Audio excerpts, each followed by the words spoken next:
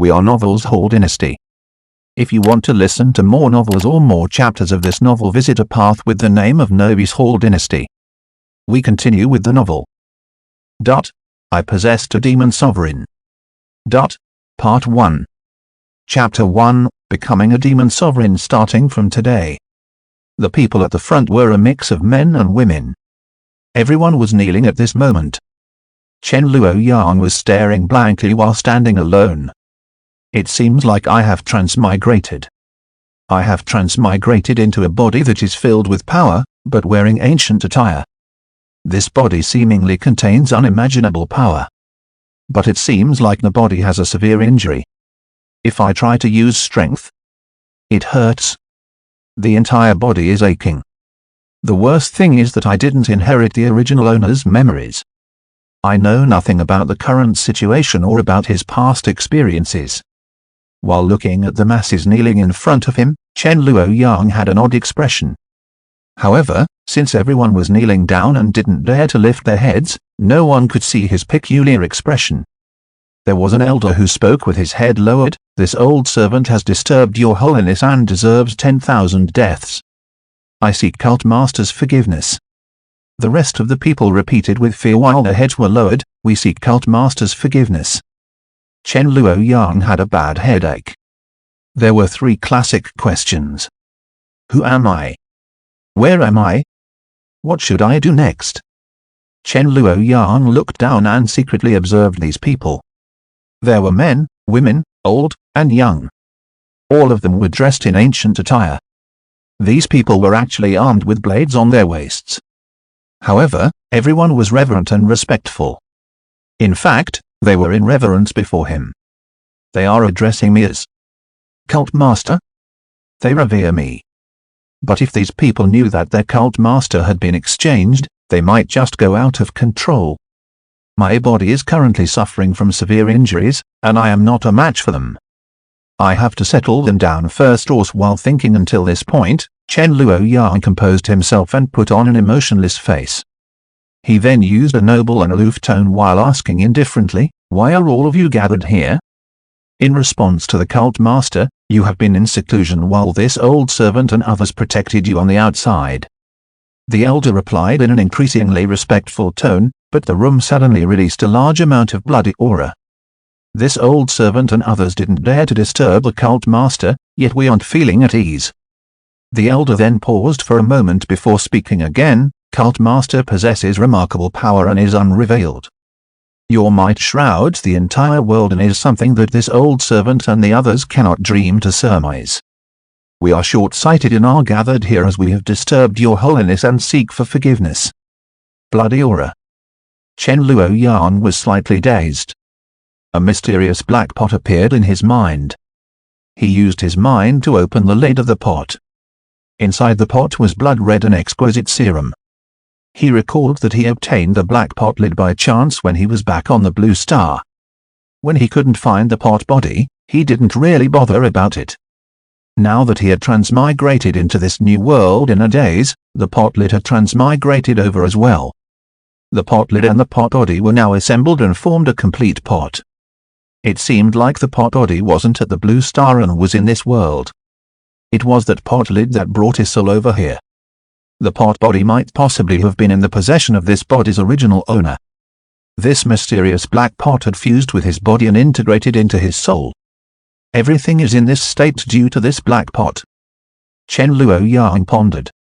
As he was busy thinking about the black pot, he didn't reply immediately. There was utter silence at the front. Everyone that was kneeling down was feeling increasingly terrified. Just as they had gotten so nervous that it was stifling, Chen Luoyang's voice finally echoed from above. "Seeing that all of you are loyal, you may rise." Everyone let out a breath of relief in unison. In other places, these were all old demons who would go on a rampage, but just from this, some of their backs were drenched with cold sweat. Chen Luoyang had also let out a silent breath of relief. However, he maintained his awe-inspiring atmosphere from start to end. "All right, you are all dismissed," Chen Luoyang said in a dull and indifferent tone. Everyone quickly bowed again. "Understood." the group of people backed out from the room with reverence and respect. A middle-aged woman was the last person behind, and before she left the room, she asked carefully, "Cult Master, today's dinner. Is she the chief of domestic affairs, housekeeping, or maids?" Chen Luoyang was guessing in his heart. He stayed calm and said in an unhurried tone, as before, "Yes, Cult Master." The middle-aged lady exited the room respectfully and closed the door. Now that Chen Luoyang was alone in the room, he let out a long breath. He walked in front of the mirror and had a queer expression. There was a young man in the mirror, and his facial features were exactly the same as himself back on Blue Star. However, he was in ancient attire. It was pure black long robes that had golden lapels and cuffs. The patterns on the edges were simple yet stylish, and it made him look awe-inspiring. Even the room he was in was also of an old style. This might be a practical joke from someone who had changed his clothes and transported him into this room while he was unconscious, but that unusual power within his body shouldn't be that easy to imitate, right?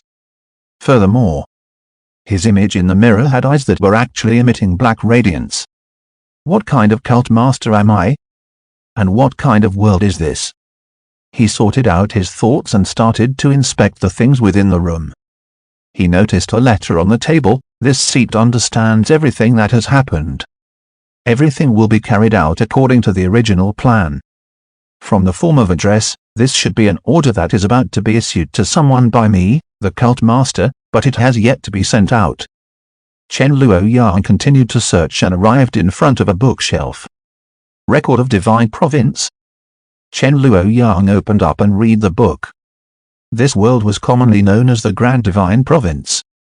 Martial Dao experts were able to shift mountains, reclaim lands, fly in the sky, and travel underground. Many years ago, the Grand Divine Province was a place where numerous nations once contended for supremacy. Right now, there was the Great Xia Empire, and they were nominally known for their large unified empire, which was in the Central Divine Province. Within the Great Xia Empire, there were plenty of martial Dao sacred lands. Prestigious clans and aristocrats acted as they thought fit. It was as though there were nations within the nation. However, on the surface, everyone revered the Great Xia Empire as the ruler of the world. Outside of the Great Xia Empire, there were also the demon cults situated in the southern desolate demon domain and the northern desert outwalls of the tribe. One in the south and one in the north. Both had the ambition to invade the Central Divine Province to rule the world. It was extremely fortunate that the Central Divine Province was overseen by the number one sacred land, the Sword Pavilion. They protected the central land, and most of the time, they would act according to the Great Xia Empire's interest. The current era's leading individuals were also collectively known as the Three Sovereigns and Five Emperors. Among them, there were three individuals at the top. The Demon Cult Master, the Sword Pavilion Lord, the other tribe chieftain. They were also known as the Demon Sovereign, Sword Sovereign, and Saber Sovereign. They stood at the top of the world and looked down on all. Chen Luoyang read with a solemn expression. "I am addressed as Cult Master, does that mean? I am the legendary Demon Cult Master? The pinnacle existence of the Grand Divine Province. One of the three sovereigns, the Demon Sovereign. The man that everyone wanted to kill, but also the man that everyone feared. The world's number one demon fiend." Under the Demon Sovereign were his left and right envoys, 4 hall chiefs, 7 elders, 8 protectors, numerous experts, and tens of thousands of followers. The public enemy of the Divine Province, the human world's nightmare. I actually possess such a significant figure? Isn't this too exaggerated? Chen Luoyang didn't know whether to laugh or to cry. He concentrated and guessed that he might be from another cult, and this might not be the demon cult. Subsequently, he read a passage. The demon cult's cult-defining divine technique, Heaven Demon Blood. It is only passed down to a single person in each generation, and only the cult master can cultivate it. Once cultivated, the eyes would produce the radiance of black mysticism. There is only a single individual under the heavens, and it is impossible to impersonate. Chen Luoyang looked back at the mirror. Inside the mirror, His eyes were emitting a black radiance that was very obvious. He looked up and slapped his forehead.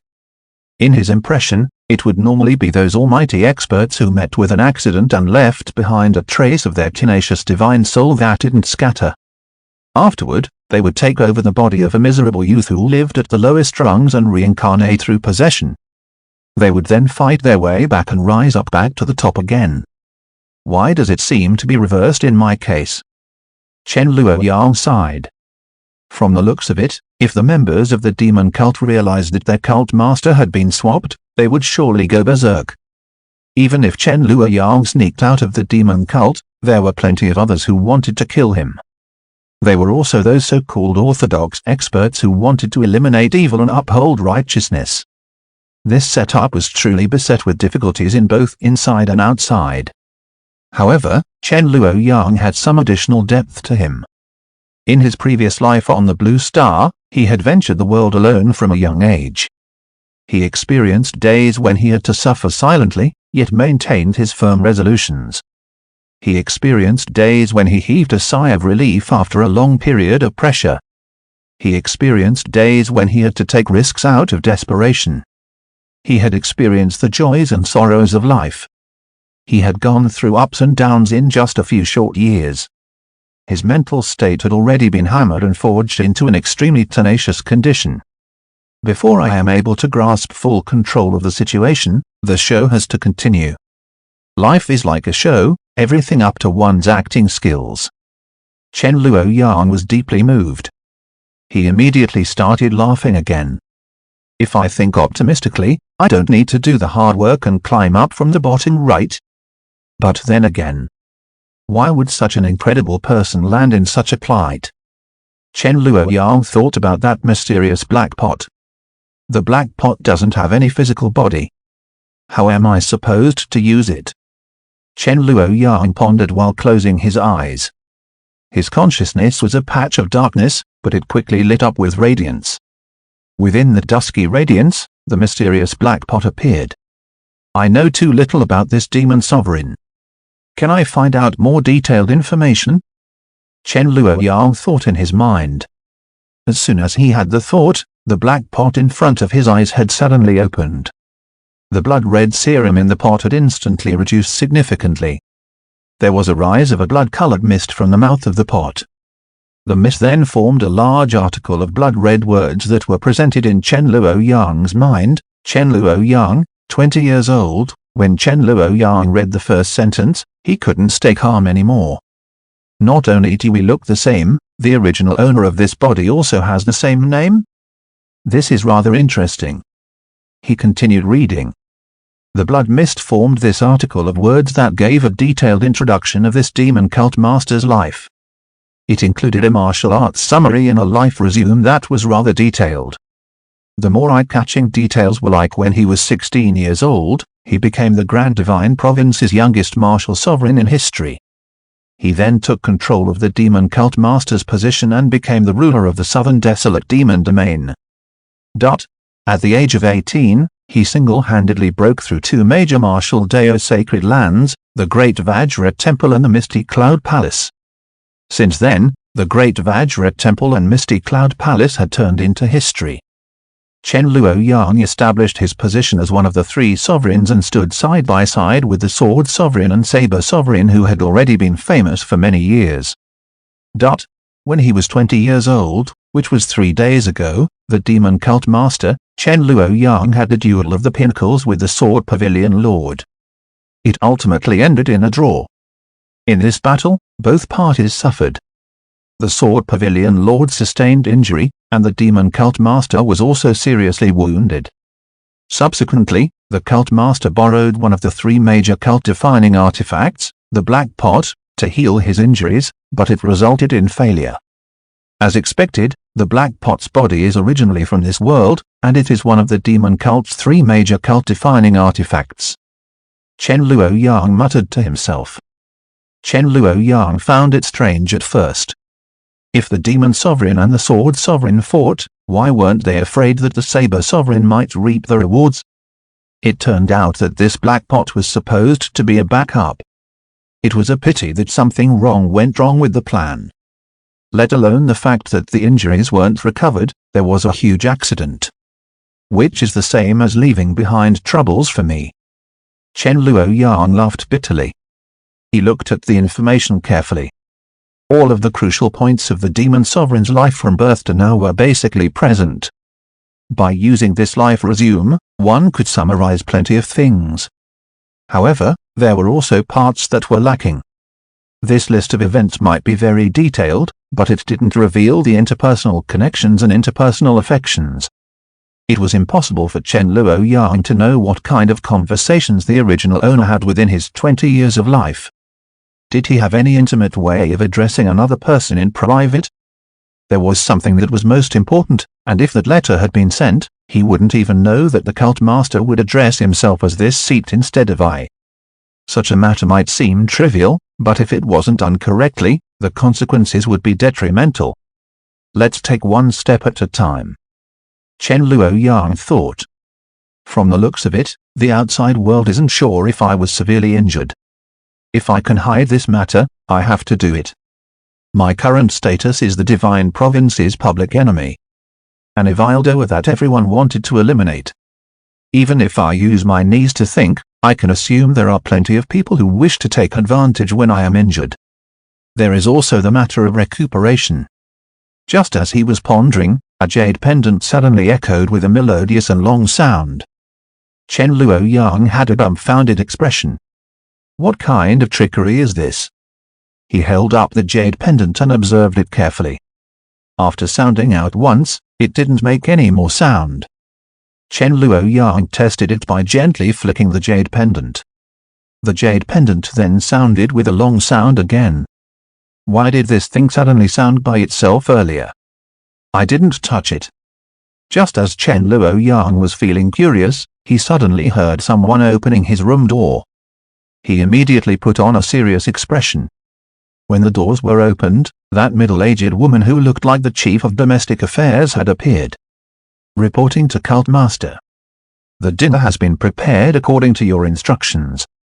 This servant and the others shall help you to bathe and change. The middle-aged woman bowed respectfully like before and had spoken gently with her head lowered. Taking a bath before eating, what kind of habit is this?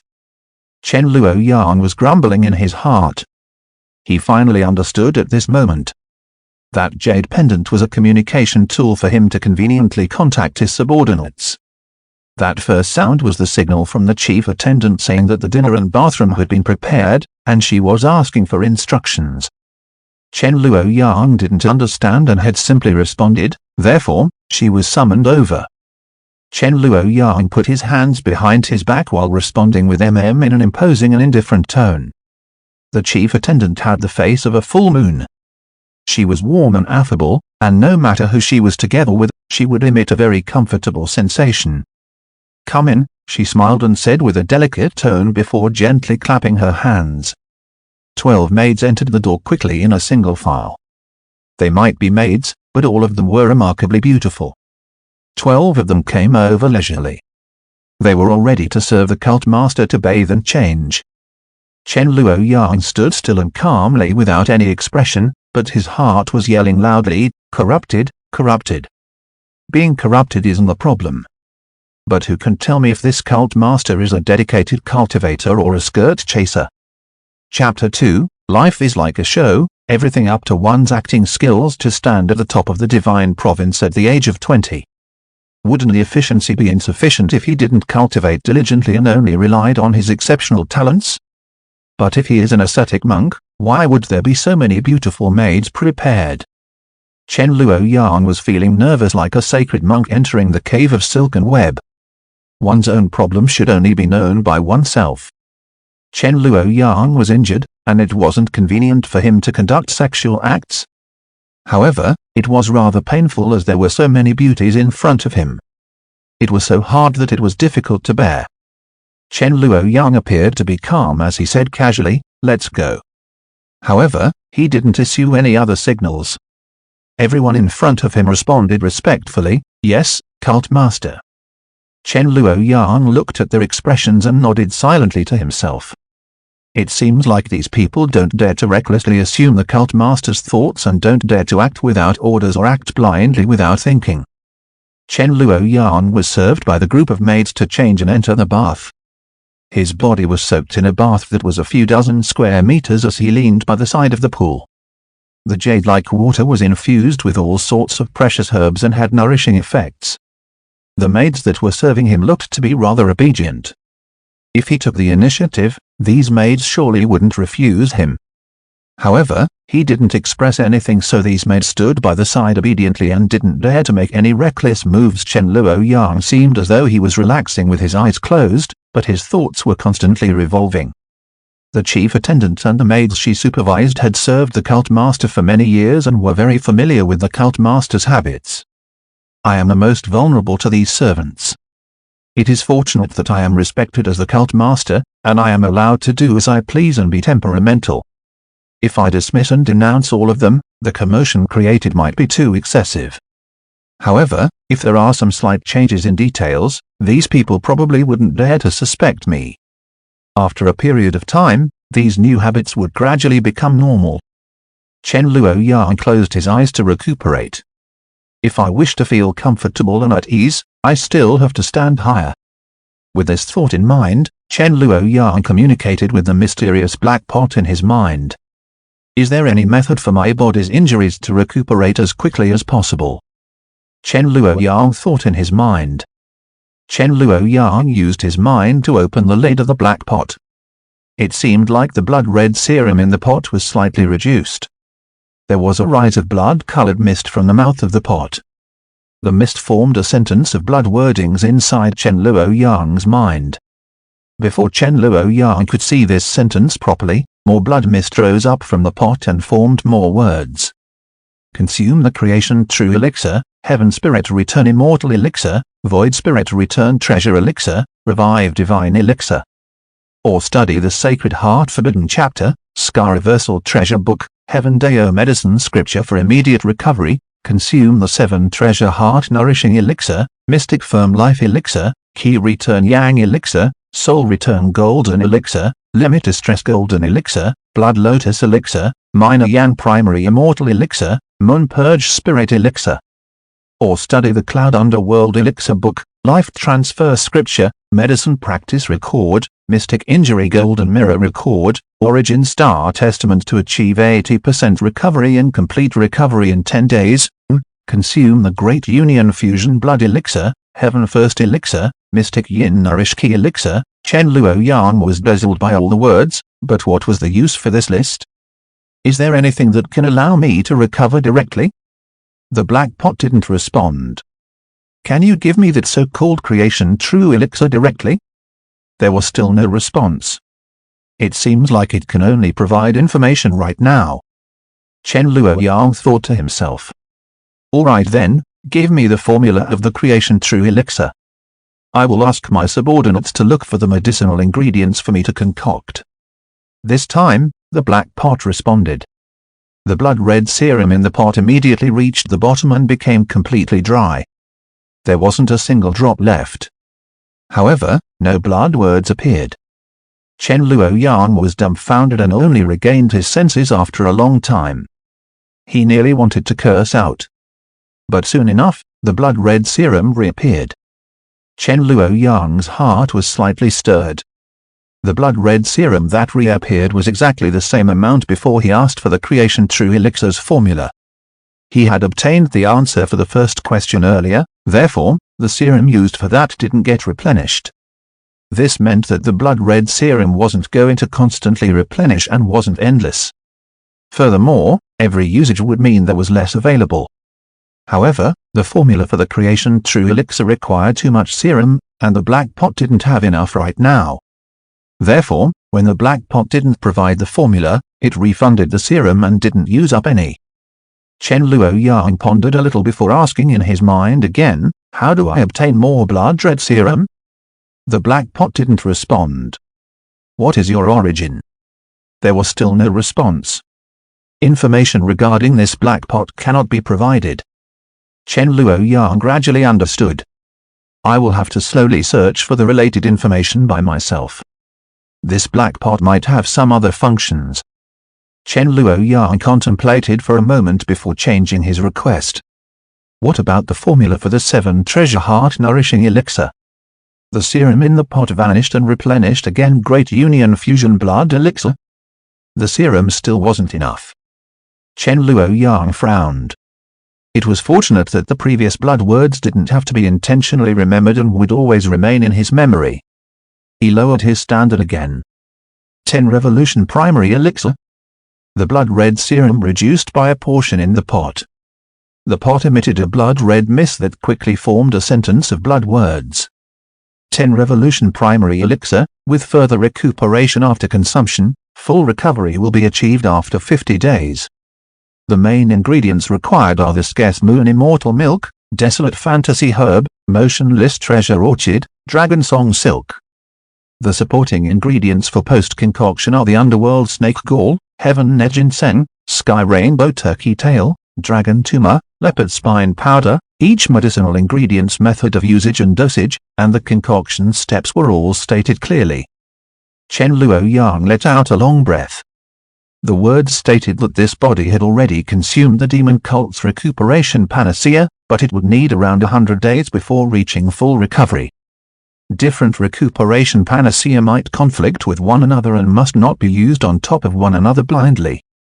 Using this basis, the black pot had already provided the fastest recovery method for the current situation. It reduced the overall duration by half. It still requires 50 days to recover, and the formula requirements are rather long. I need to think of another solution. After the bath, the maids helped Chen Luoyang to change his clothes. He then waved his hand to dismiss them. He sat in the quiet room's chair and rested while tasting the tea. His thoughts communicated with the mysterious black pot again. Is there a faster method of recovery to work in unison with the 10 Revolution Primary Elixir? Blood words appeared above the pot's mouth.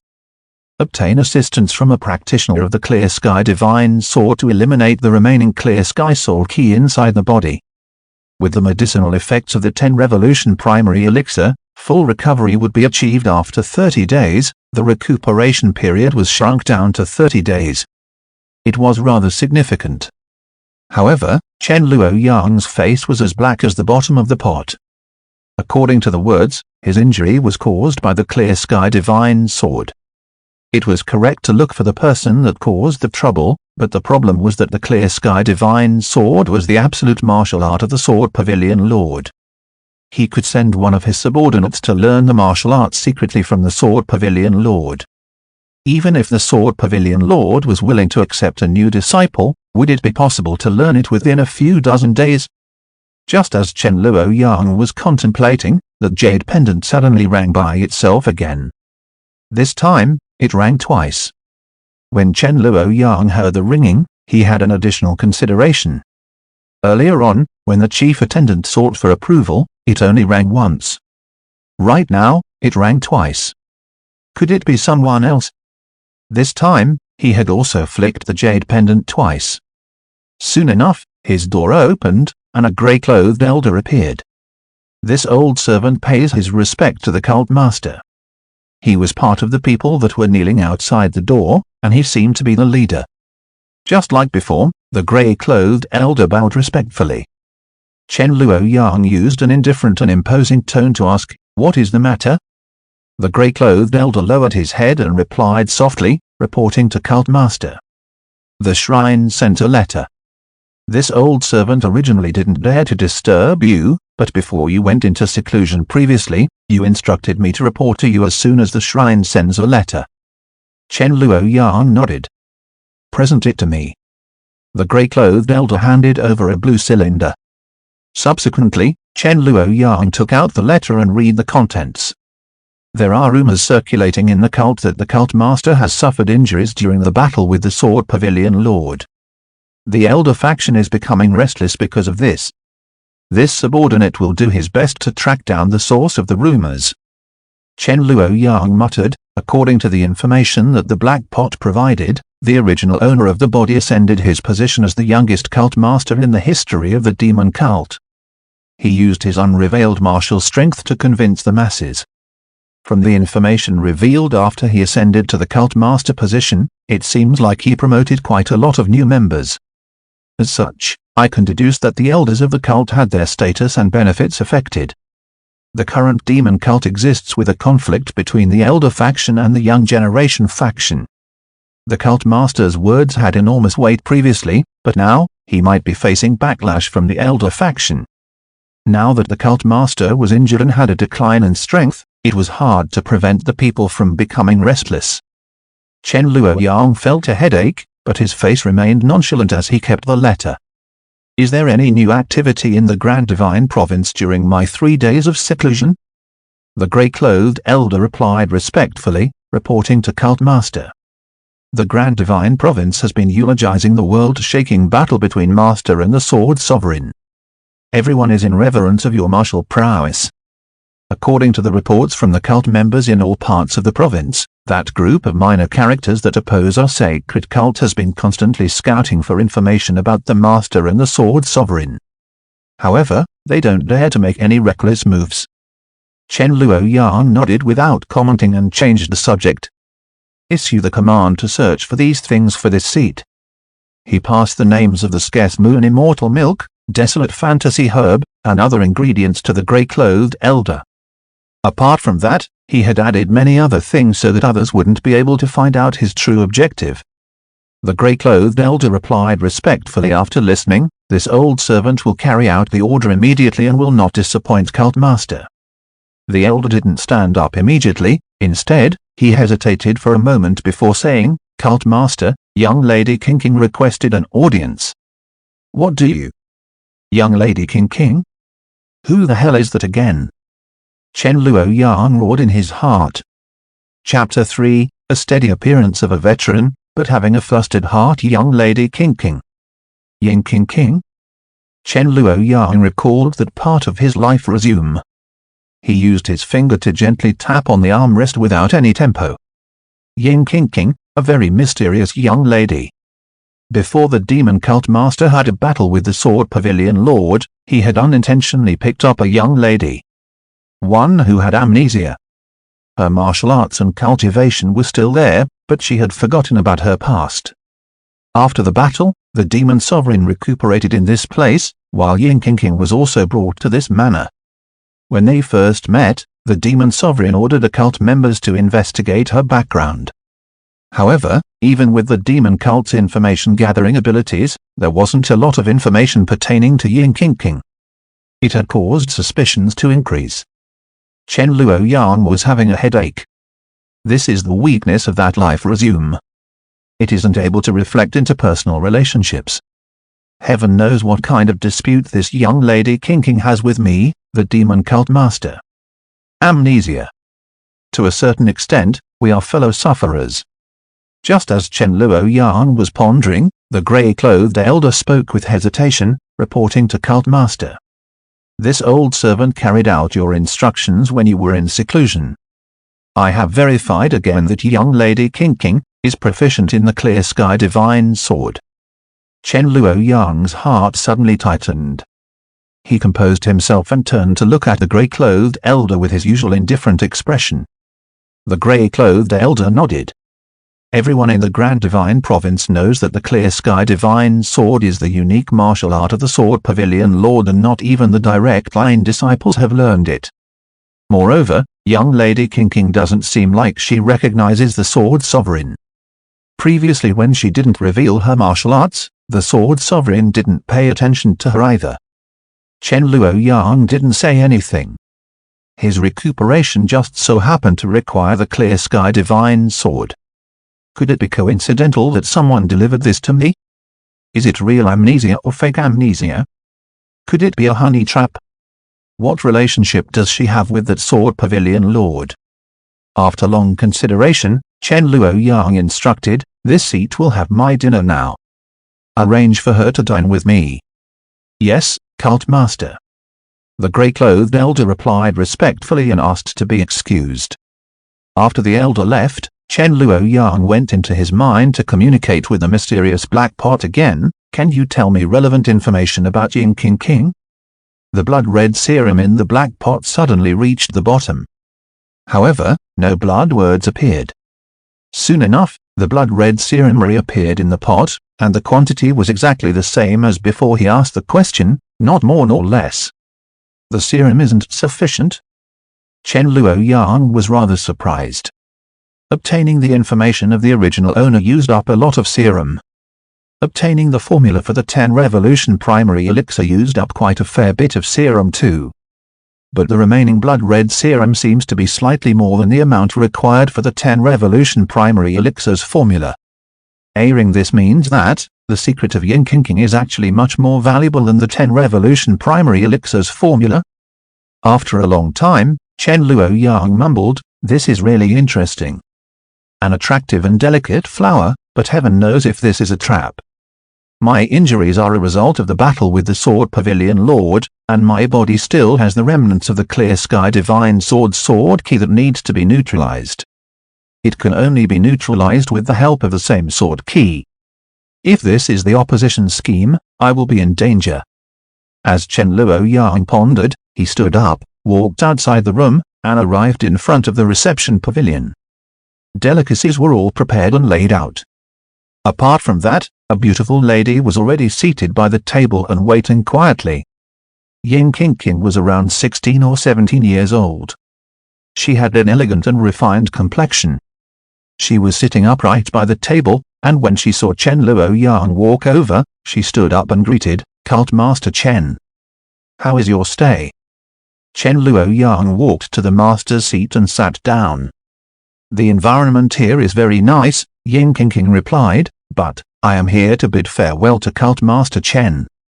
The flavor of the dishes isn't bad, although this is the first time I am seeing such ingredients."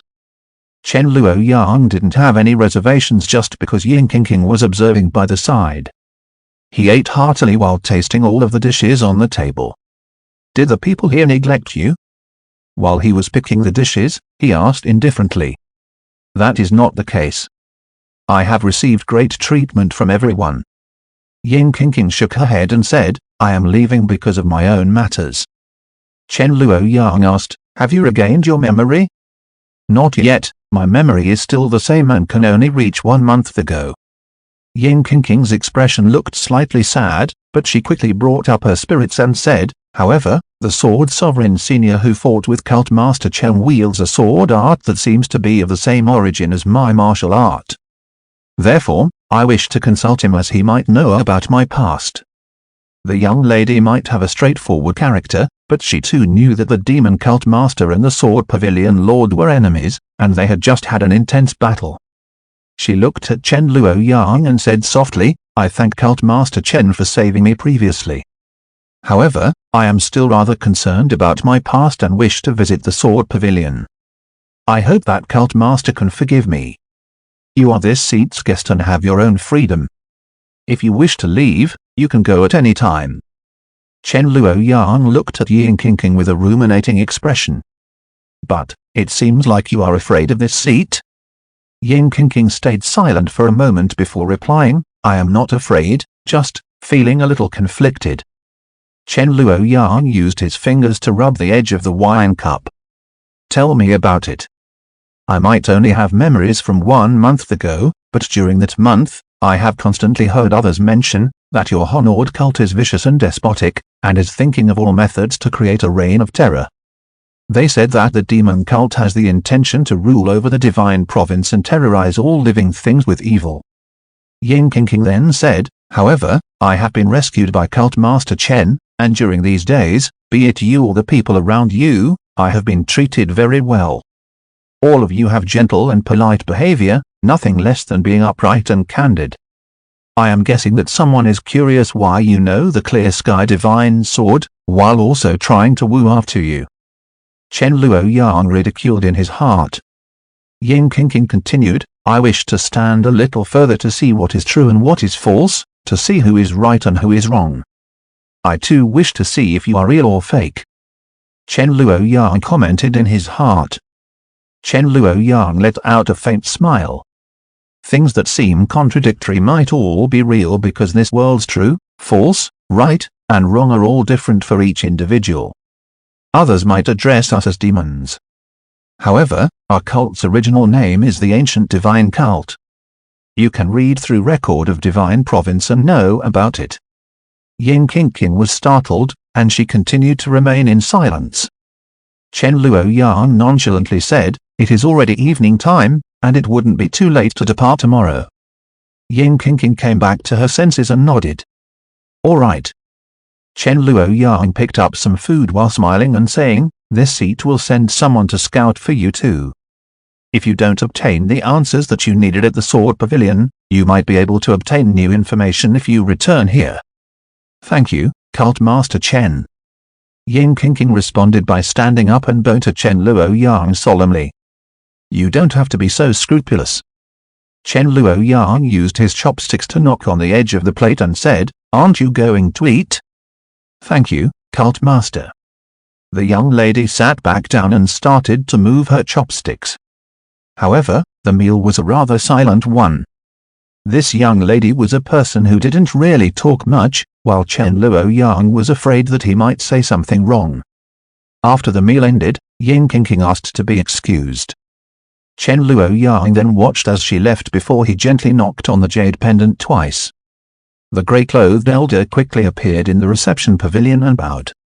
"Will Cult Master please give the orders?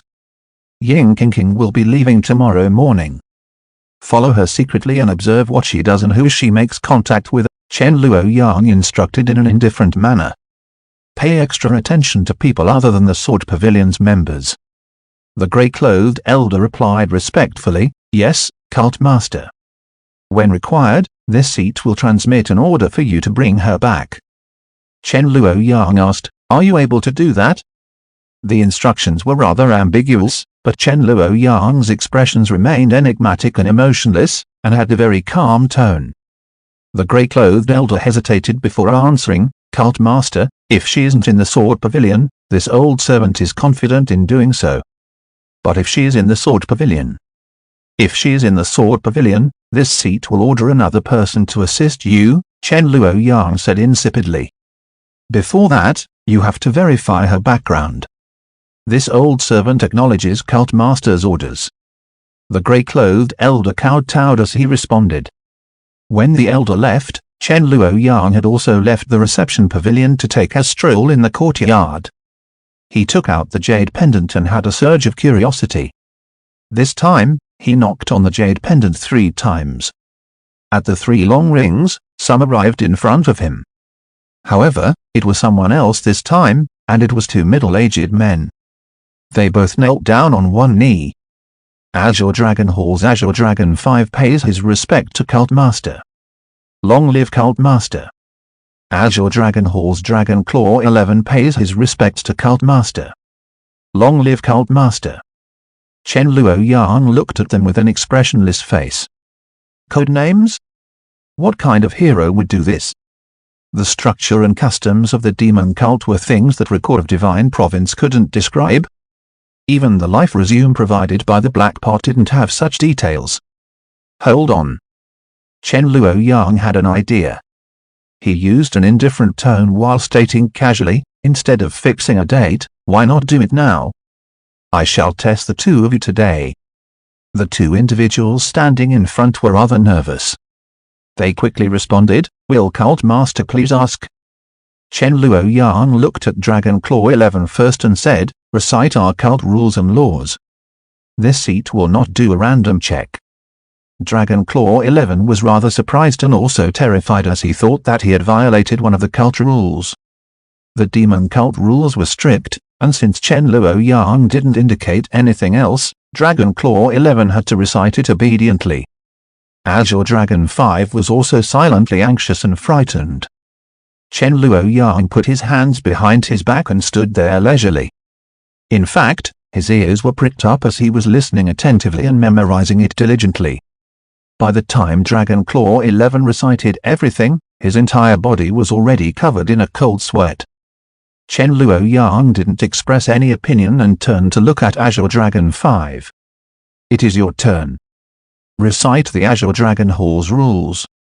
Azure Dragon 5's heart was drumming nervously. He was pondering if he had overstepped his boundaries at some point while bracing himself to recite the rules to his cult master. The duo was very anxious. Chen Luoyang heaved a sigh of relief inwardly. When Azure Dragon 5 finished reciting the rules, Chen Luoyang asked indifferently, "How are things for your respective duties?" Azure Dragon 5 and Dragon Claw 11 promptly reported. Chen Luoyang listened silently and gradually had some rough outlines in his mind. The demon cult's shrine was located in the Divine Province's southern desolate land. That place was also known as the Demon Domain. During recent years, the demon cult had been striving to enter the central Divine Province and dominate its entirety. The cult had the Azure Dragon Hall, Vermilion Bird Hall, Black Tortoise Hall, and White Tiger Hall, and they were the core. The Azure Dragon Hall was one of the 4 halls, and they were specifically responsible for punitive expeditions in foreign lands. They were vanguards for the domination of the Divine Province, and they were responsible for collecting information, infiltration, bribery, instigation, and assassination. The Azure Dragon Hall was filled with experts, and they were also the most secretive, like a divine dragon that would appear and vanish without traces. Below the Azure Dragon Hall chief, there were 7 experts that were direct line disciples in the demon cult. They were also generally known as the Azure Dragon 7 constellations. Apart from them, there were the 18 Dragon Claws and 108 Dragon Scales. The Dragon Claws and Dragon Scales consisted of direct line disciples from the demon cult, Central Divine Province's experts, and the other tribes' experts that were bribed. Due to the frequent expansion and losses, the actual number of people in the Dragon Claws and the Dragon Scales were constantly changing. 18 and 108 were just imaginary numbers. It was possible for the number to be more, and there were times when it was fewer. There were also the 3 legendary dragons who were the famed and venerable experts. They maintained their dignified status in their own factions, but in fact, they had already secretly joined the demon cult. The Azure Dragon Hall had well-trained and powerful warriors while having deep foundations. The entire list of members was only in the hands of the cult master Chen Luoyang and the Azure Dragon Hall chief who was in charge. The Amrita manor that Chen Luoyang was temporarily residing in had a reputation that spread through 1,000 miles. The owner of the manor was one Hessen, who also had the title of Timely Reign. He was a forthright and upright person who frequently offered material assistance to people of the same circle and had friends in all places. He was actually the Shu Prefecture's Cloud Marshal County's outstanding hero and had the faint influence of a county lord. However, no one knew that he had another name in the demon cult's Azure Dragon Hall. Dragon Claw 11. No one also knew that the Amrita Manor, where people gathered to uphold justice, that was considered a sacred place in the Cloud Marshal County, was actually a secret temple in the Central Divine Province belonging to the demon cult's Azure Dragon Hall. Information was gathered in this place, members were trained and nurtured, money and rations were stored and transported. This place served many functions, but everything was done clearly and orderly at the same time. No accidents had ever happened. After Chen Luoyang's battle with the Sword Pavilion Lord at the Snow Domain Plateau, he was recuperating in this place for now. As the cult master, he was accompanied by many servants, but after entering the Amrita Manor, everything had been arranged appropriately. There was no disorder, and no information was leaked out. Well done. Chen Luoyang looked at the man in front of him and praised him.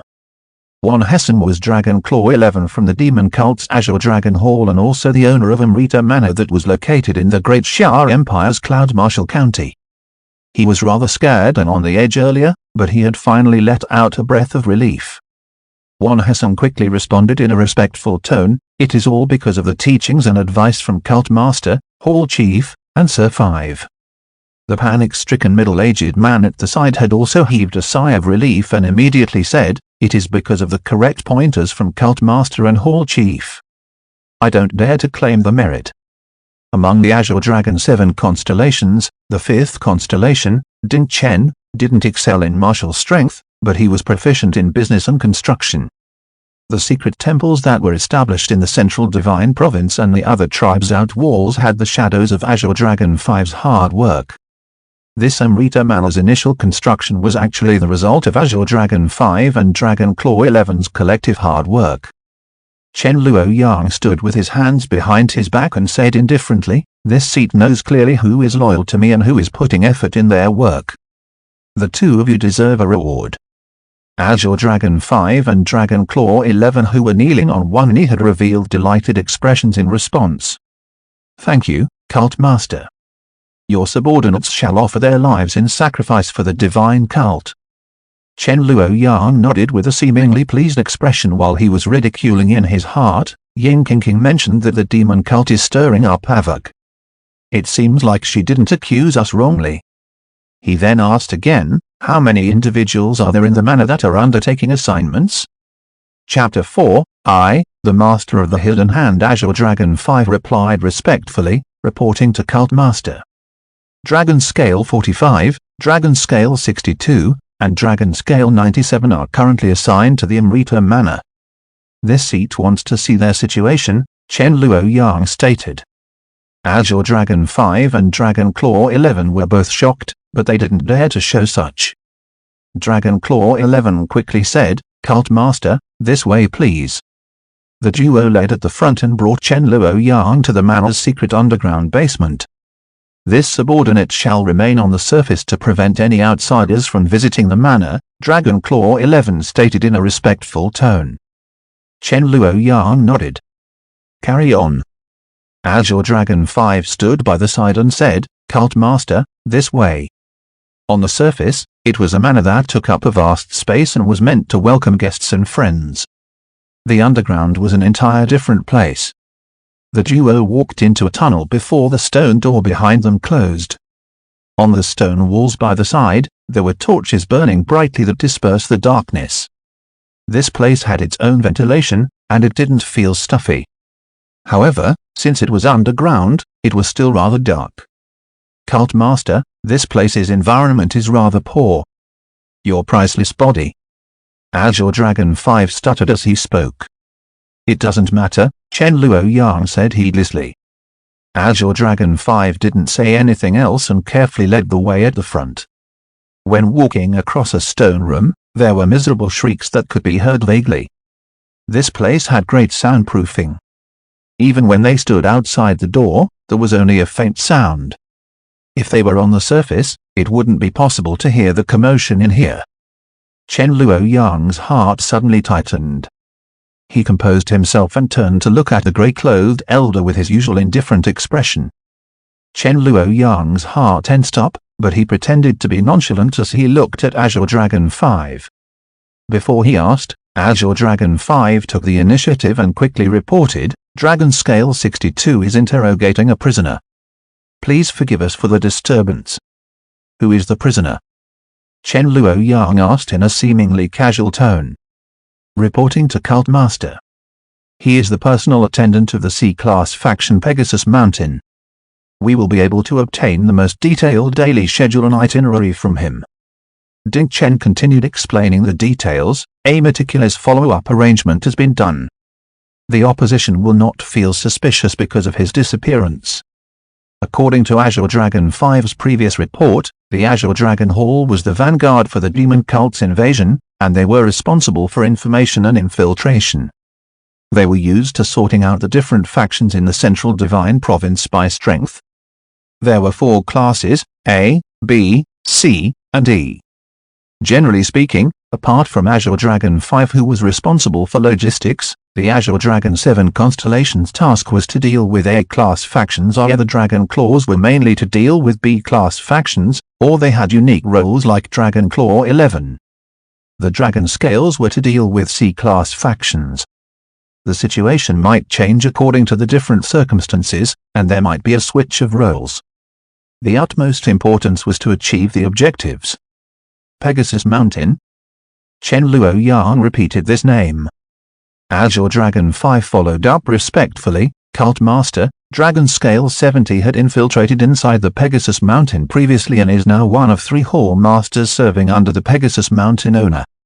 The Hall Masters are one of the most influential people in the faction, and now that Dragon Scale 70 has established himself, we can advance further." Chen Luoyang started walking forward again. He had already roughly understood. As expected, Azure Dragon 5 quickly followed by the side and continued. Dragon Scale 45 has completed the task to assassinate the C-Class faction Green Thunder Sect's Sect Master. He is now rather free. When Dragon Scale 62 obtains the detailed information on the Pegasus Mountain owner, Dragon Scale 45 will find a chance to make the move and help Dragon Scale 70 to take the position of the Pegasus Mountain owner. The Pegasus Mountain might be a C-Class faction, but they have a unique approach to land transportation and transmission of information. If we make use of it properly, it might produce great results. There were different kinds of talented people here with the Azure Dragon 7 constellations, 18 Dragon Claws, and 108 Dragon Scales. They were all able to complete missions independently or could work together under the coordination of a higher-ranked leader. Take this mission for example. Dragon Scale 62 was adept at getting information through interrogation and torture, while Dragon Scale 45 was proficient in assassination. The two of them were coordinating with Dragon Scale 70 who had infiltrated and risen up to the upper echelon position in the Pegasus Mountain to grasp complete control.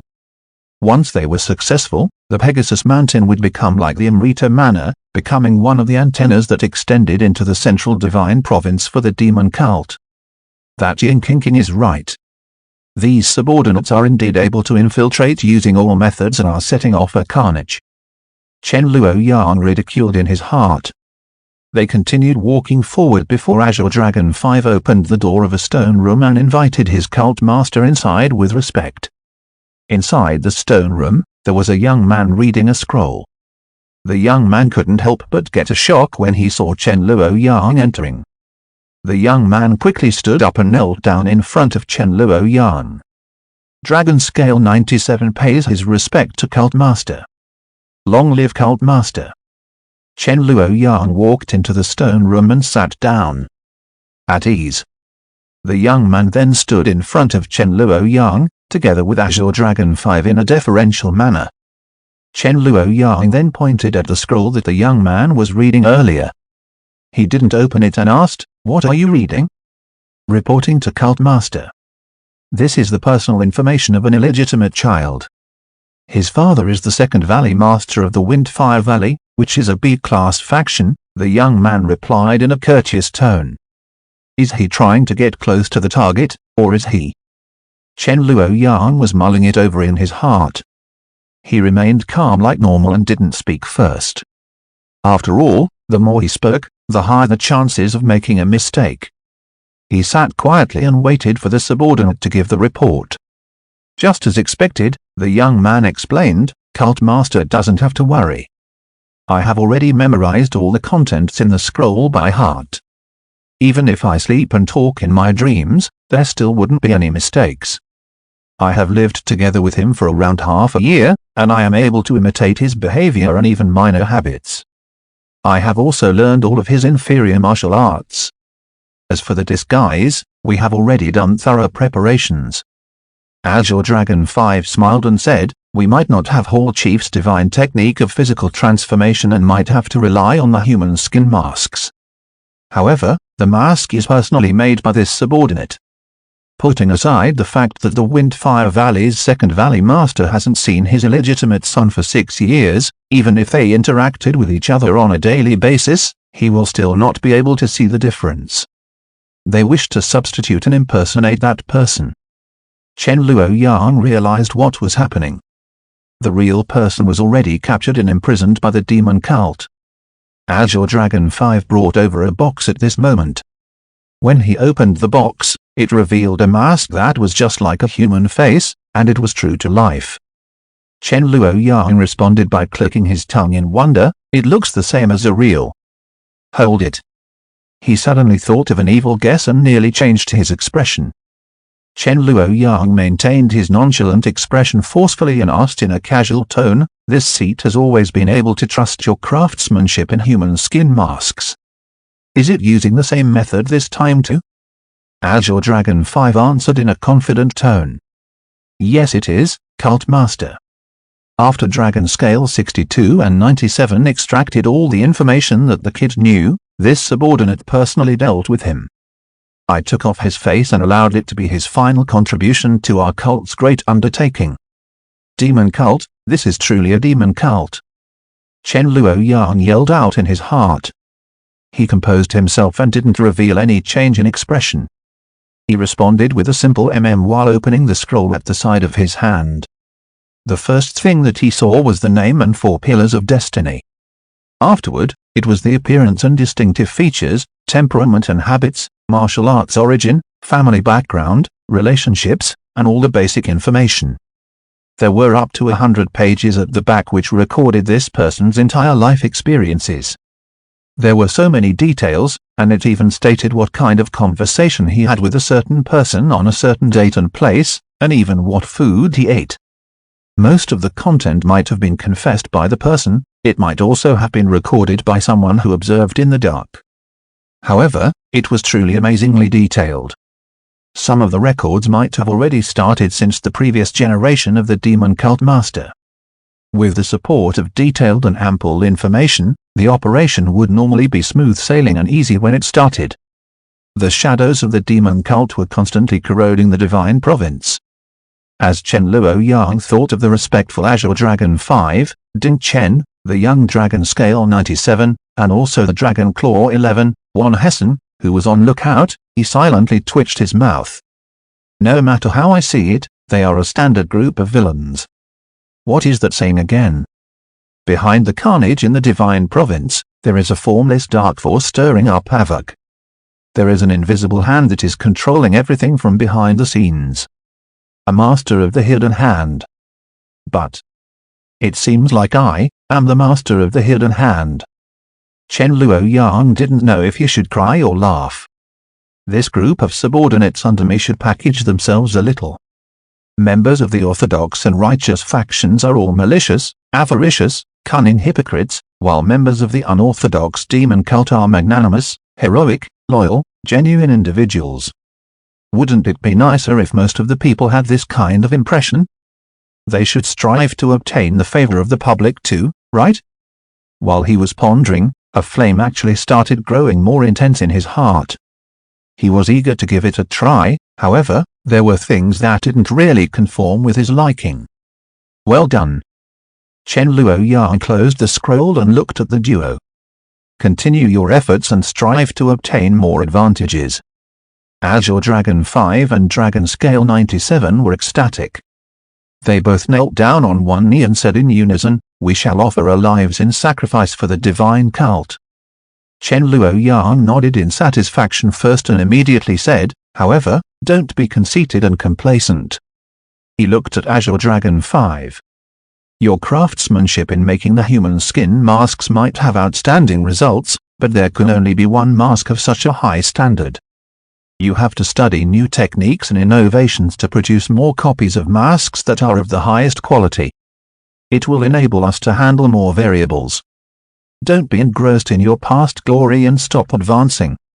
Azure Dragon 5 was startled for a moment before he put on a serious expression and said, "This subordinate has been feeling fickle and impatient in recent years, to the extent that I feel I am stagnating and limiting myself.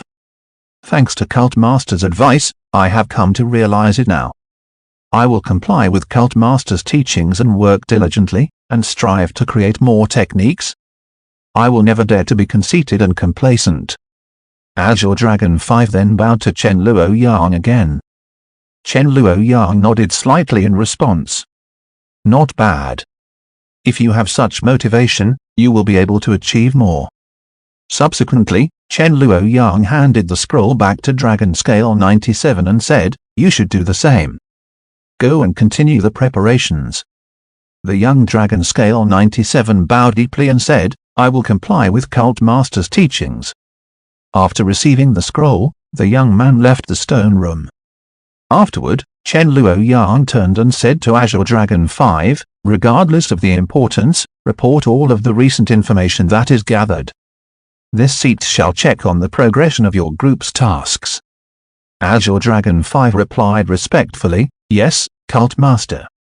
He then quickly handed over a jade scroll. Chen Luoyang looked at the jade scroll and felt diffident. How do I use this thing? It was fortunate that Azure Dragon 5 was a very enthusiastic lackey. He pressed down on the jade scroll with his palm, and the jade scroll lit up with radiance. Chen Luoyang observed carefully and could feel Azure Dragon 5's body surging with an invisible energy. Did he pour in ki or something into the jade scroll? Chen Luoyang looked like he comprehended something.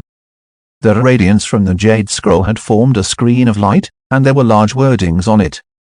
Chen Luoyang felt at ease and started to read. After he finished reading, he nodded and said, "Good job." Azure Dragon 5 replied modestly, "This is all part of this subordinate's duty." Chen Luoyang kept the jade scroll and stood up.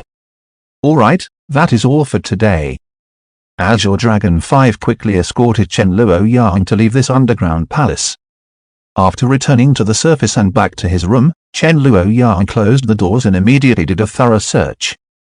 He found a few jade scrolls in the room earlier and didn't know what to do with them.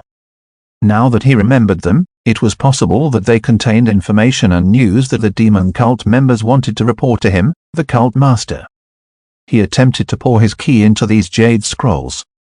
It was very difficult at first, as he was a newcomer. When his soul possessed the body of this demon cult master, he was just like a rookie who hadn't held a steering wheel before, and all of a sudden, he had to drive a racing car of the highest quality. No matter how good the car was and how detailed the manual was, he would need time to adapt before he could have complete control. Furthermore, this fine car had just gone through a major accident and wasn't properly repaired yet. Chen Luoyang attempted repeatedly for half a night and finally activated these jade scrolls with success.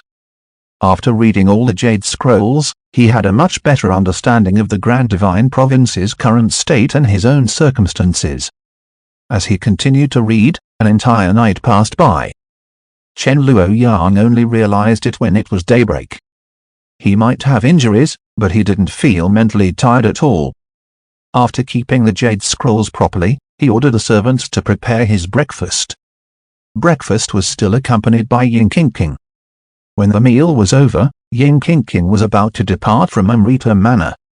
Chen Luoyang called for his chief attendant and said, "Escort young lady Qingqing." "Yes, cult master." That middle-aged woman bowed to Yin Qingqing and said, "Young lady Qingqing, this place is a cult secret temple.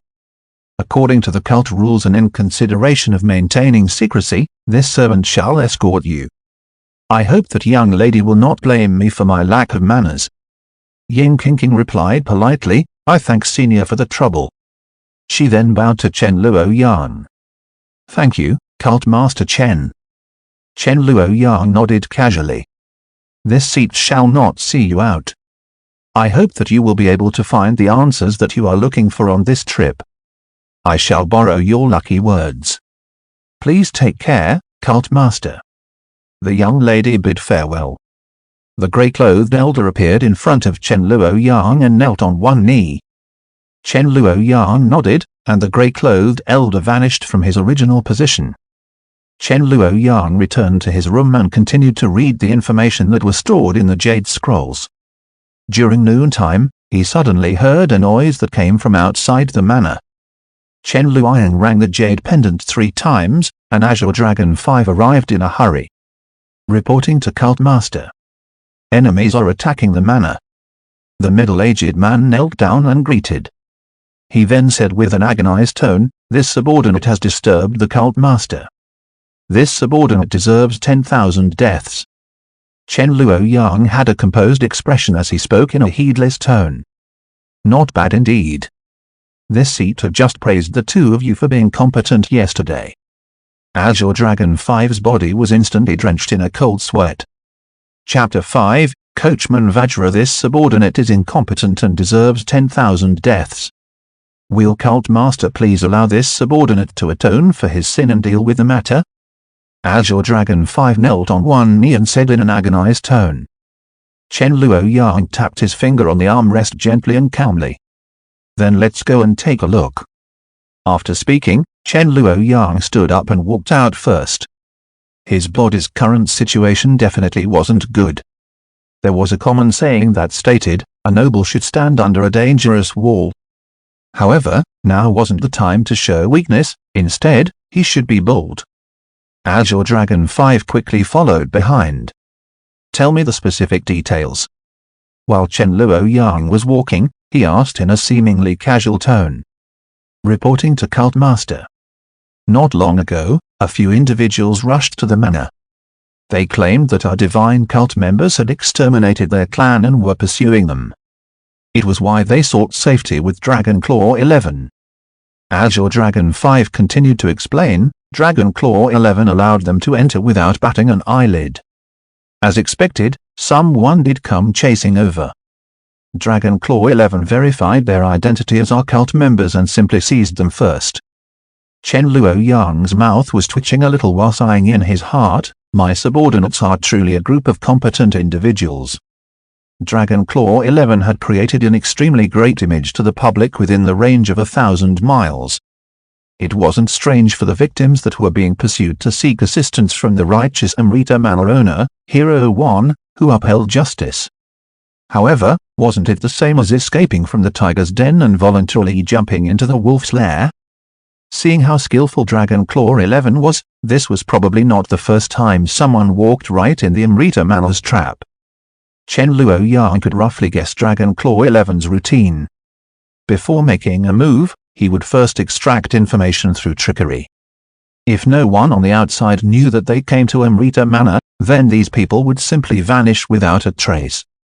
If there were people who knew these people came to Amrita Manor for help, Dragon Claw 11 would put on a show that he was upholding justice and escorting these victims to leave the manor before making a move. He would make it as though the victims met experts from none other than the demon cult and pretend that he wasn't skillful enough to protect them, allowing the demon cult experts to seize the victims. With other experts in the cult to coordinate with the act, the aftermath would have been dealt with appropriately. As such, no one had ever suspected Manor Owner 1, who was supremely honorable and righteous, and also viewed evil with a vengeance. Is it his turn to step into another person's schemes this time? Chen Luoyang asked in a calm tone. Azure Dragon 5 smiled embarrassedly and replied, Cult Master is brilliant. It is exactly the case. When Dragon Claw 11 turned hostile and made his move, the enemy waited and ambushed from behind. Both parties are now in a confrontation at the front courtyard. Cult Master doesn't have to worry. With Sir Vajra overseeing the place, the enemy will not be able to do anything significant. Sir? Vajra? A gorilla? I wonder what kind of person that is. Chen Luoyang ridiculed inwardly. His expression remained composed as he asked, is there a problem with the cult members that were originally pursuing these people?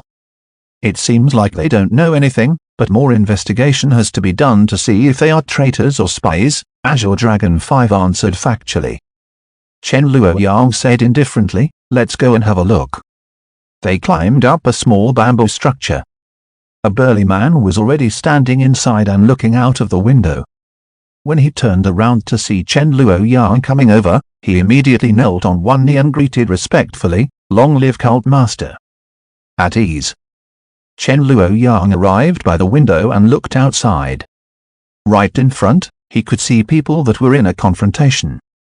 The burly man's face was showing nothing but a flattering smile. He pulled a chair over to a place by the window and said, Cult Master doesn't have to worry. I have been observing them. No accident will happen. As Chen Luoyang took a glance at the burly man, this man is that Vajra? While thinking to himself, Chen Luoyang sat down on the chair and looked outside the window. Below the bamboo structure, Dragon Claw 11 and his group were confronting another group of individuals. There were two individuals from the two groups that were contesting with their martial skills, instead of starting an all-out fight immediately. It was possible that the enemy wanted to surround the entire Amrita Manor and sneak into the back courtyard before launching a two-pronged attack. Therefore, they weren't in a hurry. Chen Luoyang looked at the two individuals that were fighting. He could only see them moving rapidly as their figures were like shadows and afterimages. By using regular eyesight, let alone seeing their moves and stances, it was even difficult to see their silhouettes.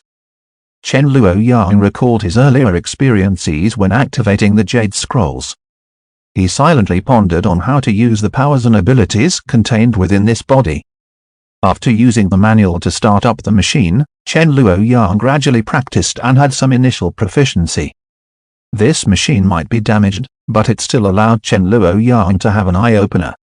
Everything within his vision had suddenly become very clear.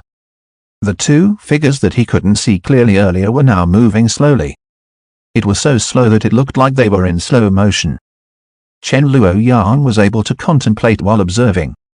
These two individuals have an excessively large difference in cultivation stage when compared to me. That is why the effects are so obvious. However, there are many individuals that are stronger than them.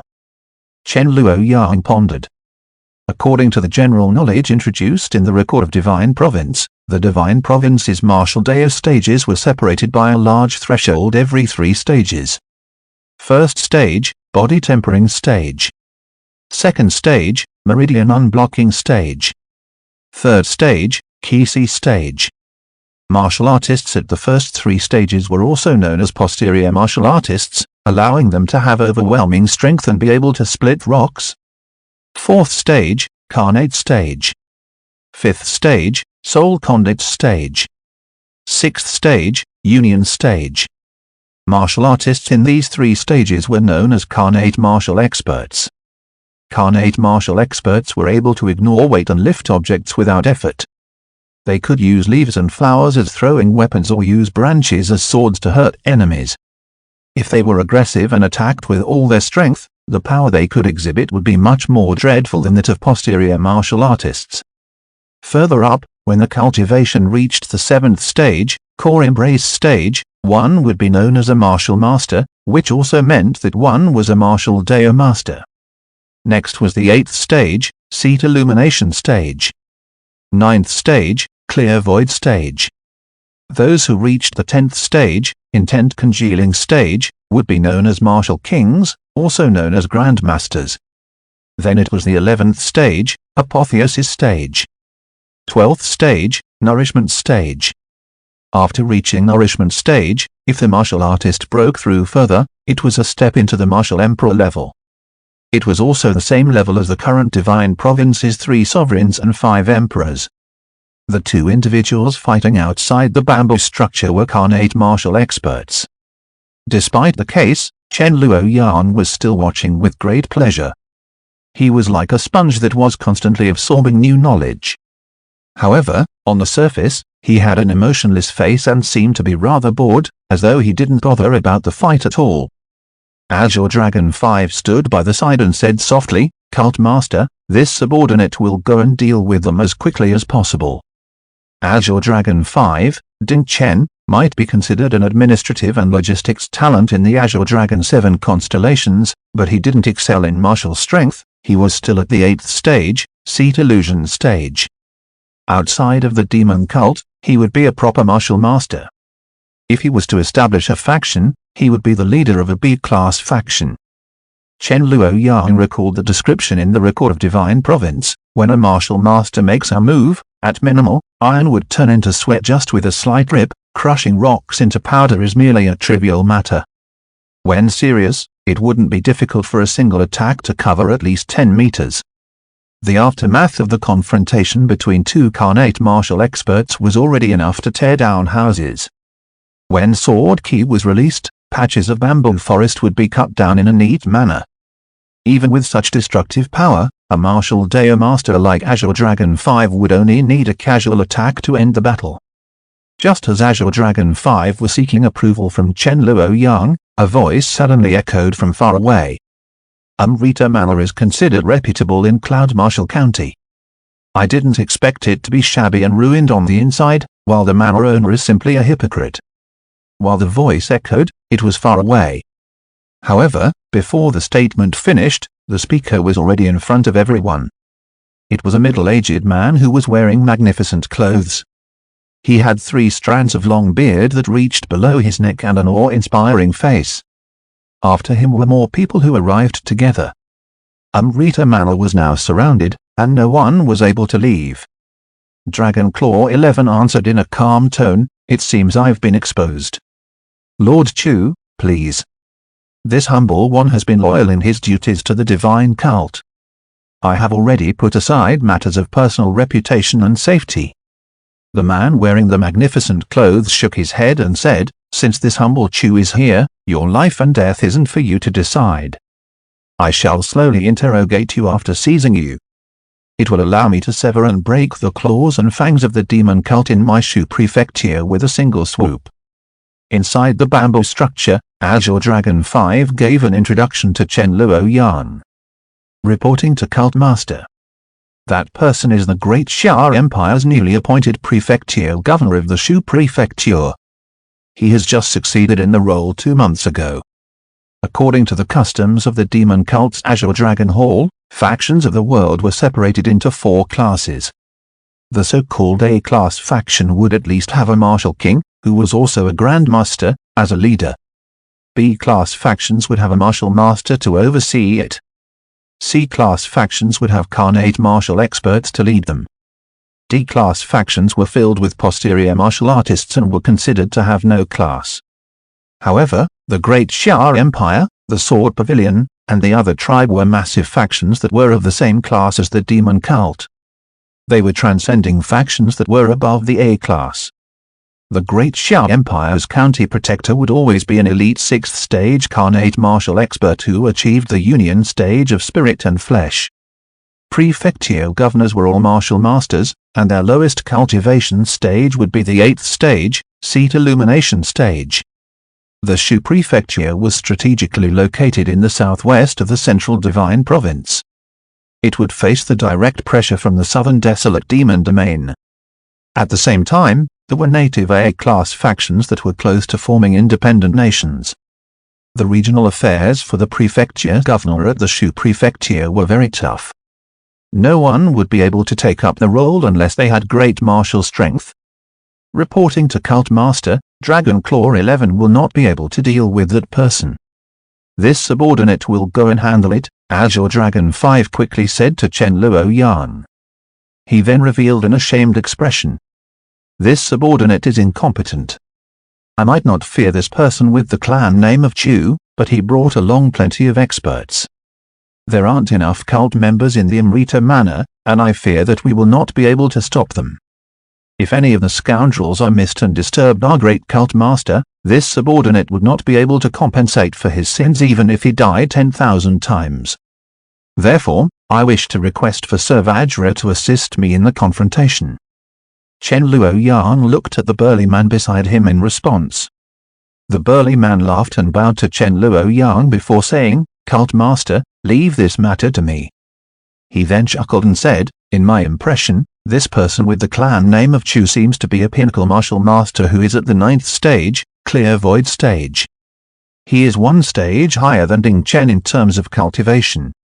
Ding Chen might be the divine cult's direct line disciple and might not fear him, but it would still be rather troublesome. Why not let me handle this matter?" Chen Luoyang had yet to find out who exactly was this Vajra that had been standing beside him. He was actually rather curious.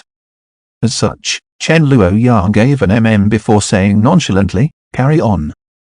Vajra bowed. "Yes, Cult Master." Azure Dragon 5 Ding Chen said, "Thank you, Cult Master."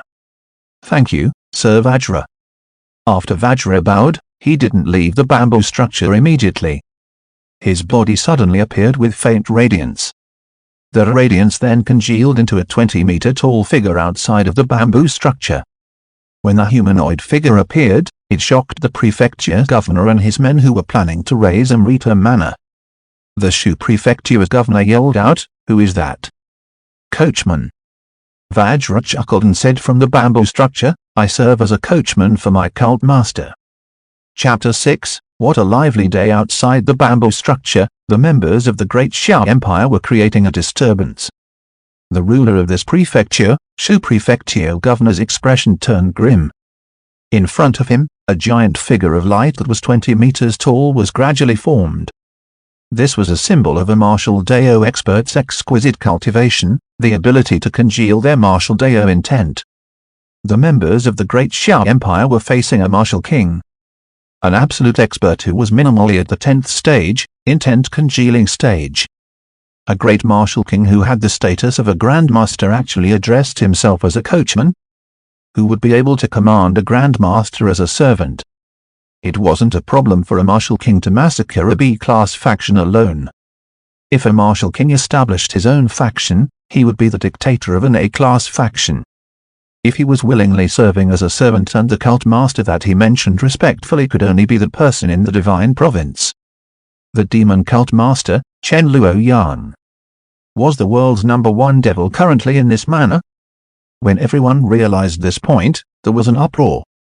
They looked left and right with faces that were showing fear.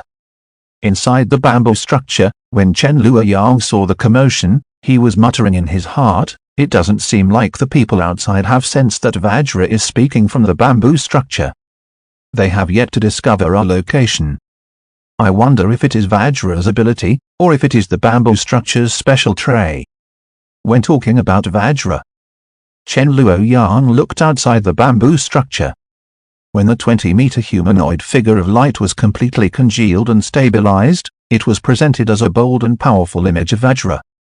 Vajra had a dignified expression and was incomparably ferocious. He looked sturdy and indestructible. He looked extremely sharp and could sever anything. Both the extremity of offense and defense were gathered on this body. When Chen Luoyang saw the Vajra's illusory image, he involuntarily thought of something else. Both Record of Divine Province and the Life Resume provided by the Black Pot had mentioned the Great Vajra Temple. They once ruled the Divine Province's western frontier, the Snow Domain Plateau, and were one of this world's strongest martial Deo-sacred lands. Back then, they were personally vanquished by the demon cult master. Right now, standing beside Chen Luoyang was a burly man called Vajra. Be it his code name or his martial Deo cultivation, he looked like he came from Great Vajra Temple's lineage. Outside the bamboo structure, the Shu Prefecture governor found it hard to believe. Does this Honortsa come from the Great Vajra Temple? With your cultivation stage, you must be a law king if not an upper master. Why would Honortsa throw yourself into the demon cult and willing serve as the demon sovereign's servant? Vajra chuckled and said, "A wretched place like the Great Vajra Temple should have been eradicated long away." When they provoked the divine cult, it was the cult master who personally delivered that group of monks into reincarnation. It is their fortune. Law king or upper master is all just nonsense. How can it be comparable to the glory of accompanying my divine cult master? Vajra then said with a prideful expression, "If you people are clever, you should quickly kneel down and greet my divine cult master with respect.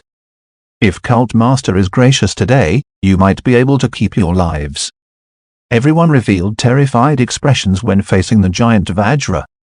The Great Vajra Temple was eradicated by the demon cult master, therefore, the demon cult should be a mortal enemy of the Great Vajra Temple. However, a martial king of the Great Vajra Temple had actually been subdued by the demon cult master. Furthermore, he didn't just join the demon cult willingly, he had bent his knees as a slave. How terrifying was the demon cult master? The Shu Prefecture's governor yelled out loudly and steadied everyone's hearts, "The demon might be powerful but will naturally be punished by His Majesty, the Sword Sovereign. The demon cult is arrogant and rampant. Our central divine province has more than enough experts, and the demon cult will never have its turn to rule over us. You might be a martial king, but you bent over and scrapped for favor. You surrendered to your enemy and have violated the inheritance of the Vajra's true intent. You are merely strong in appearance, but weak on the inside." Vajra laughed heartily in response. "There is only death for those who see our divine cult as the enemy. You fool, you have just been promoted 2 months ago, yet you have already forgotten. You are able to take over as the Shu Prefecture governor because the previous governor has been killed by the experts from our divine cult's Azure Dragon Hall." Vajra laughed and said, "I am merely strong in appearance, but weak on the inside. Then why don't you try me?" Vajra didn't move in the bamboo structure, but the giant figure of Vajra had taken a step forward. This single step had instantly produced a tornado in the manor. A murderous intent enveloped everyone from the Great Shah Empire. Those with weaker cultivation had turned soft and couldn't catch their breath. They couldn't even turn to flee, even though they thought about doing so.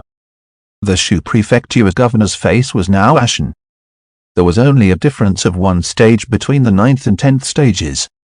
However, the chasm between Martial Master and Martial King, between Master and Grandmaster, was extremely huge. The people behind the Shu Prefecture's governor looked up at the giant Vajra while their faces were revealing despair. Right at this moment, the advancing Vajra suddenly stopped. Inside the bamboo structure, Vajra's face had changed. His smiling and chuckling expressions that remained there the whole time had suddenly vanished. His expression was unprecedentedly solemn, and his eyes were staring straight towards something far away. Chen Luoyang felt rather odd. Subsequently, he saw an old monk appear in the manor's courtyard all of a sudden and walk towards the bamboo structure. The old monk was tall and skinny, he had a wrinkled face, and he looked like a stick of bamboo that couldn't even withstand the wind. However, he didn't stop walking and was advancing towards the giant Vajra without fear. Instead, Vajra was the one that took a step back when facing this old monk. The boundless murderous aura had also vanished. The people of the Great Xiao Empire felt as though they had returned to the mortal realm from hell. Lord King Huju. The Shu Prefecture's governor let out a breath of relief. The old monk nodded to the prefecture's governor and said, "Being a Lord King is already a thing of the past. This old monk is here today to clean up my great Vajra temple's lineage." Inside the bamboo structure, Chen Luoyang turned to look at Vajra in response. Vajra had an unpleasant expression and was gritting his teeth. From outside the structure, Lord King Huju's sight penetrated the giant Vajra and looked directly at the bamboo structure. "Baoshu, come then. Let this old monk see how much you have improved over the last 2 years." After hearing Lord King Huju addressing Vajra, the Shu Prefecture's governor knitted his brows tightly again. Master Baoshu. One of the rare few upper masters in the history of the Great Vajra Temple. One of the most outstanding prodigies back then actually joined the demon cult. Inside the bamboo structure, Chen Luoyang took a side glance at Vajra. Vajra had already reverted back to normal attire, and it was no longer possible to see the appearance of a monk. Vajra said in a cold tone, "Back when my divine cult master extinguished the Great Vajra Temple, you happened to be venturing outside and were able to avoid the calamity. Instead of hiding with your tail between your legs, you actually delivered yourself to us." Lord King Huju's aged face remained calm as he said, "With concern in my heart, it is hard to meditate. This old monk needs to sever the karma in order to see peace." Vajra sneered. "Do you think you are fit to look for our cult master to sever the karma? If the demon sovereign is here, that will be for the best," Lord King Huju said in a composed tone. The battle between the two sovereigns ended with both parties severely injured. It is hard to come by this opportunity. The old monk looked towards the bamboo structure and said, "The demon sovereign is severely injured, and it is a good time for this old monk to sever the karma with him. If his injuries are minor, then this old monk shall give up his life to make sure that the demon sovereign suffers more severe injuries. In the future, someone will definitely be able to claim his life. If he isn't here, then it means that it is your turn to reincarnate. This old monk shall clean up the lineage, and all of the demonic subordinates here shall be removed. No one should think about escaping." While speaking, Lord King Huju had also congealed a golden and limpid Vajra statue that looked like it was made of diamond. The two Vajra statues were emitting a martial Dao intent that was basically the same. However, when the second Vajra statue appeared, its imposing presence immediately pressured the first Vajra statue to step back. Inside the bamboo structure, Vajra's face was switching between the colors of white and green. He then faced Chen Luoyang and lowered his head in shame. Azure Dragon 5 helped to mediate the embarrassing situation by saying, "Cult Master, Lord King Huju is the Great Vajra Temple's former elder back then and has cultivated bitterly for many years. Before the Great Vajra Temple was destroyed, he was already at the 11th stage and is a martial king of the apotheosis stage." Chen Luoyang recalled the descriptions from Record of Divine Province. They were both martial kings, but the martial king of the 11th apotheosis stage had a great advantage over the 10th intent congealing stage. Apotheosis stage martial kings had a huge superiority in senses. When fighting with an enemy, apotheosis stage martial kings would have a slight resonance with the enemy. Once the enemy had a thought or intent, the martial king would sense it. The ability to detect unexpected changes had a great effect on subduing the enemy before the start of the battle. In most cases, only apotheosis stage martial kings could contest with apotheosis stage martial kings. Vajra's cultivation was lower by one stage, and if he fought with Lord King Huju, his attack method would be completely seen through by Lord King Huju. Elder Fu, Elder Lu, and Elder Shao are all out right now. I cannot allow this wretched monk Huju to continue and disturb Cult Master to make a move personally, right? Vajra gritted his teeth and said, after cultivating both the Divine Cult's absolute martial arts and the Great Vajra Temple's martial arts, I definitely will be able to defeat that old wretched monk. Cult Master, please leave him for me to handle. Hearing your tone, it sounds like you aren't very confident. Chen Luoyang muttered in his heart. The first half of Vajra's statement had caused Chen Luoyang's heart to turn half cold. It seemed like among all the experts that were accompanying him, this burly man was already the strongest. The rest of the formidable experts weren't around right now. Remote waters couldn't put out a close fire. If this burly man lost, then Chen Luoyang, who was the demon cult master, would have to make a move personally. However, he had just arrived in this world and wasn't familiar with martial Dao. Furthermore, he still had severe injuries. How was he going to fight? If he escaped?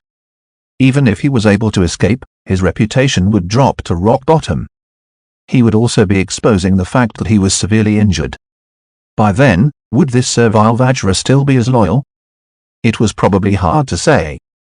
Chapter 7, Those who obey shall flourish, those who oppose shall die. I was originally having a good time, bathing, eating a meal, and enjoying a performance. All of a sudden, I am at the crucial moment of life and death. Chen Luoyang cursed in his heart. He leaned back on the chair. His expression remained calm, but his mind was rapidly thinking of all sorts of things. It was fine if it was just the Shu prefectural governor, but why would this Lord King Huju appear for no reason? Was this merely a coincidence? Apart from this old monk, could there be other formidable enemies that were hiding in the vicinity? Lord King Huju might only be a scout. Perhaps the mastermind's objective wasn't Dragon Claw 11 and the Amrita Manor. Perhaps it was him, the demon cult master. These people suspected that Chen Luoyang was severely injured after the battle with the Sword Pavilion Lord, therefore, they wanted to take advantage of this weakness. Lord King Huju was here to test Chen Luoyang. How did they know that I was recuperating in the Amrita Manor? Could it be Yin King? What should I do now? In an instant, Chen Luoyang thought about plenty of things. It seems like there are more enemies in the dark than those on the surface. The circumstances are much more dangerous than the current commotion. I have a cultivated body that I can't utilize properly. I have to make sure that the enemy doesn't know of my limits. Chen Luoyang had a sudden flash of inspiration. Chen Luoyang thought about that mysterious black pot. When he inquired about this body's information, it described his current martial arts proficiencies. Chen Luoyang looked at Lord King Huju and mentally communicated with the mysterious black pot. The blood-red serum suddenly reduced by a portion, and there wasn't much remaining. Blood-red mist rose up from the pot and quickly formed a huge article of words. Huju, 67 years old, apotheosis stage, cultivated martial art, Vajra Mandala technique, Vajra Karma severance saber, wise benevolent origin fist, virtuous Vajra lotus seal, heart body seal, karmic law saber. In regards to the Lord King Huju's martial arts proficiencies, the blood mist didn't just present words, there were also many illustrations. When Chen Luoyang's concentration was focused on the illustration of the long rainbow divine palm, the illustration would suddenly enlarge. The contents of the illustration would become extremely detailed with more diagrams and more wordings as further explanation. Vajra Karma severance saber is at completion state, and it is still far from perfection state. Second saber move, overly obsessed and overly aggressive during execution. As a result, the move variation isn't completely integrated and smooth. Fourth saber move, lack of saber intent and insufficient strength. Fifth saber move, a flaw is exposed on the left rib of the Vajra. Seventh saber move, the initial gesture is slanting to the right. The saber is ahead of the intent, making the foundation unsteady. Ninth saber move, 10th saber move, 11th saber move. Chen Luoyang was dazzled by all the words. However, he had also let out a breath of relief. The information on Law King Huju was the same as the information on Chen Luoyang. There wasn't a complete set of information. However, the flaws and inadequate parts of the martial Dao were all detailedly annotated. Everything was very clear and easy to understand. Just by looking at these, Chen Luoyang was able to give pointers to Law King Huju's cultivation and answer his doubts and suspicions. Once the flaws were compensated, Law King Huju's cultivation would reach the next stage.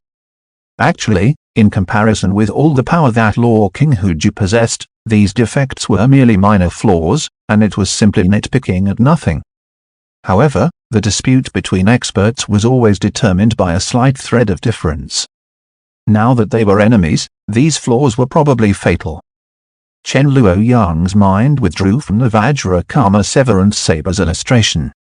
He then placed his focus on the wise benevolent Origin Fist's illustration. As expected, it was another detailed analysis. Chen Luoyang was currently lapping up and memorizing all of the information. He was busy reading the information and remaining silent. It made things awkward for Vajra and Azure Dragon 5 who were standing by the side. Vajra sneaked a glance at his cult master, and he saw Chen Luoyang expressionless. Chen Luoyang's eyes were slightly closed, and he wasn't speaking, nor did he look angry.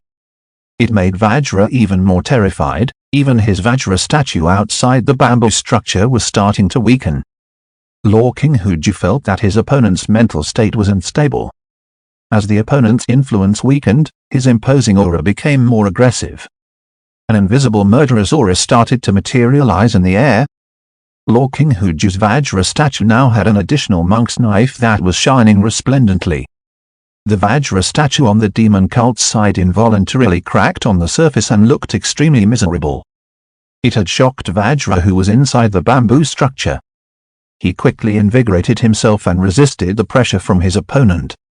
At this moment, Chen Luoyang suddenly spoke, "An incompetent stray dog actually needs this seat to make a move personally?" Vajra and Azure Dragon 5 had embarrassing expressions. This subordinate is incompetent and has disturbed Cult Master. Forget it. Chen Luoyang sat upright on his chair and looked at Vajra in a nonchalant manner. "Seeing that you are loyal, I shall give you some pointers." As Vajra listened, his expressions had various changes. First, it was curiosity, then shock, and alarm. Finally, it was being dumbstruck. Once Vajra was distracted, Law King Huju immediately flared up. A horrific saber intent was materialized and slashed at Vajra. When Vajra came back to his senses, he hurriedly blocked. As he was caught off guard, his Vajra statue nearly got severed at the waist. It caused the protection on the bamboo structure to vanish, allowing Chen Luoyang, Azure Dragon 5, and Vajra to be exposed to everyone's eyes. When everyone looked over to the bamboo structure, Chen Luoyang, who was sitting by the window, was immediately discovered. It is really the demon cult master. After seeing Chen Luoyang's eyes that were flickering with black light, the members of the Great Xia Empire had all exclaimed in unison. But the Shu Prefecture's governor and the other experts had eyes that lit up. The demon cult master is here, and he allows Law King Huju to act as he pleases. Could he really be severely injured? Law King Huju was also staring at Chen Luoyang. So it turns out that Cult Master Chen is really here. Since that is the case, this old monk shall be so bold as to ask Cult Master Chen for some pointers. Chen Luoyang sat on the chair with an indifferent expression, as he took a casual glance at Law King Huju but didn't say anything. It seemed as though Chen Luoyang wasn't disdainful to even speak with the other party. He merely made a gesture to Vajra, who was standing by the side, as though he was waving a blade gently to chase away some mosquito. "Don't worry, Cult Master, I will quickly deal with that old wretched monk so that he cannot disturb you anymore," Vajra declared loudly and promptly. With a short yell, The 20-meter Vajra statue was congealed again, and it became very firm. Lord King Huju didn't look at Vajra and had been looking at Chen Luoyang the whole time. The old monk revealed a smile. It seems like the battle with His Majesty, Sword Sovereign, has inflicted severe injuries to Cult Master Chen. As such, you don't dare to accept this old monk's challenge and send this traitor to death instead. Lord King Huju looked at Vajra at this moment and smiled before saying, "When you are fighting desperately with this old monk, Cult Master Chen will find the opportunity to escape. You are destined to face death, truly foolish behavior." Vajra left the bamboo structure and blended his entire body into the 20-meter Vajra statue. Vajra's Vajra statue emitted a loud voice, "A mere stray dog. You have already benefited when my divine cult master bothered about you. You are only fit to die under my saber." Lord King Huju had also entered the Vajra statue. Today, this old monk shall eliminate the traitor first before slaughtering the demon later. The two massive Vajra statues instantly clashed together. However, something surprising happened, and it wasn't what the Great Xiao Empire's members had expected. For this clash, it was Vajra who forced Lord King Huju to step back. Lord King Huju was rather shocked. He didn't feel that there was any problem with his Vajra Karma Severance saber. Who would have expected that Vajra would find the flaw and neutralize his move in just one counter-attack? This traitor actually comprehended the Vajra Karma Severance saber to an extent that was superior to him, Huju. Vajra didn't stop attacking. He constantly brandished his saber and repelled Lord King Huju.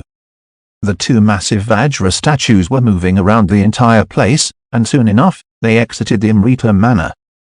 It was because Vajra didn't wish for their duel to disturb his great cult master. Vajra naturally knew that his cult master didn't have anything to fear, but if the shockwaves from the battle had crashed into his cult master, it would be a grave sin and utter disrespect. Chen Luoyang sat in the bamboo structure motionlessly and looked far away in a calm manner. As expected, a contest between martial kings is much more intense than the commotion caused by the battle between Khanate martial experts. Chen Luoyang thought to himself. Martial kings, also known as Grand Masters, were accompanied by wind and thunder, while fire and water couldn't harm them at all. With a lift of their hands, they were able to destroy mountains, to cut off rivers. They were practically able to alter the environment on a small scale. If Vajra and Lord King Huju were to fight without restraint, let alone razing Amrita Manor to the ground, it was possible for them to leave a deep basin. It was why Vajra chased Lord King Huju out with priority before fighting in the remote wilderness. The distance might be far away, but Chen Luoyang was still able to see them. The Shu Prefecture Governor and Azure Dragon 5 had to push their eyesight while they looked into the distance anxiously. The more they watched, the more terrified they felt. It was obvious that Lord King Huju had the higher cultivation of Apotheosis stage and was also stronger. However, the outcome was him being pressured by Vajra, who was at the intent congealing stage. Lord King Huju was at the Apotheosis stage and was able to see through most of Vajra's intentions. There were plenty of moments when he knew what Vajra was going to do yet was unable to guard against the attack. If Lord King Huju wasn't at a high cultivation stage, he would have been utterly defeated. The Shu Prefecture Governor was baffled, while Azure Dragon 5 was clicking his tongue in amazement. There is a saying, it is easier in understanding but difficult when put into practice. Chen Luoyang's voice felt as though it was from the celestial realm. It sounded faintly discernible and apathetic. Azure Dragon 5 suddenly understood. Huju is at the Apotheosis stage and knows what Sir Vajra is going to do, but it isn't possible to solve his personal flaws. Therefore, he doesn't have the ability to stop Sir Vajra. Chen Luoyang let out a faint laugh. The hearts of the Great Xiao Empire's members were all emitting cold air. That young man with the black sparkling eyes was profound and enigmatic. It was just like a demon god had inflicted despair on them. Even the Shu Prefecture governor started panicking. Right at this moment, in the remote battlefield, Lord King Huju suddenly yelled with agitation. He had suddenly changed his moves, and it wasn't to a martial art that was inherited from the great Vajra temple's lineage. When the martial Dao intent was congealed on the Vajra statue, there was a dragon that was produced. The dragon coiled around the Vajra statue, making it totally different from before. The Shu prefecture governor was shocked when he saw the move. He recognized that it was an imperial martial art of the Great Shah Empire. It was the signature move from the Nine-Dragon Imperial Fist. When the Great Vajra Temple was extinguished, Lord King Huju joined the Great Shah Empire, and in return, he served the Great Shah Empire. At the same time, he was rewarded too. Part of the reward contained this move of the Nine-Dragon Imperial Fist. As the Great Vajra Temple's absolute martial arts were restrained by Vajra, Lord King Huju changed his move decisively. He executed this trump card that he had cultivated in secrecy. Apart from the Great Shah Empire's imperial clan, no one else knew of this. He was confident that he could defeat his opponent in a single move if he was to execute it suddenly. When the Shu prefecture's governor saw the situation, he was first shocked before he felt ecstatic. He believed that Lord King Huju could turn the fight around. However, at the next moment, Lord King Huju and the Shu prefecture governor were both stupefied.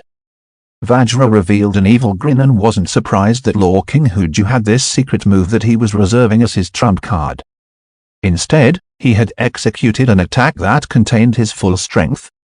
It felt like Vajra had been waiting for this particular move from Lord King Huju. As compared to the Great Vajra Temple techniques that were cultivated diligently for his entire life, Lord King Huju's newly cultivated fist art had a greater flaw. Its advantage was in surprise attacks and catching the opponent off guard. Right now, not only did it not have the effect of a surprise attack, Vajra was even able to grasp the flaw, splitting the dragon in a single saber slash. The saber slash had struck hard on Lord King Huju. It was a pity that Lord King Huju was too smart for his own good and suffered severe injury. If Lord King Huju didn't use the Great Shah Empire's Nine-Dragon Imperial Fist, he might have been able to survive for a little longer. Right now, he had suffered a grave injury due to Vajra. Vajra didn't spare his opponent after obtaining the upper hand and continued a frenzied assault. Lord King Huju, the last living expert from the Great Vajra Temple, had been hacked to death by Vajra, who had joined the demon cult. Members of the Great Shah Empire were all dumbfounded. Vajra then carried Lord King Huju's head and returned to the manor before he knelt on one knee while facing the bamboo structure. It is all because of Cult Master's pointers that Vajra didn't humiliate himself. I had beheaded this monk who disturbed the great Cult Master. Chen Luoyang sat quietly in the chair while knocking on the armrest of the chair with his finger every now and then. He then looked at Vajra and said, "Those who obey shall flourish." Chen Luoyang then looked at Huju's wide-open eyes as he had died with remaining grievance. "Those who oppose shall die." Finally, he swept a glance at the members of the Great Shah Empire. "Anyone who has an objection, speak." Chapter 8, Black Pot Sauce. When Chen Luoyang made his statement, Vajra stood up and turned to look at the members of the Great Shah Empire while grinning. The grin didn't look evil, but it made them feel as though their blood was running cold. He conveniently tossed Lord King Huju's head to the ground and allowed it to roll in front of the Great Shah Empire's members. In response, one of them had knees that went soft. His knees couldn't support his body anymore, and he immediately knelt down while facing Chen Luoyang. When hearing this, Shu Prefecture Governor turned to look at the person. That person lowered his head and said to the Prefecture Governor, "My lord, the arm cannot surpass the thigh." Shu Prefecture Governor looked at the ground while feeling agonized in his heart. He didn't even know that Lord King Huju had cultivated the Imperial clan's absolute martial art, but the demon cult knew. If Vajra wasn't prepared in advance and was waiting for Lord King Huju's move, the latter wouldn't have been defeated in such an utterly miserable manner. Even if Lord King Huju couldn't win, he would still have been able to escape. No, that possibility didn't exist from the start. Shu Prefecture Governor laughed bitterly. Lord King Huju has a stubborn personality, and the demon cult is his life or death nemesis, while his opponent just happens to be the Great Vajra Temple's traitor. How is he going to swallow this grievance down? He is definitely going to risk everything to turn the tide. However, his final trump card was within the enemy's calculation. As a result, Lord King Huju delivered himself onto the path of death. This demon cult master has predicted everything. The Shu Prefecture governor looked at the surroundings. Apart from Chen Luoyang, who remained seated in the bamboo structure, Azure Dragon 5, Dragon Claw 11, and the rest of the demon cult members had surrounded them from all directions. Right now, the Great Xiao Empire's side still had more people, but after Vajra tossed Law King Huju's head over, most of them had already lost their fighting spirit. Many of the people had hopeful expressions, while there were some that had pleading expressions as they looked at the Shu Prefecture governor. The Shu Prefecture governor took a deep breath and said, "If we surrender here, we might be able to keep our lives. But have you thought about the factions and relatives behind you?" The members of the Great Xiao Empire were all startled in unison. On the bamboo structure, Chen Luoyang spoke indifferently. "Bashu will fall into this seat's hands sooner or later, and it will belong to the members of my divine cult. By then, the divine cult will be very thorough and decisive. Those who have crimes will be punished, while those who have merits will be rewarded. Right now, it is up to yourselves." After Chen Luoyang finished his statement, Azure Dragon 5 looked at the Shu Prefecture governor and smiled. "The Shu Prefecture is destined to be governed by our divine cult. If we have the help of the Prefecture governor, I can imagine the day arriving sooner. Lord Chu, this humbleding has long looked forward to meeting you. I always wished to have the chance to serve our divine cult together." Vajra chuckled and said, "If the Prefecture governor and all of his subordinates are to perish overnight, it will also allow our cult to engulf the Shu Prefecture at a faster pace." All the Great Xiao Empire's members here were basically born in Bashu. Everyone was now looking at the Shu Prefecture governor. The Shu Prefecture governor's face was switching between red and white for a long time, before he lowered his head helplessly. He knelt down on one knee towards Chen Luoyang. Everyone else from the Great Xiao Empire also knelt down in a uniform manner. Chen Luoyang sat in the chair and said indifferently, "Not bad." He pointed at the Shu Prefecture's governor while saying to Vajra, Azure Dragon 5, and Dragon Claw 11, "I shall leave the rest of the matters to you. Incorporate the people outside the manor along with him. Subsequently, pass down this seat's order to gather people and start the preparations to conquer the Shu Prefecture. This seat wants to see this place connected as one with my cult's sacred domain. Os we shall comply with Cult Master's orders." Azure Dragon 5 and the other demon cult members had kowtowed in unison. Chen Luoyang nodded before he stood up. He got off the bamboo structure and left in a swift manner. Vajra served as his personal aide and followed behind closely. Azure Dragon 5, Dragon Claw 11, and the others were monitoring the members of the Great Xiao Empire before dealing with the aftermath of this incident. Chen Luoyang returned to his residence in an undisturbed manner. Previously, his heart had been in his mouth, and it was now finally back down again. That intuition of danger that he felt earlier had gradually vanished. It was only now that Chen Luoyang believed that he hadn't been scaring himself earlier. There were other experts hidden outside.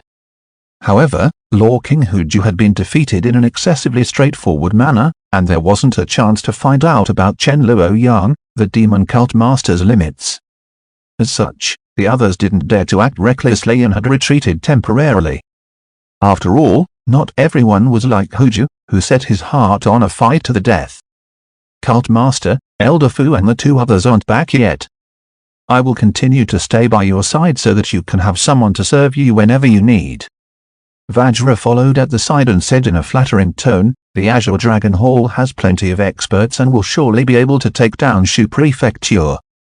Chen Luoyang took an indifferent glance at Vajra and said, "Don't try your little ideas in front of this seat." Vajra was startled and hesitated to speak.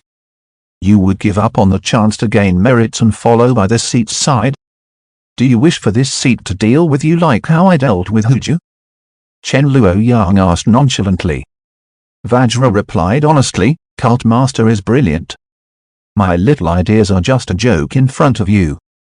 I hope that Cult Master will be magnanimous and will not be calculative with me.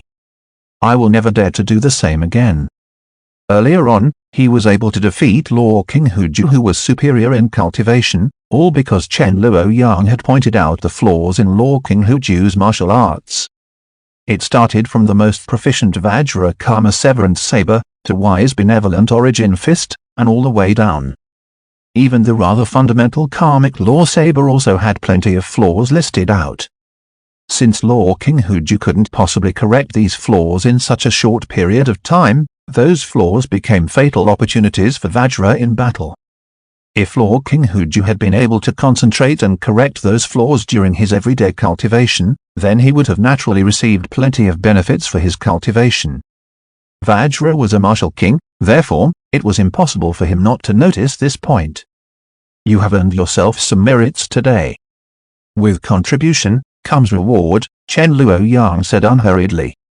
But you have to know that you shouldn't bite off more than you can chew. Your reward has already been bestowed to you. Vajra was startled in response as he looked rather pensive. The great Vajra temple has perished because of this seat, but there are quite a fair bit of redeeming qualities from its inheritance. However, the precondition is to cultivate the martial arts to the utmost extent, Chen Luoyang said indifferently. Huju was still far from perfect. You should avoid repeating his disastrous ending, and that should be enough for you to ponder for some time. I was so pleased that I lost my sense of measure. Many thanks for Cult Master's reminder. Vajra was sincerely convinced. I shall obey the Cult Master's teachings. Go and ask for this seat. Where is Yinking now? Chen Luoyang instructed.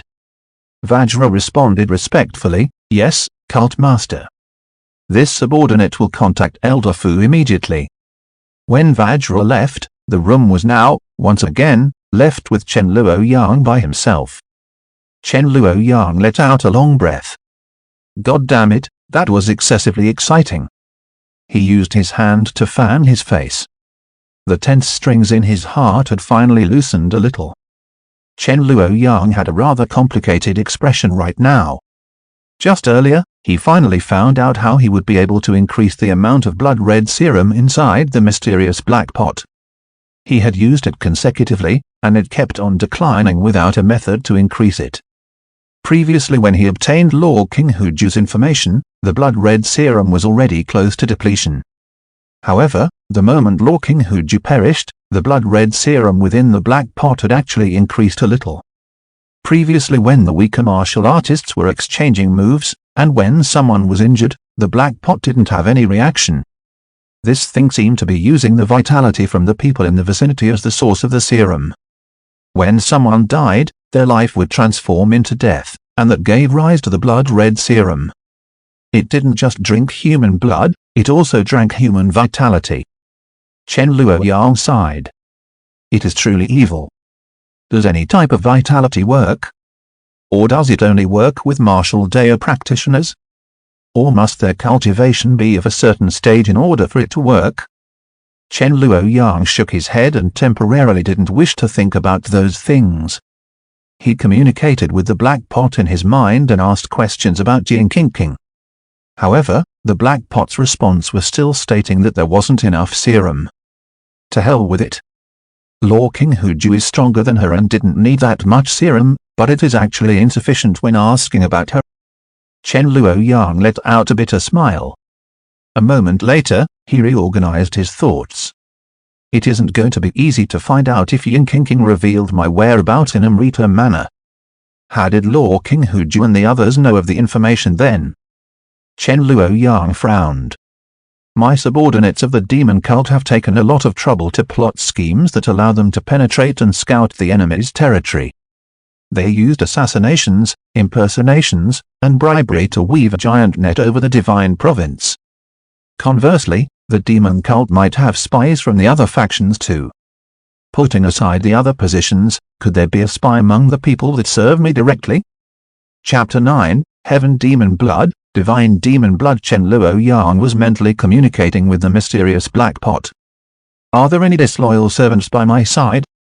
The black pot didn't respond. It seems like I cannot ask in a general manner. I need to focus on a specific individual. Chen Luoyang thought in his mind. Like the fifth azure dragon constellation Ding Chen or Vajra. Chen Luoyang looked at the limited amount of blood red serum before finally deciding to use Azure Dragon 5 as an experiment. As soon as he thought of it, the blood red serum within the black pot reduced by a little. Blood red mist rose up from the pot and quickly formed a huge article of words. Ding Chen, 37 years old, seat illumination stage, cultivated martial arts, ancient wind word classics, illusion demon body technique, long rainbow divine palm, star shatter saber. Chen Luoyang was mainly paying attention to Azure Dragon 5's personal life experiences.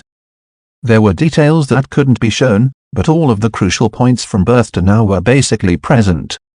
Just from the resume, many things could be concluded. In summary, Azure Dragon 5's loyalty shouldn't be a problem. But this fellow is rather incredible. Chen Luoyang cursed in his heart. According to the information provided by the Black Pot, during his early years, he had executed plenty of groom substitutions. He made use of his superior art of disguise to impersonate grooms and enter the bridal rooms with the brides. Chen Luoyang's face was twitching, and he was speechless for a moment. He sighed and calmed down. The required serum for Azure Dragon 5's information was far less than for Law King Huju. Ying Qing's background seems to be even more complicated. Chen Luoyang muttered in his heart. If I look at it from another angle, if I have sufficient blood red serum, wouldn't it mean that no one could hide any secrets from me? Like the Sword Pavilion Lord? I shall put the other tribal chieftain aside. I am in urgent need of the Sword Pavilion Lord's clear sky divine sword to recuperate. However, the information that I would obtain from the Black Pot is most likely the flaws of his sword AO and not the entire set of information. Furthermore, to obtain information from this level of an enemy, I will probably need even more blood red serum. At least the same amount as myself, the demon cult master. Seeing that there wasn't enough serum, Chen Luoyang was in utter silence. If he was to give an analysis, the battle with the Sword Pavilion Lord was ultimately too rash. According to the information from the Jade Scrolls, it was true that the Saber Sovereign was currently in seclusion. As such, the Demon Cult Master could rest assured and resolve himself to battle with the Sword Sovereign. It was needless to say if he would be able to win or not. If he was defeated or it resulted in a draw like this, he was going to make use of the Black Pot as a solution. It should have been the case.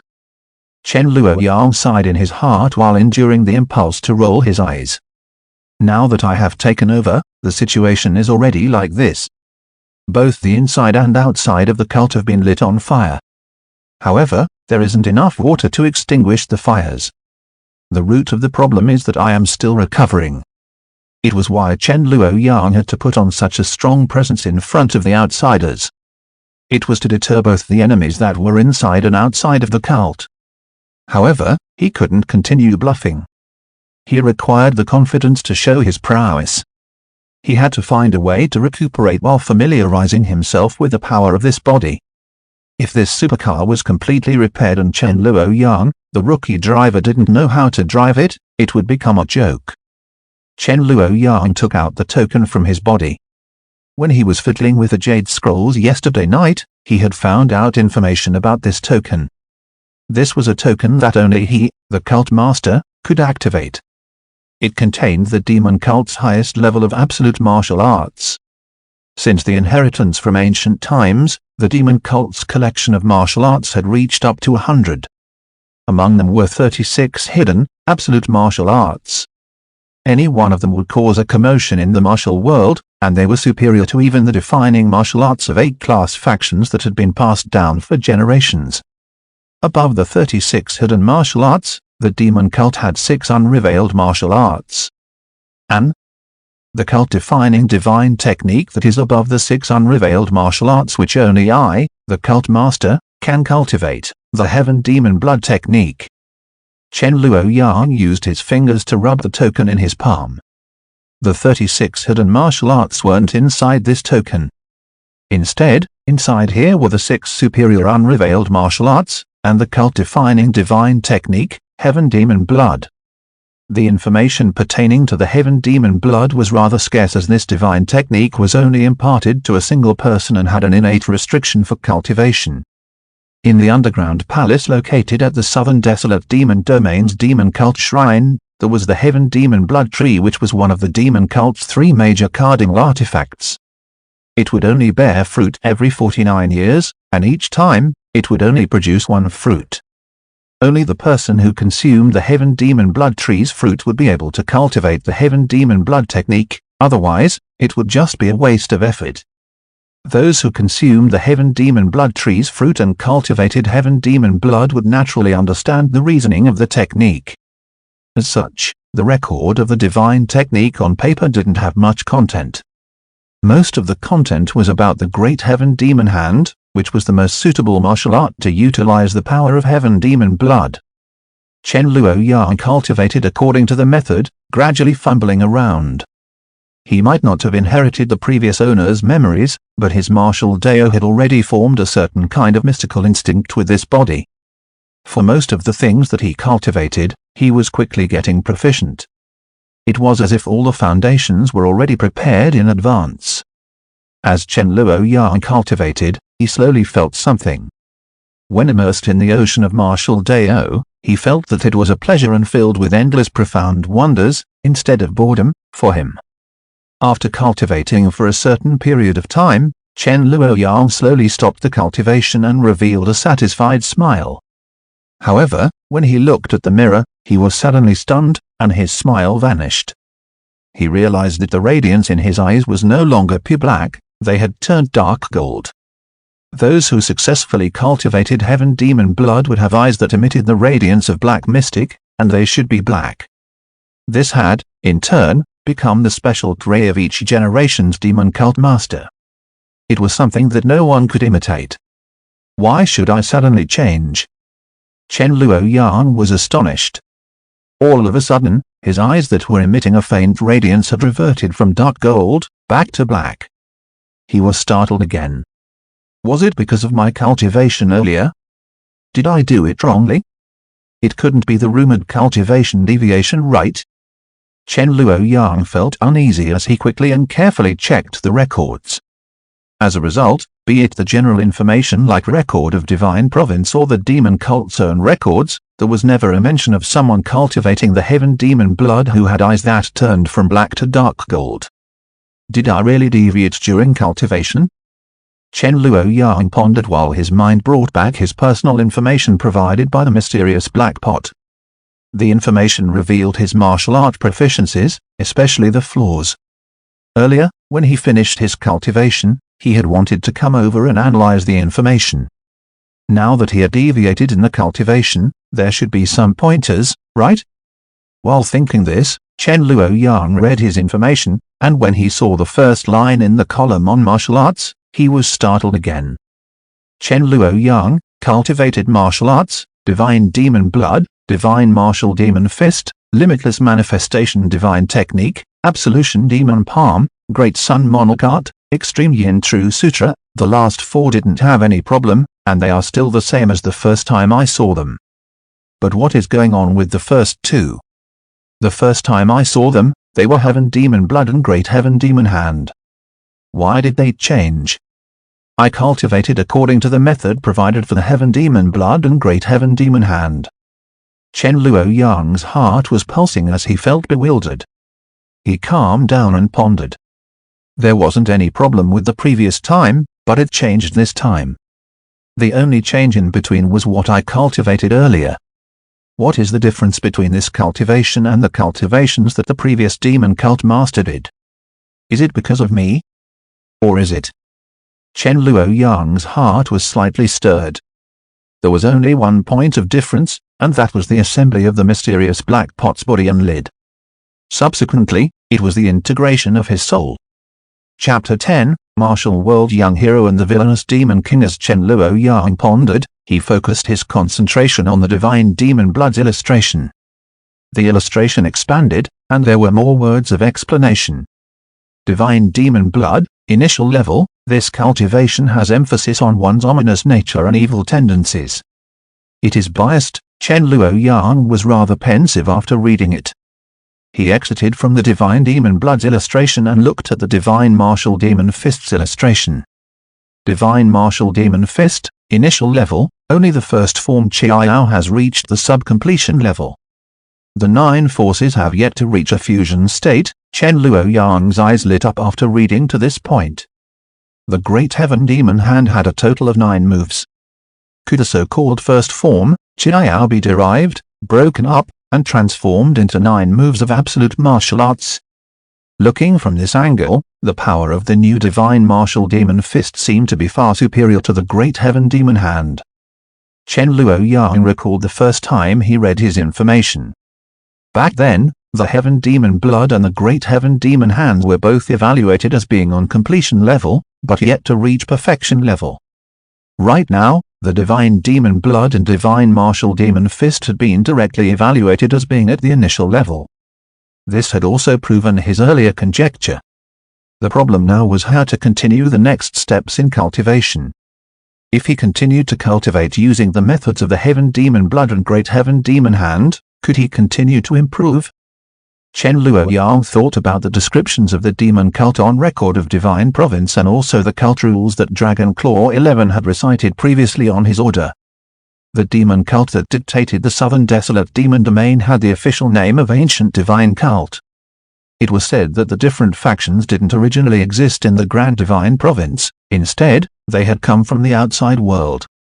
There were formidable beings that ventured across to this world and settled down in this place. The cult-defining, supreme, and divine technique was named Heaven Demon Blood, but the ancient divine cult didn't offer tributes to any heaven demon or other demons. Instead, they worshipped all sorts of ancient divine spirits, especially the legendary creators of the world and the ancestors of humans, Pangu, Fuxi, and Nuwa as their 3 great deities. The rest were Huangshan, Haotu, Zunming, Shiren, Gonggong, and others. Qiao was one of those divine spirits. The people now had the habit of addressing them as ancient gods and demons. The gods and demons didn't contain any negative notions or reverence. It didn't separate good and evil, they were neutral terms, and they were collectively named as ancient powerful living beings. Chen Luoyang pondered in a delicate manner, Divine Demon Blood and Divine Martial Demon Fist.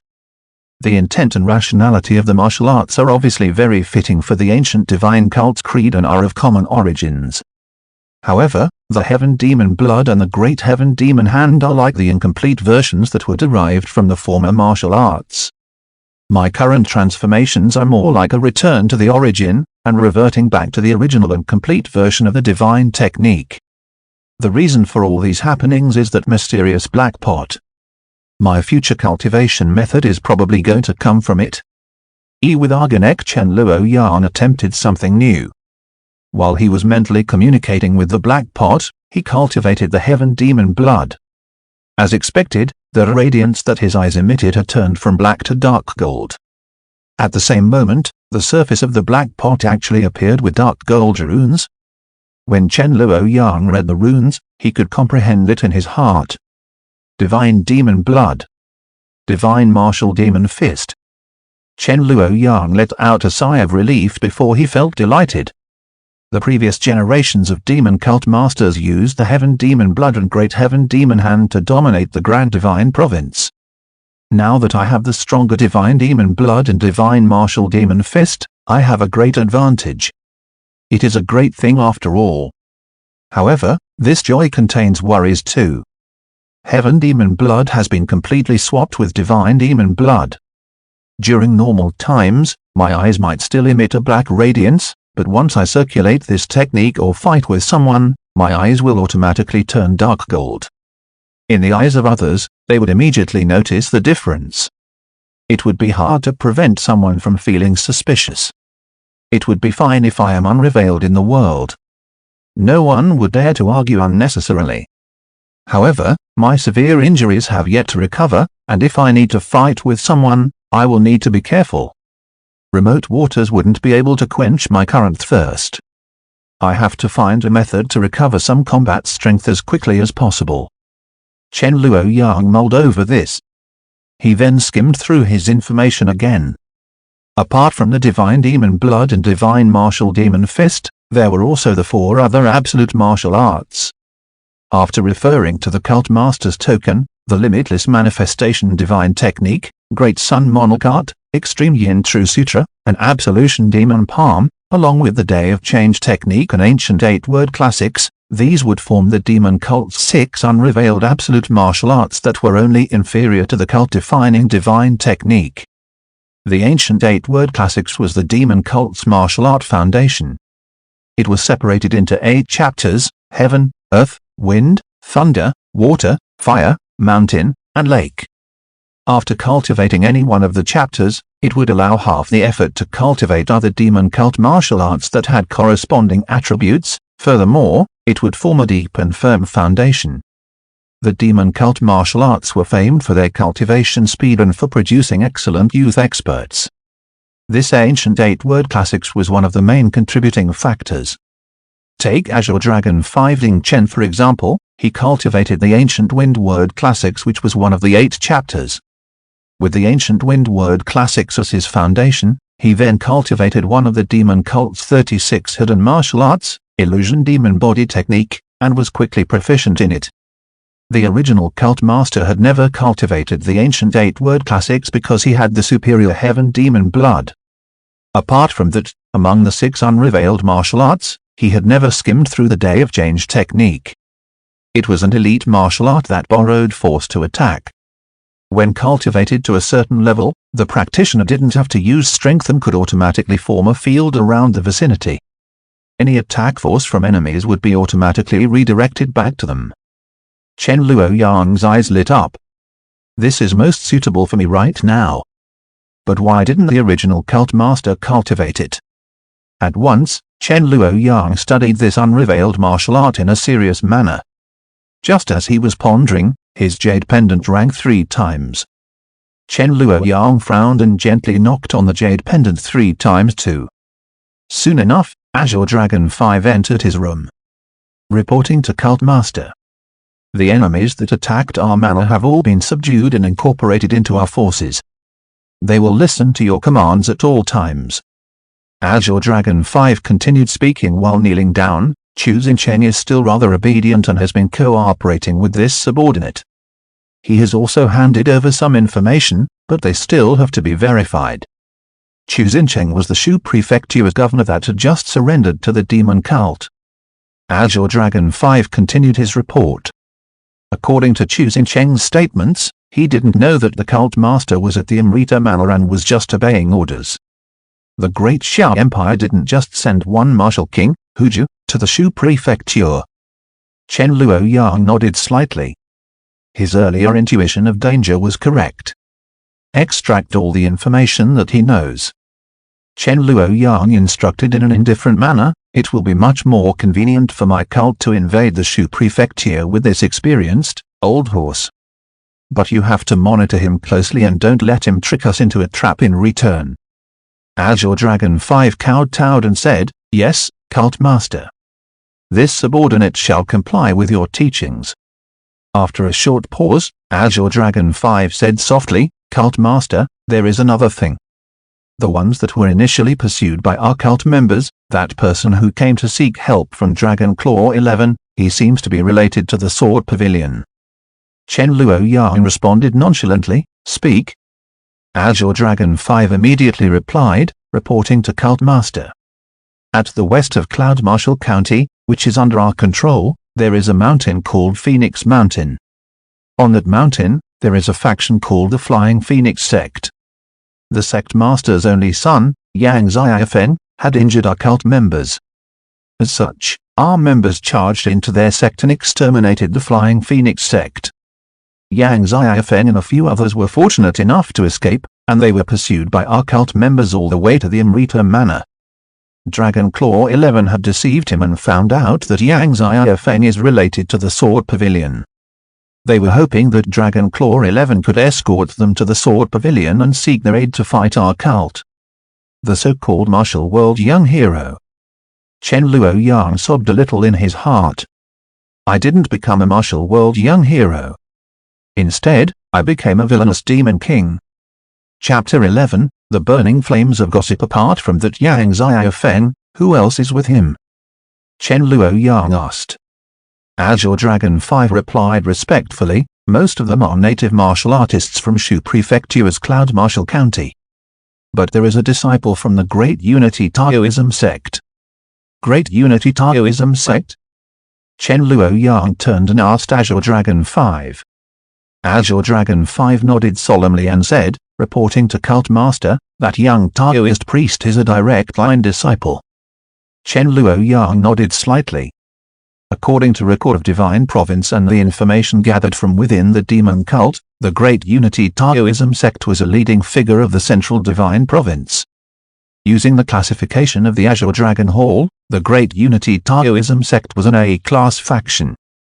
The so-called A-class faction would at least have a martial king, who was also a Grand Master, as a leader. Those experts from the 10th stage to the 12th stage were addressed as martial kings. The number of experts in each faction would be different, that's why even among the A-class factions, there was a difference of strength. As the leading faction of the Central Divine Province, the Great Unity Taoism sect was definitely a top-notch A-class faction that perched high in the prefecture. The Great Xiao Empire might be ruling the province, but the place had nations within the nation. The Taoism sect and the empire had their own differences and conflicts, however, when facing the demon cult, they wouldn't hesitate to work together. The previous Great Unity Taoism sect master had died under the hands of the previous demon cult master. The Great Unity Taoism sect had always been at the front line of the Central Divine Province to repel the demon cult. Is the Great Unity Taoism sect going to poach disciples from the Sword Pavilion? Chen Luoyang asked casually. Reporting to Cult Master, with the current information that we possess, it should be a friendship between two youths and is unrelated to the Great Unity Taoism sect. Azure Dragon 5 said while handing over a book. Cult Master, please look over this. Chen Luoyang took the book and flipped through it. Azure Dragon 5's efficiency was rather good. There was a large group of people involved in the incident at the Amrita Manor. It started from the Shu Prefectural Governor, Chu Xinchen, all the way to Yang Xiaofeng's group that first visited.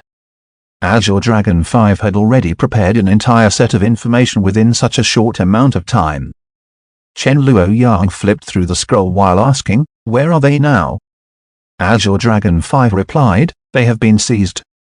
But they are rather stubborn and aren't willing to serve our cult. Because Yang Xiaofeng is related to the Sword Pavilion, this subordinate doesn't dare to make a decision and comes to seek Cult Master's brilliant judgment. Of course they aren't willing. Chen Luoyang said in his heart. Their families had all been exterminated by the demon cult members, and they had been pursued all this way. After painstakingly escaping to the renowned Amrita Manor, they assumed the honorable and righteous senior would save them and help them serve justice. In the end, they were actually lambs that entered the tiger's den and walked right into a trap. They have been deceived so badly and thoroughly. Who would be able to swallow down this grievance? Furthermore, they are young and full of vigor. Chen Luoyang sighed in his heart. Young and handsome, elegant clothes and vigorous horses, genuine and true friends, wielding their weapons while traveling the world.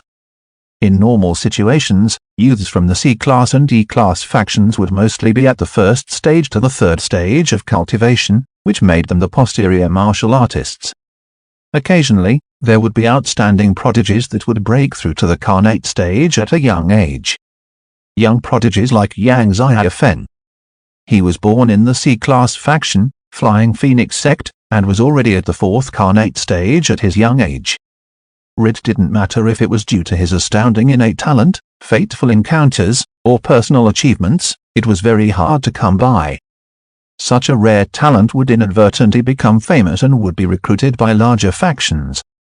For the younger generations of the B and A class factions, the outstanding talents would have the cultivation of a carnate martial expert and were at the fourth stage to the sixth stage. An example would be the Great Unity Taoism sect's young Taoist priest who was at the fifth soul condit stage. With the same cases of having fated encounters, the A-class factions might produce a young martial master who was at the sixth stage. The main group of people that were so-called traveling through the martial world were these people. Chen Luoyang rolled his eyes inwardly. He felt that all of the so-called martial world's young heroes, wielding their swords in adventures or anything similar, seemed to be unrelated to him anymore. From now on, I shall continue down the path as a demon king then. Chen Luoyang put his feelings into order and had an indifferent face as he said to Azure Dragon 5, pry open their mouths and extract all useful information. Let them keep their lives and don't kill them for now. Azure Dragon 5 responded, yes, Cult Master.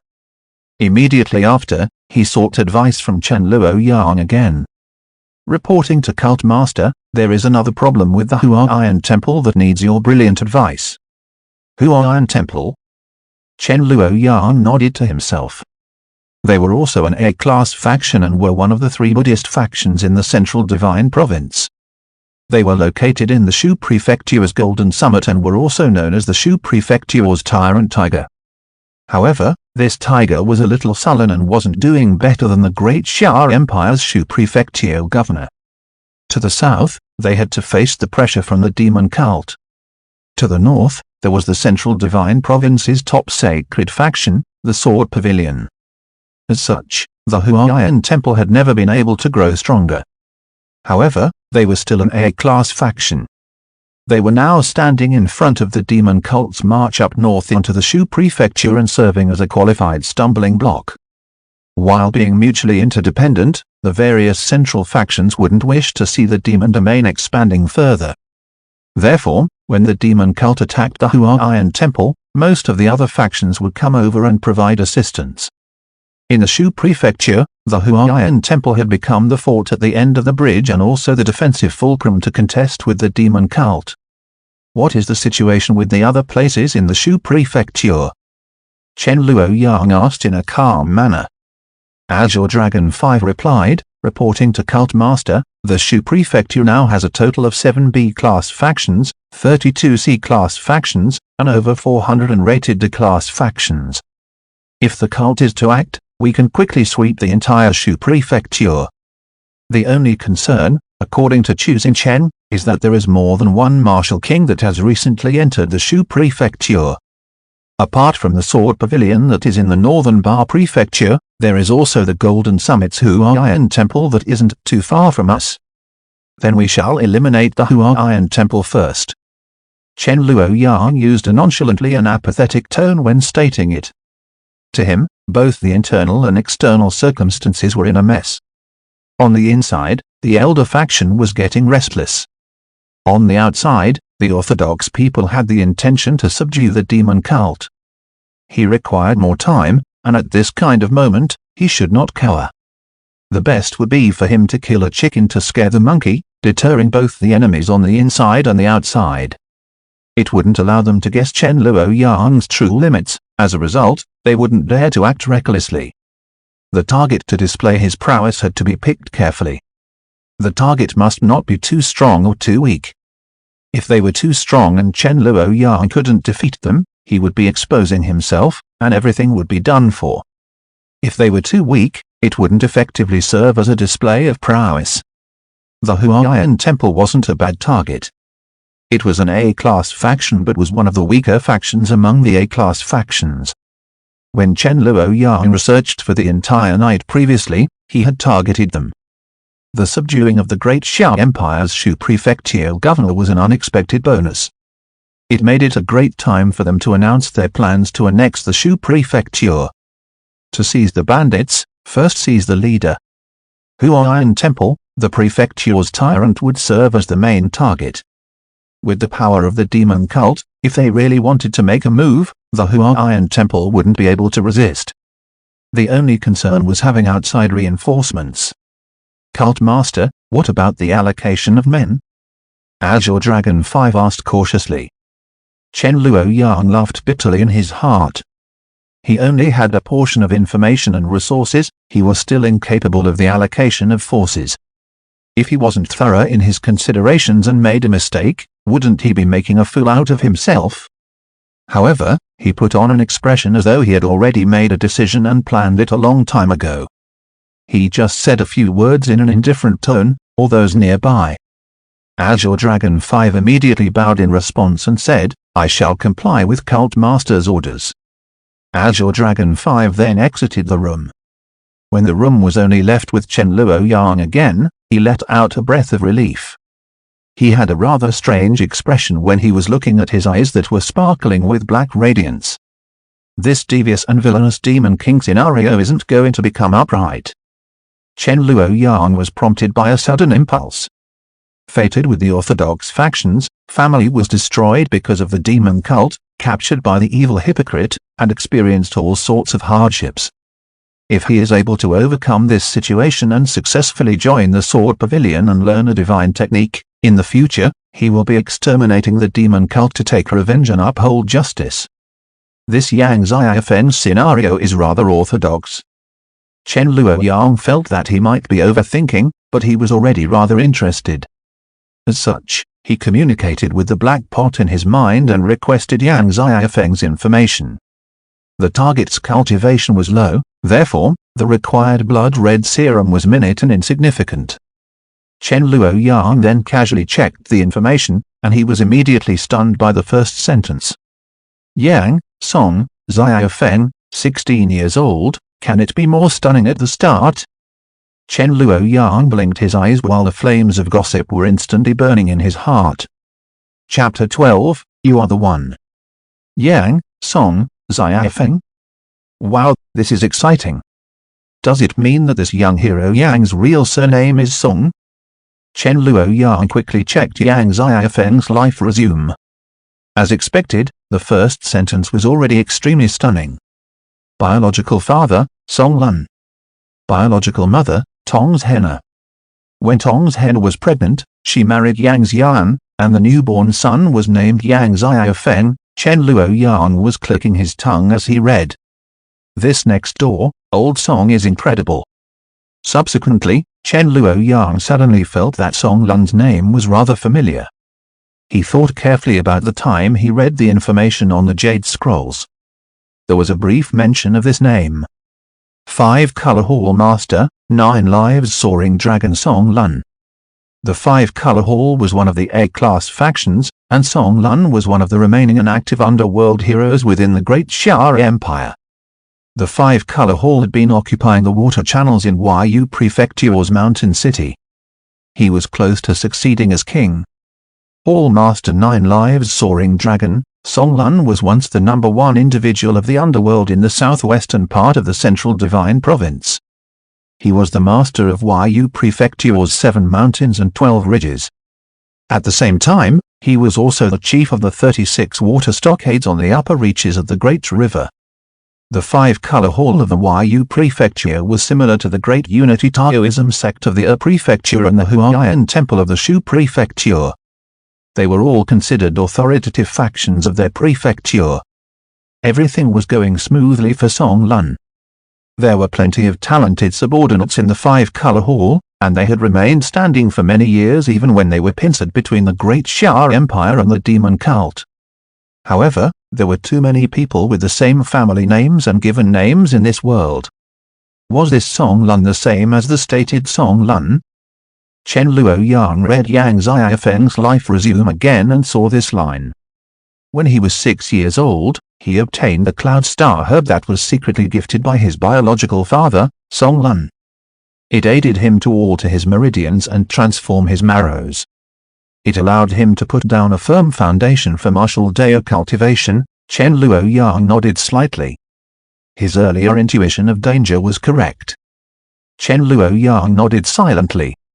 There were quite a fair number of 16-year-old carnate martial experts in A-class factions. However, for the Flying Phoenix sect to nurture such a talented figure, they could only rely on luck. It might really be due to Yang Ziafeng's impressive personal talents and perception for him to have his current achievements, but it was definitely also contributed to by his biological father. Cloud Star Herb. Chen Luoyang stood up and walked to the bookshelf in the room.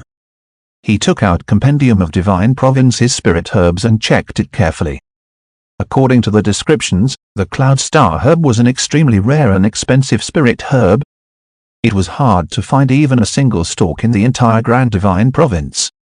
In order to find it, one would basically have to rely on luck. An ordinary person might be lucky enough to find it, but to use this spirit herb to alter the meridians and transform the marrow, it was necessary for a martial artist to be of at least the martial king level to do so, and it was a strict requirement. Only the Song Lun from the five-color hall would fit such a requirement in this world.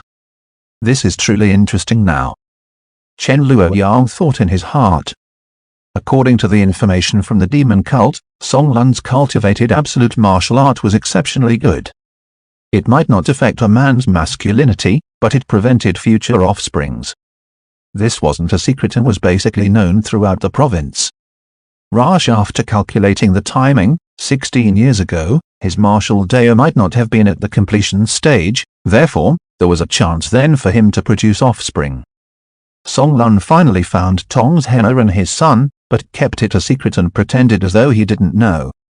Chen Luoyang guessed that this formidable figure of the martial world might not have wanted the outside world to know that he actually had an heir.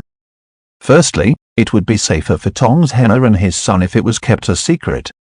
Secondly, Song Lun wouldn't have to worry about not having an heir and could work hard without restraints. The five-color hall stood at the top of the Yu prefecture and had awe-inspiring authority. However, they were like a ship that sailed in treacherous violent winds and surging waves. If they weren't careful and capsized, they might never turn over again. It was a pity that the world had plenty of unexpected situations. Yang Xiafeng offended the demon cult and invited a disaster of extermination for the Flying Phoenix sect. Young hero Yang himself was also turned into a prisoner. However, he didn't know about his own history, and it was uncertain if Song Lun had received the news of his son's capture or not. Chen Luoyang's mouth revealed an odd smile. This is truly a pleasant surprise, or could this be an opportunity? I just don't know if Hall Master Song has secretly sowed one seed or more. The Cloud Star herb is extremely rare, and no matter how lucky Song Lun is, he couldn't have a lot more. If he is willing to invest it on Yang Xiafeng, it means that he views Yang Xiafeng with great importance.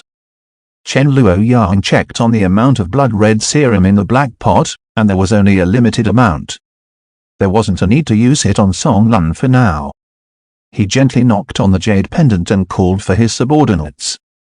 He instructed them to collect as much information about the other elite factions in the vicinity of the Shu prefecture and also to pay attention to current events. This naturally included the Yu prefecture that was connected with the Shu prefecture. The subordinates immediately acknowledged and were very efficient as they delivered the information that Chen Luoyang wanted in an extremely short period of time. Chen Luoyang read through the information unhurriedly and carefully. For the next few days, Chen Luoyang had been cultivating and continued to read through all sorts of reports, books, and scrolls. There was something that had been on his mind. His whereabouts at the Amrita Manor was known by outsiders. Who leaked it out? The grey-clothed elder named Elder Fu had already sent back information. Ying Qingqing had headed north and went through the Shu prefecture and was headed towards the northern Ba prefecture's sword pavilion. There wasn't any anomaly. Be it in experience in the martial world or in cultivation stage, Elder Fu was superior to the young girl. Logically speaking, Ying Qingqing shouldn't have been able to notice Elder Fu stalking her. If it isn't her, then it must be someone within the demon cult. Chen Luoyang had a pensive expression. Right at this moment, his jade pendant rang. Chen Luoyang withdrew his thoughts and responded by knocking back on the jade pendant. Soon enough, Vajra appeared in front of him and knelt down on one knee. Reporting to Cult Master, that old man Shangwen Song came over. Shangwen Song? Chen Luoyang thought back for a moment. Inside that life resume, before Chen Luoyang ascended to the Cult Master's position, there was this description. Took over Protector's hearing, Shangwen Song's responsibility as a protector, who was then promoted to the Elder Pavilion to take up the role as the 7th Elder. It might be a promotion to the Elder Pavilion, but it was actually a public promotion but a hidden demotion. The secret temple like the Amrita Manor was only one of the feelers that the demon cult used to extend into the central divine province. In the spacious southern desolate demon domain, there were branches in all locations. They each stood guard over spacious lands and established the demon cult's local regime. The branch protectors were all individuals who were governors of an entire region. The Elder Pavilion seemed like they had esteemed status, but the actual authority and benefits were lesser. When Cult Master Chen took over, he vigorously promoted the young members. Shangwen Song, the seventh elder, was one of the elder faction's members whose interests had suffered. Since he traveled thousands of miles from the demon domain to the Shu prefecture, it definitely wasn't going to be as simple as paying his respects. Chen Luoyang immediately recalled the report that he received previously. The cult shrine was spreading information about him being severely injured, and the elder faction was getting restless. This seventh elder was here to investigate the truth. Let him in. Chen Luoyang pondered in his mind while his face had an indifferent expression. Vajra responded, understood. A short moment later, a refined-looking elder arrived. He bowed to Chen Luoyang and said, Shangwen Song pays his respect to Cult Master. This seat doesn't remember summoning you. Chen Luoyang was still flipping through the scrolls and didn't even turn to look at him. Shangwen Song's face had flawless etiquette as he said respectfully, Cult Master has stopped in Shu Prefecture for many days without returning to the sacred land. Members of the cult are very concerned about you and entrusted this old one to visit you. Is that so? So you people are being considerate, how? Chen Luoyang said indifferently. Since you already visited, then you may return. Shangwen Song said, I heard that the cult master is preparing to attack the Shu prefecture. There wasn't any anomaly from the physical appearance of Chen Luoyang. In order for Shangwen Song to find out if Chen Luoyang was injured, or if his injuries were severe, the attack on Shu prefecture could expose some clues. This old one is untalented but wishes to contribute to our divine cult's great cause. Before Shangwen Song could finish, Chen Luoyang immediately said, all right, then you shall be the vanguard. The demon cult's seventh elder suffocated a little as he said, this old one will naturally obey Cult Master's orders. But this old one has only visited alone. At this moment, Chen Luoyang's eyes finally shifted away from the scrolls. A pair of eyes that flashed with black radiance looked at Shangwen Song quietly. Is there a problem? Chapter 13, Initial Plan's Success. When facing those black radiant eyes, Shangwen Song lowered his head. When facing such a formidable individual, even if Chen Luoyang was injured, he didn't dare to face the cult master by himself. To be able to blaze a new trail for the divine cult is this old one's honor, Shangwen Song said in a light voice. This old one is only worried that I am aged and incapable. I might delay the divine cult and cult master's great plans. That isn't something you should be worried about. Chen Luoyang turned back and continued reading while saying, you just have to act according to orders. Yes, I shall comply with Cult Master's orders. Shangwen Song took a deep breath. He used his peripheral vision and saw Vajra standing by the side while grinning and letting out a chuckle. Shangwen Song wanted to cry but didn't have tears. Chen Luoyang's face didn't have any waves of emotions, while his heart had relaxed. It seemed like his plans were already having some initial success. Settling Law King Huju and the Shu Prefecture governor, giving the orders to muster troops to invade the Shu Prefecture, displaying an aggressive attitude for advancement. For all those people who had the intention to revolt, these actions that Chen Luoyang took didn't allow them to find out clearly about his injuries.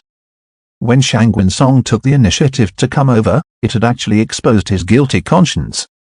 If Chen Luoyang was able to continue stalling until the day he fully recovered, it would be a whole different situation. It wasn't easy, but Chen Luoyang had to try his best. At this moment, Chen Luoyang's jade pendant rang 3 times. Chen Luoyang skillfully responded with 3 taps too. 2 individuals entered. One of them was a middle-aged man, Azure Dragon 5. The other was a pale-looking and slim youth. Azure Dragon Hall's Azure Dragon 3 pays his respect to Cult Master. Long live Cult Master. Chen Luoyang nodded indifferently.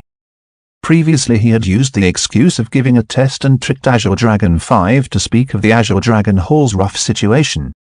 Azure Dragon 3 was one of the 2 individuals among the Azure Dragon 7 constellations who was responsible for gathering and handling information. Similar to Azure Dragon 5, He didn't excel in the Azure Dragon 7 constellations because of his martial strength and had extremely heavy responsibilities. He was the Azure Dragon Hall and also the demon cult's eyes and ears. He commanded a hierarchy of subordinates, and they were innumerable. There were scouts who had eyes and ears that could enter any place. During normal days, Azure Dragon 3 would be traveling around the world, and his whereabouts would be indeterminate. As the cult master was going to conduct a punitive expedition in the Shu prefecture, and because there was a great battle imminent, he had specially returned to receive orders from the cult master. "Tell me then," Chen Luoyang said. Azure Dragon 3 replied, reporting to cult master, "There are indeed great Xia Empire's martial kings that entered the Shu prefecture. Currently, we have already verified a total of 2. As for the nearby northern Ba prefecture, there are already signs of experts from the Sword Pavilion that are going to head south. Their intention is to assist the Huaiyan Temple that resides in the center of the Shu prefecture. A verification is to be conducted on their numbers and identities. At the eastern Yu prefecture, the 5-color hall also has activity. The 5-color hall master, Song Lun, might personally enter the Shu prefecture. The prefecture's Great Unity Taoism sect and Qin prefecture's Zhao clan also show signs of personnel mobilization. However, they have yet to depart. This subordinate will order my men to monitor them closely. Apart from them, the Qingliang Temple's elder Mingjing just happened to visit the Huaiyan Temple as a guest. I believe that he will stay behind to offer the Huaiyan Temple assistance." Chen Luoyang nodded in response. Qingliang Temple and Huaiyan Temple were both part of the 3 Buddhist factions. They were located far away at the northern Jin prefecture's Qingliang Mountain. They were both at the head of the 3 Buddhist factions, and they were located far away from the head of the Taoist factions, Great Unity Taoism sect. One was in the north, and one was in the south. The Qingliang Temple was superior to the Huaiyan Temple even though they were both A-class factions. Chen Luoyang didn't know much about Elder Mingjing. But since Azure Dragon 3 gave a special mention, then he must be a formidable Buddhist martial king. Song Lun has always been benefiting from staying between our cult and the Great Xia Empire. This time, he is actually traveling far just to offer assistance to the Huaiyan Temple and to confront our cult. It is entirely different from his style of work in the past. Azure Dragon 5 asked while feeling puzzled, "The Huaiyan Temple doesn't have that much influence. Could the Great Xia Empire or the Sword Pavilion be behind this? What could the benefits be for Song Lun to actually risk his life?" Yang Xiafeng. Chen Luoyang thought in his mind. Yang Xiafeng is probably the main reason for Song Lun to enter the Shu prefecture. It was now clear that this son had an extraordinary spot in Song Lun's heart. Yang Xiafeng might be his sole descendant. As Chen Luoyang was racking his brains, his face remained calm and composed. Arrange a detailed record of all these people's information and present it to this seat. He then instructed, in addition, continue to investigate and verify their exact circumstances. The best is to track down their whereabouts. Azure Dragon 3 kowtowed and said, "Yes, this subordinate understands." Azure Dragon 5 spoke at this moment, reporting to Cult Master. All Chief sent a letter back. He mentioned that he is currently disguised and working undercover, and it is at a crucial moment. He might not be able to make it for the battle at Shu Prefecture. About that. It doesn't matter, Chen Luoyang said indifferently. Azure Dragon Hall Chief, one of the most authoritative members in the demon cult apart from the Cult Master. Chen Luoyang noticed that when the Hall Chief was mentioned, Shang Wensong's expression became more solemn. Azure Dragon 5 continued talking. Big Sister 1 sent a letter saying that she is reaching Shu Prefecture and will be here in a few more days. Big Sister 1? Chen Luoyang pondered.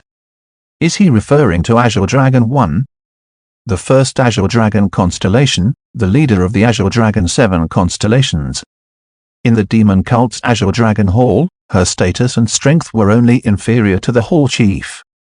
Different from Azure Dragon 5 who was responsible for logistics and constructions and Azure Dragon 3 who was responsible for information, Azure Dragon 1 was specialized in assassination and the annihilation of the demon cult's enemies. Before choosing Chen, the previous Shu Prefecture's governor died in the hands of Azure Dragon 1 3 months ago. What about the others? Chen Luoyang remained calm and collected. Cult Master instructed me to call for the members nearby. This time, the three protectors, Snow Domain Plateau's Xingshan, Jian Prefecture's Xiran, and Qian Prefecture's Kuofu, are bringing their branches experts and entering the Shu Prefecture from 3 directions. They will work with our Azure Dragon Hall to take down Shu Prefecture. They will be arriving in a few days. No need to wait anymore, issue the order to them. Ask them to rendezvous with us at Shu Prefecture. We will depart for the north right now. Chen Luoyang stood up and said, Vajra, prepare the carriage. Yes, Cult Master. Vajra responded loudly. Azure Dragon 3 and Azure Dragon 5 quickly responded too. This subordinate shall obey Cult Master's orders. On the other hand, Shangwen Song was astonished. Chen Luoyang walked past Shangwen Song and said, this seat is looking forward to seeing 7th Elder clearing the obstacles as the vanguard. Shangwen Song forced out a smile and said, this old one shall devote himself and strive to do his best until death. The Amrita Manor had already converted from dark to light. It was used as a fulcrum for the demon cult to seize the entire Cloud Marshal County and also the entire southern part of the Shu Prefecture. It was fine when the demon cult didn't make a move, but once they made a move, it was swift like lightning. They swept through the southern part of the Shu Prefecture like how autumn wind would sweep fallen leaves. However, before they could occupy this place completely, it would be determined by the outcome of the subsequent battle at Shu Prefecture. After arriving in this world, this was Chen Luoyang's first time walking out of the Amrita Manor. When he saw the spacious skies and lands on the outside, he felt carefree and relaxed. When he saw the carriage that Vajra prepared, he was rather stunned. Vajra addressed himself as a coachman. To be honest, only an expert like him would be able to steer this demon sovereign's carriage. The demon sovereign's carriage wasn't pulled by horses, it was pulled by 6 flood dragons that were 100 meters long. It was because the Grand Divine Province's true dragons were extinct, otherwise, Chen Luoyang suspected that the demon cult might really capture true dragons for their cult master as mounts. The carriage didn't look luxurious and was actually classical and unadorned. However, the interior of the carriage was just like a palace. Chen Luoyang could enter with all of his attendants and still be able to move around with ease. I am really curious where you people hid this toy previously. Chen Luoyang ridiculed frenziedly in his heart. When looking at the so-called carriage in front of him, his facial muscles nearly spasmed and he wasn't able to maintain a composed expression. Subsequently, holding the 6 dragons by the reins, the carriage flew into the sky. The giant palace lifted off and soared through the sky, departing from the Amrita Manor. Apart from the members staying to stand guard in the manor, the rest of the demon cult members utilized their various methods to keep up. Some of them rode on spirit birds to fly in the sky, some rode on mythical beasts to cross the mountain ridges. They might all be using various methods, but everything was in order. In an instant, a demon cult army was assembled and was marching up north. In the sky, Chen Luoyang made a rough observation and realized that this dragon carriage had quite a good speed. At this moment, he had an initial understanding of how vast the Grand Divine Province was. When he read the record of Divine Province, he felt that the Grand Divine Province's topography and partition of regions were rather similar to his homeland, the Blue Star. However, as the flood dragons pulled the carriage through the air, he checked a few of the locations along the way, and Chen Luoyang realized that the surface area of this world was much larger than the Blue Star. It was as though the proportions were several times bigger. This world's population is probably far more than I can imagine. Chen Luoyang thought in his heart. There might be many martial artists, but when compared with the massive population, they were ultimately the minority. It wasn't just the case, otherwise, the commoners wouldn't be able to provide for so many martial artists who devoted themselves to the martial arts and weren't productive at all. While Chen Luoyang was mulling things over, the others didn't idle around. Especially the demon cult's 7th elder, Shangwen Song. He didn't have a choice and had to take charge of the heavy responsibility as the vanguard. After being duped by the cult master, the seventh elder vented all his anger onto the Shu Prefecture's factions that stood in front of him. All those who didn't surrender were killed without mercy. The demon cult army traveled up north while conquering or destroying all the local factions, dyeing the Shu Prefecture with a unique color. They were gradually approaching the Shu Prefecture's golden summit. From other directions in the Divine Province, many other powerful currents were gathering towards the golden summit. Chapter 14, Drastic Measures. The Western Snow Domain Plateau, the Southern Jian Prefecture, the Southeastern Qian Prefecture. Each of the three demon cult forces was like a sharp blade that sliced into the Shu Prefecture. Immediately after, they rendezvoused with their cult master, who was closer to the Shu Mountain's golden summit. The demon cult's seventh elder, Shangwen Song, suffered a little when they were heading to the golden summit. As a martial king, it wasn't a problem for him to slaughter a B-class faction alone. However, he was obviously not competent enough to pick on an A-class faction alone, especially when the Hua Iron Temple Zen masters in Deng had a cultivation stage that was superior to him. It was very fortunate that someone came to offer assistance and allowed Elder Shangwen to escape unscathed. Hong Yan, it is fortunate that you have arrived in time, Shangwen Song said to the large man who looked like a black iron tower.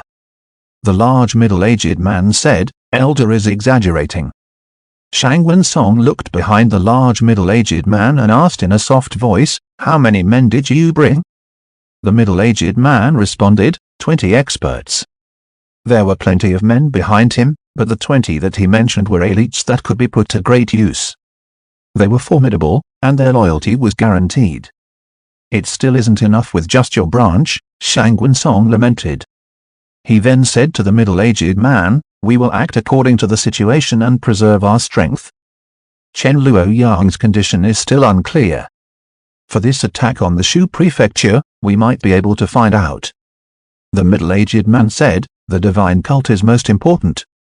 Shangwen Song said, that's why we have to be cautious. How are we to know if he is just pretending to be strong when he is actually injured? If that is the case, it would put our cult in danger. The middle-aged man nodded silently. He then ordered his men to set up camp while he went to greet the cult master with Shangwen Song. In between the Shu Mountains, on a lonely summit, there was an unadorned and massive black palace. Below the palace, there were 6 flood dragons circling the vicinity of the summit.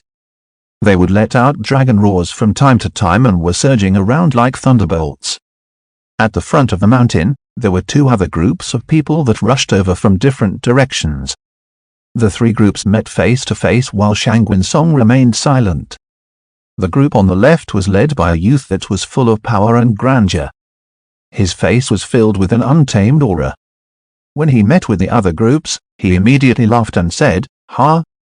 Elder Shangwen is returning in victory? It is worthy of celebration." The group on the right was led by a middle-aged man who was skinny and had a hunchback.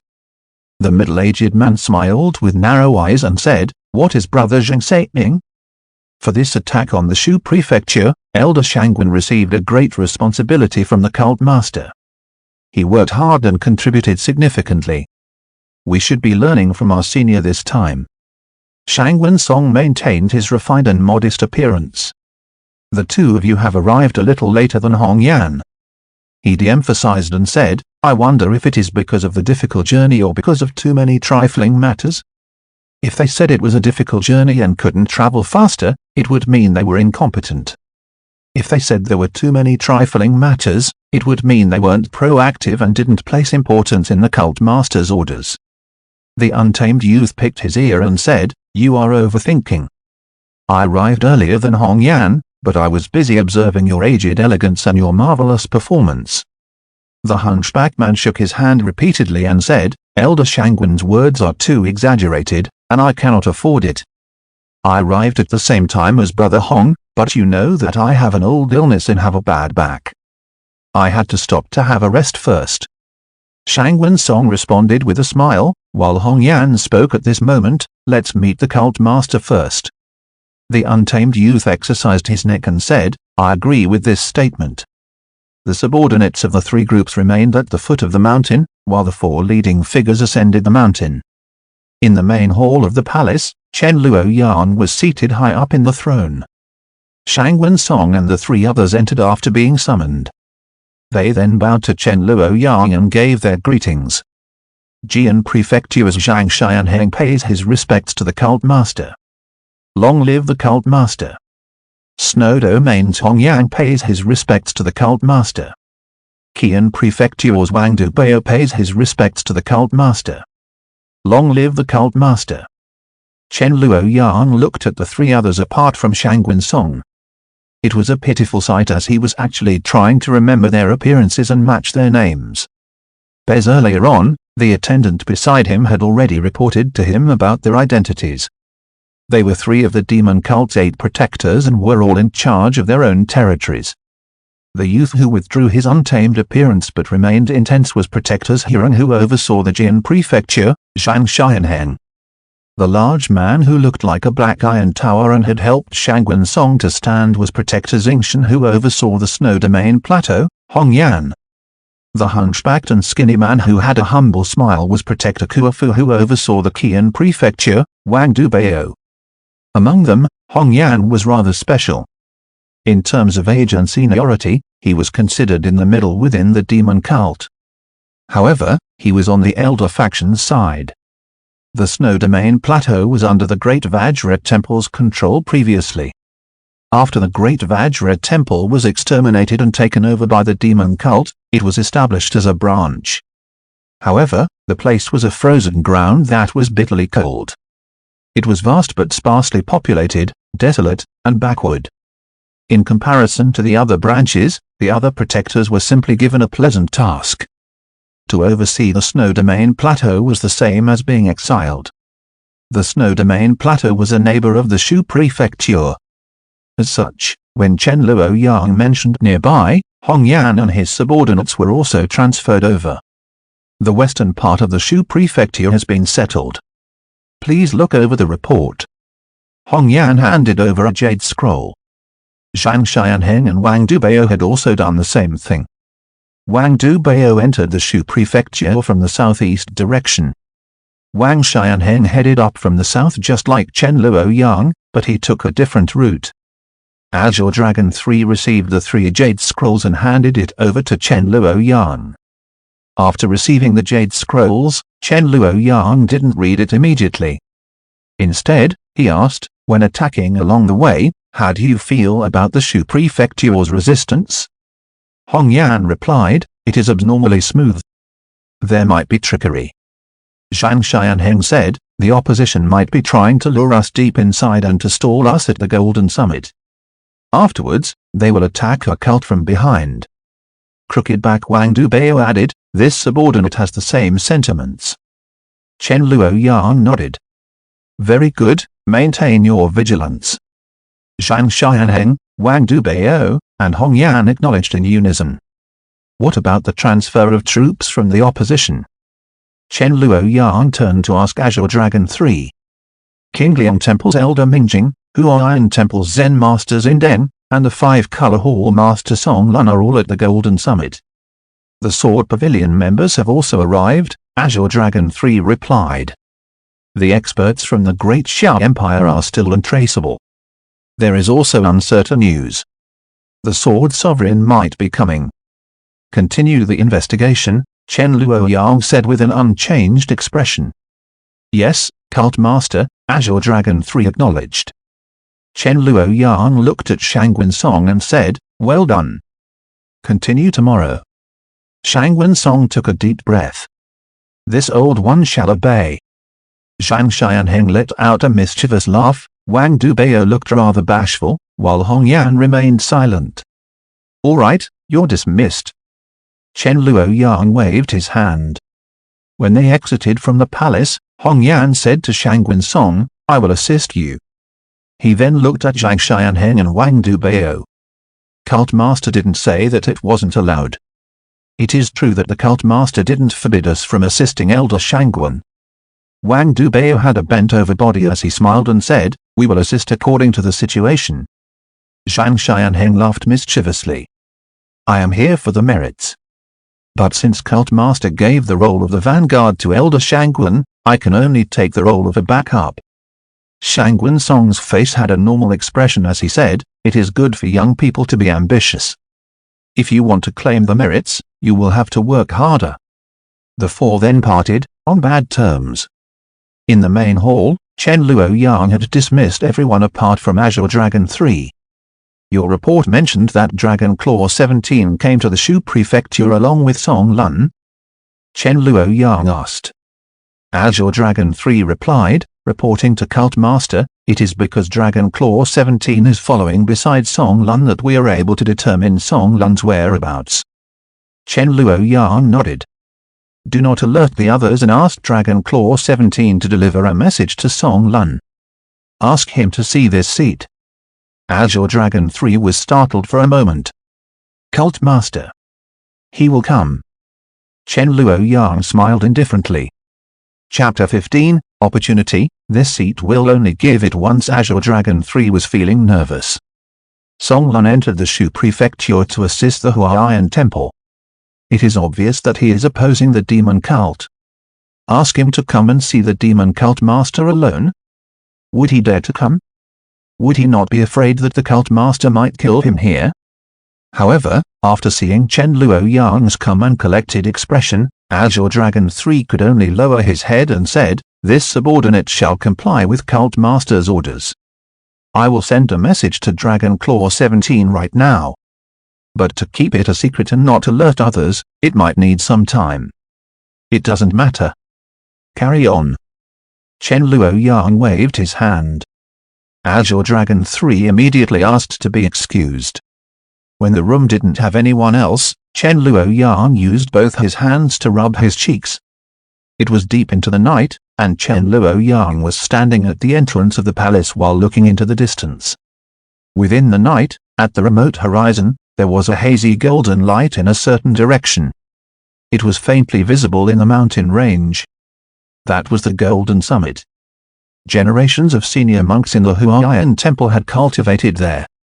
After days and months of accumulation, the Buddha's aura on the Golden Summit had never extinguished these past many years. Even at night, the radiance was still obvious like during daytime. Within the radius of 50 kilometers, one could vaguely hear the Buddhist chants of Sanskrit. The Buddha's aura had attracted and placated the hearts of many worshippers. At the same time, it was a layer of protection and restriction for the Golden Summit. When Huaiyan Temple fought in their home ground, they had the advantage of location. Of course, the Huaiyan Temple alone wouldn't be able to resist the invasion of the demon cult. It was all because of the assistance from other orthodox factions. On the next daybreak, Shangwen Song departed for battle again. This time, with the assistance from Hong Yan, he was much more relaxed. Zhang Xianheng and Wang Dubao didn't offer any assistance, but they were happy to watch, with amusement, Shangwen Song making a fool of himself. However, when the two of them appeared with their subordinates, the opposition had to spare some of their attention to be on guard. As such, it made things easier for Shangwen Song. Despite the case, Shangwen Song and Hong Yan were still obviously lacking a little. Chen Luoyang stood in the palace on the mountain peak. He looked at the battlefield from afar while filled with myriad feelings. These two individuals from the opposing elder faction had truly arrived at a perfect time. Otherwise, it would be hard to explain why he, the great cult master Chen, wouldn't personally go into battle and wipe out the Golden Summit single-handedly. Right now, either his side or the enemy side would think that he was just making use of the orthodox factions to teach a lesson to Shangwen Song and Hong Yan. The value of the vanguards, Seventh Elder and Protector Hong, had been fully exhibited. These two individuals are great. Chen Luoyang laughed in his heart without conscience. He scanned the entire mountain range. There wasn't just one martial king involved, and the battle was spread over a wide area. The battlefield was massive, and it covered dozens of kilometers.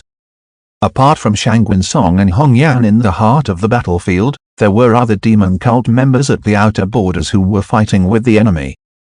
There were direct line disciples of the demon cult and also the other small factions that were vassals to the demon cult. The demon domain was vast, and apart from the demon cult disciples, there were plenty of other people trying to make a living by paying allegiance to the demon cult. This time, 3 protectors accompanied the cult master to conquer the Shu prefecture. Apart from the demon cult disciples from each branch, these factions that served the demon cult had to provide military forces too. From their numbers, it seemed more than those who served in the actual demon cult army. Since they were making a living under the demon cult's rule, they naturally had to risk their lives on such occasions too. Chen Luoyang observed them carefully and couldn't help feeling something. In terms of cultivation stage, the C-class faction's leaders and chiefs, the A-class faction Huayan Temple's direct line disciples, the demon cult's direct line disciples like Dragon Scale 45 and others, all were rather similar. They were all Khanate martial experts from the 4th Khanate stage to the 6th Union stage. However, people like Dragon Scale 45, and the young monks of the Huayan Temple were all around 20 years old. They were far younger than the leaders and chiefs of the C-class factions knows from the previous reports that Chen Luoyang had listened to in Amrita Manor, a sect leader of a C-class faction, the Green Thunder sect master, had died under the hands of Dragon Scale 45. Right now, there was this C-class faction's chief that was being oppressed by Dragon Scale 45 too. Both of them might have similar cultivation stages, but the martial arts they cultivated were worlds apart. This C-class faction's chief had a violent and fierce rod art and might be considered famous in some counties of the Shu prefecture. However, his opponent, Dragon Scale 45, was using a martial art that was one of the demon cult's 36 secret arts, Extreme Yin Sunbrick Claw. Dragon Scale 45 attacked without weapons and used his physical hands to grab at the giant rod that could shatter rocks and defeated his opponent. All the 36 secret arts of the demon cult were powerful, and the Extreme Yin Sunbrick Claw was only one of them. The absolute art used by the Huayan Temple's direct line members might be able to contest with the 36 secret arts, but the B-class and C-class factions wouldn't be able to do anything. When a young monk fought an intense battle with Dragon Scale 45, the former still lost with a slight difference. This was the case with the posterior martial artists and the Khanate martial experts. It was also the same for the martial masters and martial kings. The direct line members of the demon cult were basically among the most outstanding individuals of their cultivation stage. They were even able to overcome enemies with higher cultivation stages. Only a rare few successors of the martial Deo sacred factions were able to barely contest. When Chen Luoyang took a glance at the battle, it seemed like his faction was having an indistinct advantage. However, when looking at the battle between the two armies' leading figures, Shang Gunsong was in a rather sorry state. However, the enemy wasn't having a good time either. Whenever they saw the group of dragons circling around the remote mountain palace, they would feel immense pressure. As Chen Luoyang was watching, his jade pendant rang once. He responded by knocking once, and Vajra quickly appeared in front of him. Reporting to Cult Master, the things that you instructed us to gather at the Amrita Manor have mostly been collected by the servants. Right now, only 2 items have yet to be found. I have ordered the men to search for them urgently, Vajra reported. When the grey-clothed elder Fu left to follow Yin King, he had handed over his tasks to Vajra, who was serving beside the Cult Master. Chen Luoyang asked, "What are the 2 missing items?" When Vajra listed the 2 items, they weren't part of the ingredients for the 10 Revolution primary elixir. They were the additional items that he randomly added in as a cover after referring to the record of Divine Province's rare treasures. All of the ingredients required to concoct the elixir were already collected. Hurry up and search for the missing items. Deliver the rest of the items to this seat, Chen Luoyang instructed. Vajra bowed and said, "Yes, Cult Master." After Vajra left, Chen Luoyang continued to observe the battlefield. From the start of the battle until now, there had been plenty of casualties. The blood-red serum within the black pot was steadily increasing. Chen Luoyang was witnessing this scene with an emotionless face. Perhaps it was because he had already personally witnessed blood and death in his previous life? Or was it because they were still too far from him? He realized that his emotions were far calmer than he had imagined. At this moment, Azure Dragon 3 came to report. Reporting to Cult Master, Dragon Claw 17 sent back a message saying that Song Lun wishes to see Cult Master. Chen Luoyang noticed the disbelief that was within Azure Dragon 3's eyes, and those eyes were looking at Chen Luoyang with increasing reverence. Song Lun really took the initiative to visit. Chen Luoyang had an unchanged face as he said in a composed manner, "Is he confident of being able to hide what he is doing from the others?" He stated that it should be fine tomorrow night, Azure Dragon 3 reported. Chen Luoyang responded with an He had already inspected the map of the vicinity and gave his instructions, "Then make it tomorrow night. Order them to wait for this seat at the peak of Gaoyang Mountain that is 50 kilometers to the west of this place." Azure Dragon 3 replied, "I shall comply with Cult Master's orders." He paused for a moment and asked with slight hesitation, "Cult Master, there is also some uncertain information stating that the Sword Sovereign might personally visit the Golden Summit. Do you think that this is a trap?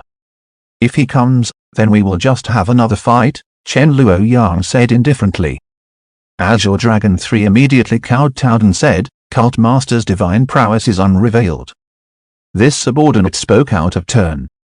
Chen Luoyang might have a composed expression, but when it was time to head for the appointment on the next day, he didn't refuse when Vajra volunteered to accompany him. That giant dragon carriage caused too much of a commotion, and it was naturally unsuitable right now. However, his subordinate had already prepared a sedan chair to carry him to Gaoyang Mountain. There wasn't a need for him to walk at all.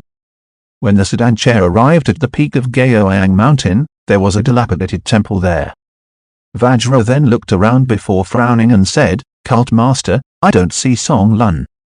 Chen Luoyang sat on the sedan chair motionlessly. He pondered for a moment before saying something ambiguous.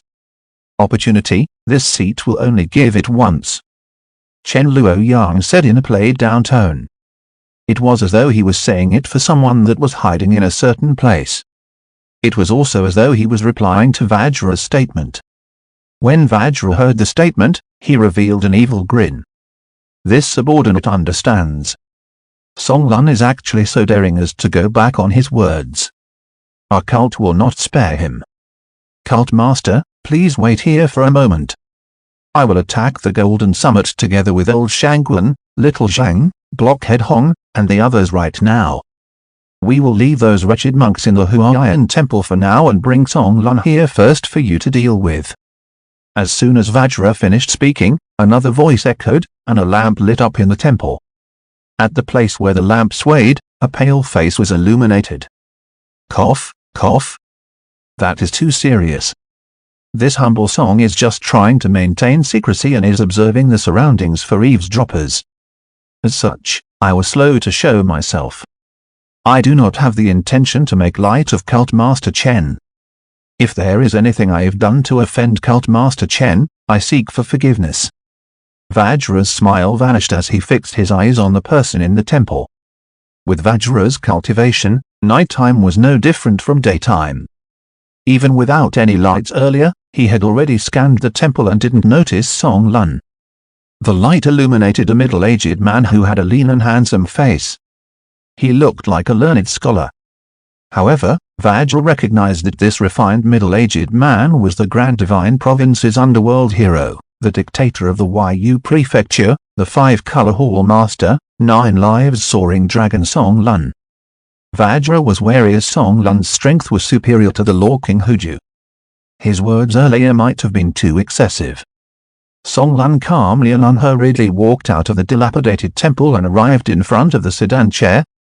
He then cupped his hands and said, "The five-color hall has always been on friendly terms with your esteemed cult. This humble song's trip to the Golden Summit is just to put on a show and deal with the others. I do not have any intention to oppose your esteemed cult. Cult Master Chen, please verify it." Chen Luoyang didn't exit his sedan chair and asked in a dull tone, "Is that all?" Song Lun said, "This humble song and my brothers of the five-color hall didn't hurt or kill any of your esteemed cult's disciples. We will not do so in the future either." "That is far from enough," Chen Luoyang stated. Song Lun asked, "I wonder what is Cult Master Chen's opinion?" "Keep your little thoughts," Chen Luoyang said. This seat has already said that you only have one opportunity. Song Lun said calmly, Cult Master Chen's divine skill is unrevealed. This humble song has always been in admiration. But the 5-color hall's foundation was left behind by my ancestors. It might not be much, but it is worth a lot to me. This humble song doesn't dare to surrender it. Otherwise, I will be ashamed to see my late father in the netherworld. Who is there? Show yourself now. Vajra suddenly burst out with a yell at this moment. After being humiliated earlier, he was now more cautious. Apart from paying attention to Song Lun, he carefully scanned the entire Gaoyang mountain again. As a result, he did discover something else. There was a resplendent sword light that flew into the sky and stayed suspended in midair. The sword light gradually vanished and revealed the figure of a youth. Song Lun's eyes flashed. It turns out that it is the Sword Pavilion's third sir. Chapter 16, Sword Pavilion's disciple. As the sword light dissipated, a youth was standing in the air like it was flat land. He then cupped his hands towards the mountain peak and said, Cult Master Chen has countless experts under his command. Master Baoshu is truly worthy of his reputation. Naihu has been rude. The youth had an unconventional appearance as he was slovenly dressed. However, he was glowing with health and vigor, while being unconstrained. In the face of the demon cult master, he was still smiling and talking as though nothing was happening. The eyes of Song Lun appeared to be grave. When facing a figure like the demon cult master, Song Lun's full concentration might already be insufficient. In the end, he actually missed out on other factors and allowed a member of the Sword Pavilion to sneak here. It would be very easy for the demon cult to assume that he was colluding with the Sword Pavilion. As expected, Vajra was revealing a sinister expression. While he was observing the surroundings with vigilance, his vision had been shifting between the Sword Pavilion's third sir and Song Lun. The demon cult disciples that were carrying the sedan chair also had grave and precautious expressions. The Gaoyang mountain peak was instantly covered in a stern atmosphere. After hearing Naihua's name, Vajra and the others were trembling a little in their hearts. Flying Sword Naihua, the Sword Pavilion Lord's third direct-line disciple, one of the Sword Pavilion 5 heroes. Everyone knew that the Sword Sovereign rarely accepted disciples, and the Sword Pavilion didn't have many members because they emphasized quality instead of quantity. The Sword Sovereign's disciples were filled with elites, and any of them would be able to cause a huge commotion when they ventured into the outside world. Martial kings younger than the age of 30 were extremely rare. Apart from the special cases, the young martial kings mostly originated from the demon cult, the Sword Pavilion, the other tribe, or the Great Xia Imperial clan. Among them, the Sword Pavilion 5 heroes had all stepped into the martial king stage without exception. All of them had great achievements at such a young age and were known as grandmasters. Naihua studied the Sword Pavilion Supreme Codex, the Heaven Sword Book. He cultivated a unique sword art that was entirely different from his master's clear sky divine sword. It allowed him to obtain the fame of being the world's fastest sword, resulting in his title as the Flying Sword. In terms of fame and prestige, he was actually above most of the venerable Taoists and senior monks. He was actually placed on par with the Mountain City's Lord, Song Lun, and the Huayan Temple's Zen Masters in Den. Vajra and the others were now in a heightened state of precaution as Naihua might be on the same side as Song Lun. However, it was at this moment, Chen Luoyang's voice echoed from within the sedan chair. Song Lun, be it your filial duty or your great ambition, this seat admires you. Those who comply with me shall thrive, and those who resist me shall perish. This seat has never unfairly treated anyone who pledged his loyalty to me. I also have a generous gift for you that you will definitely like. Chen Luoyang's tone sounded calm, and he had completely disregarded Naihua. He had imperceptibly pierced through the nervous atmosphere as everyone on his side was thinking that this was a trap set up by Song Lun. Song Lun's worried heart was now slightly more relaxed.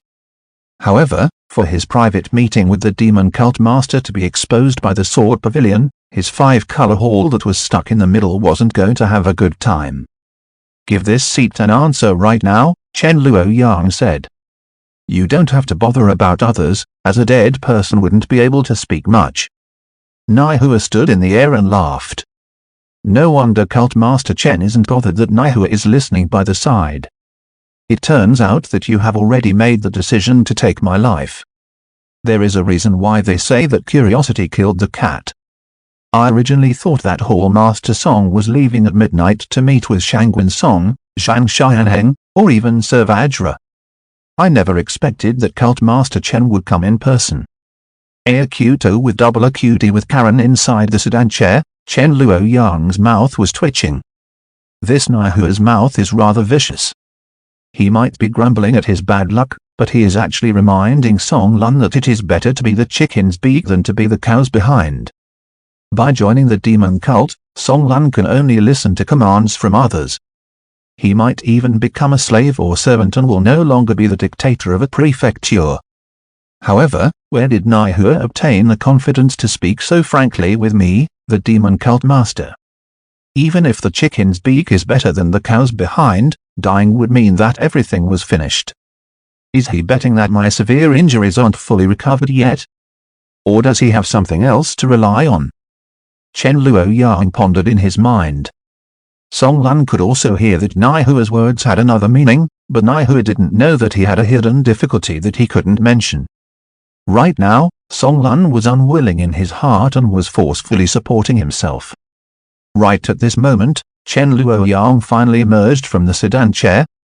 His pair of eyes that flashed with black radiance had swept across Song Lun and Naihua. The two of them felt their hearts tightening. Chen Luoyang stood with his hands behind his back and looked at Naihua while saying indifferently, "When is it your turn to interrupt when this seat is talking to someone? I have been rude. Will Cult Master Chen please forgive me?" Naihua cupped his fist and bowed in midair. Naihua is actually just here to run an errand. I received orders from my master to come over and have a look. Right at this moment, there was a pillar of light that surged into the sky at another remote mountain peak. That pillar of light was as dazzling as the rising sun, and it surged right into the heavens. It didn't just illuminate that mountain peak, but it had also illuminated the surrounding mountains. The dark night skies had been lit up, and it was just like the rising sun in the east that instantly turned nighttime into daytime. Rays of faint light were fluctuating in all directions, as though they were actual sunlight. Along with the clear sky divine radiance, there was a surging and boundless sword intent that filled up the entire place. The sword light was far grander than the Buddha's aura that hadn't been extinguished for many years on the Golden Summit. At this moment, everyone within thousands of kilometers was alarmed. When they saw the sword light that was like a pillar from heaven, they were stunned. Sword Sovereign. The members of the Orthodox factions were shocked first before they were delighted. The Demon Sovereign gave them too much pressure, not to mention the actual threat that was present. On the other hand, after the decisive battle with the Sword Sovereign, the Demon Sovereign had actually taken one step further to invade the Shu Prefecture. Now that the Sword Sovereign had arrived in the Shu Prefecture, everyone had let out a relaxed breath, while the demon cult members had expressions that turned grave as their greatest advantage might be counteracted by the enemy. On Gaoyang Mountain, Song Lun looked at the giant pillar of light in the sky with an emotionless face. Yet, his heart was now in a confused state. Chen Luoyang's expression remained composed, but his heart was pounding constantly. Stay calm. Calm down. The battle back then should have resulted in injuries on both parties, Chen Luoyang thought in his heart. The others might not know, but he knew it clearly. The demon cult master was severely injured, and if the Sword Pavilion Lord was only lightly injured, it would be the latter's turn to eradicate the demons. As such, the injuries on both parties must be roughly the same. The only uncertain point was whether the Sword Pavilion Lord had any special methods to achieve full recovery in a short period of time. The Sword Pavilion members weren't sure of the demon cult master's injuries because of this as well.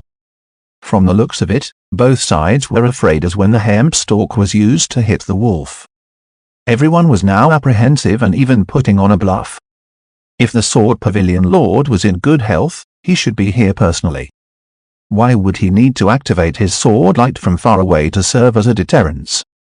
Chen Luoyang even suspected whether the Sword Pavilion Lord was actually here or not.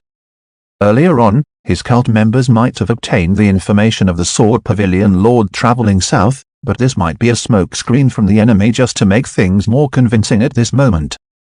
That powerful sword light in the distance did seem like it shouldn't be trifled with. Chen Luoyang's mind was revolving with countless thoughts.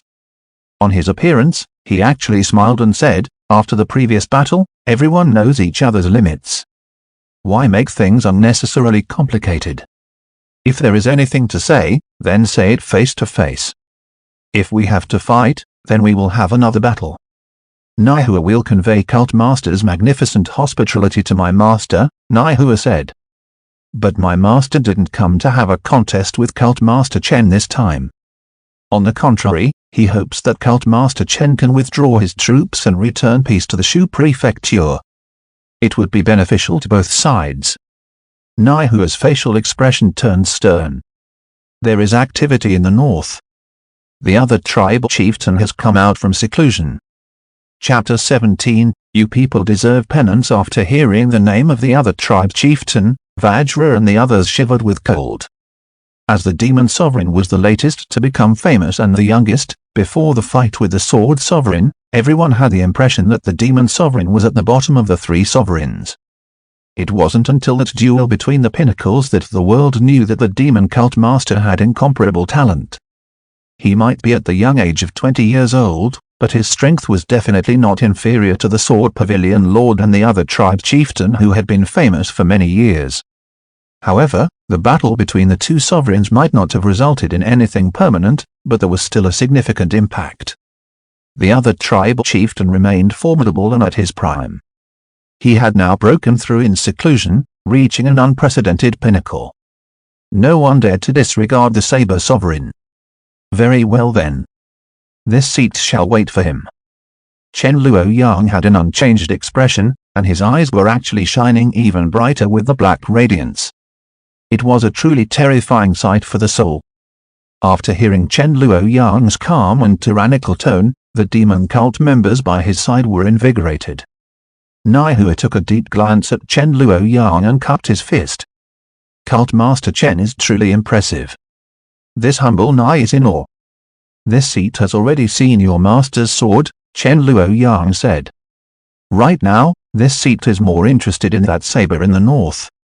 Naihua then looked at the direction of the Golden Summit.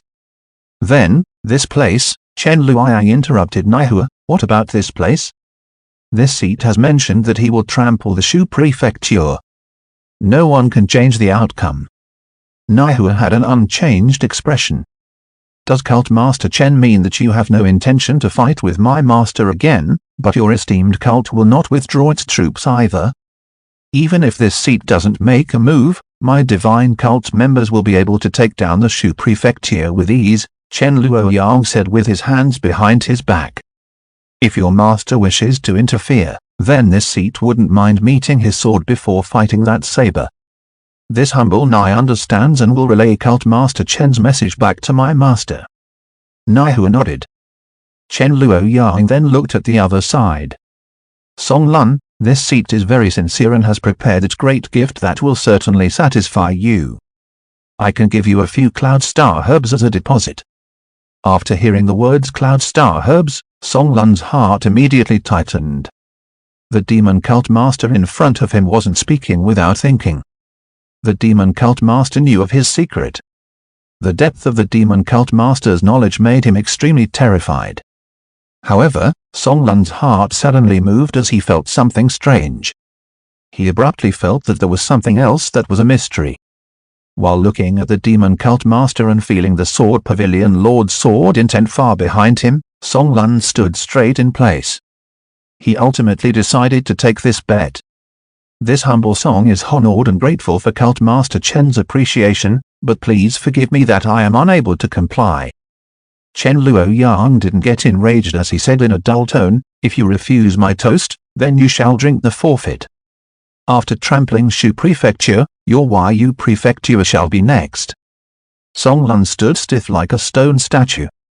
Naihua quickly said, Cult Master Chen, All Master Song is part of our alliance in this battle at Shu Prefecture. Since you are so confident in your esteemed cult members, childish provocation, do not think yourself to be clever. Chen Luoyang sneered and said, who do you think this seat is? Will I try to seize this little advantage? Chen Luoyang then looked at Song Lun. You don't have to worry that my cult will split the troops to take down your Yu prefecture. This seat said that I will take Shu prefecture, then take Yu prefecture. It means that I will destroy you in the Shu prefecture. Don't even think about escaping. If you don't settle the scores here in Shu prefecture and dare to run, your Yu prefecture shall be immediately annihilated. This seat shall allow you to fulfill your aspirations of being a hero. Thank you, Cult Master Chen. Song Lun let out a long breath and cupped his fist before bowing to Chen Luoyang. Immediately after, he and Naihu flew off the top of Gaoyang Mountain under the illumination of the pillar of light that was like a bright sun.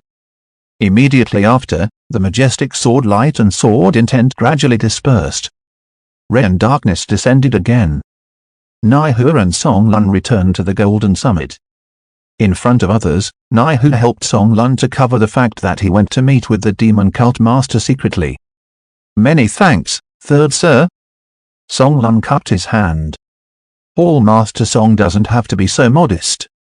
When facing the demon sovereign, you are still able to hold fast to your high moral character. It is this humble Nai that should be in admiration. Naihu laughed and said, since that is the case, there isn't a need to create other issues. It will only produce a barrier in the hearts of others, and it isn't beneficial for unity.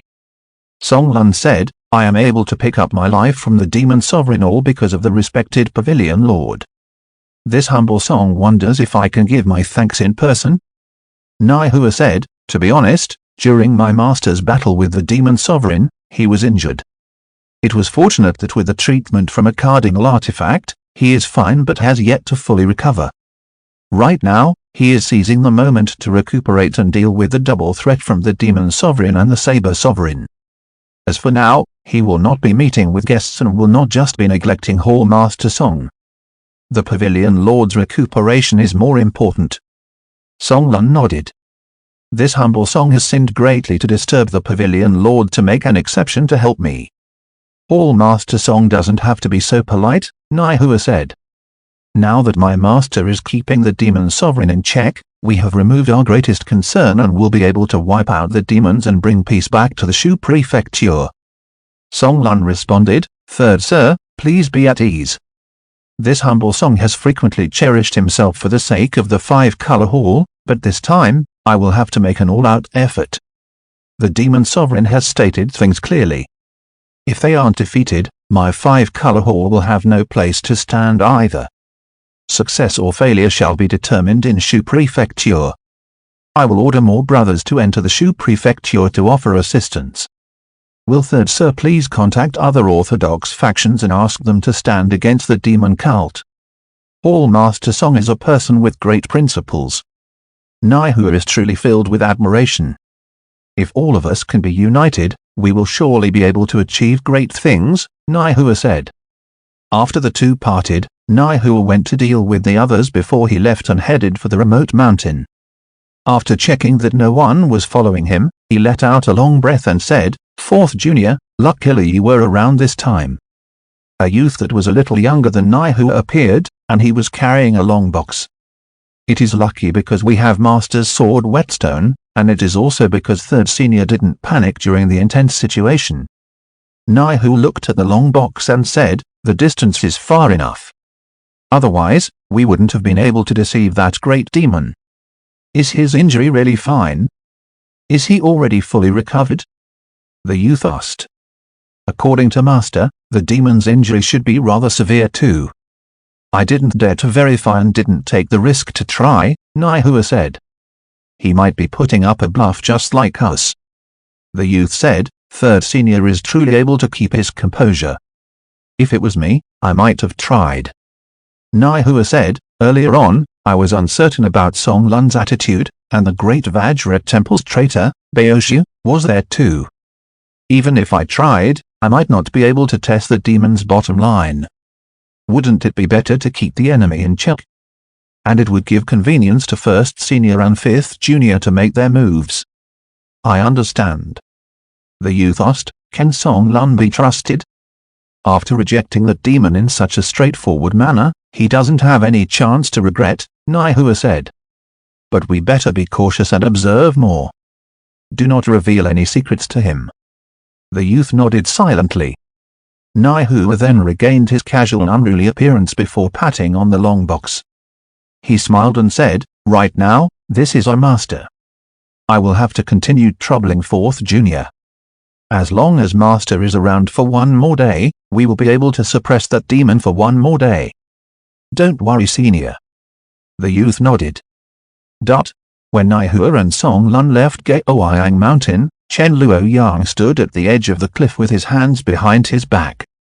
He didn't turn back and asked, what is the exact situation in the north? One of the porters of the sedan chair knelt on the ground with an ashamed expression. It was Azure Dragon 3. This subordinate is incompetent and has yet to obtain the information about the other tribe chieftain. He kowtowed and said, there was information that had been sent back from the north previously, and there were indeed unusual activities with the other tribe. However, we aren't able to determine if it is related to the other tribe chieftain. Stand up and talk, Chen Luoyang said indifferently. How can we simply believe the information from the other side? This seat only trusts you people. Azure Dragon 3 let out a relaxed breath and stood up. Thanking Cult Master for the great favor. This subordinate will check immediately and verify if it is true or false. Chen Luoyang responded with an while he said with a faint smile, there are plenty of surprises tonight.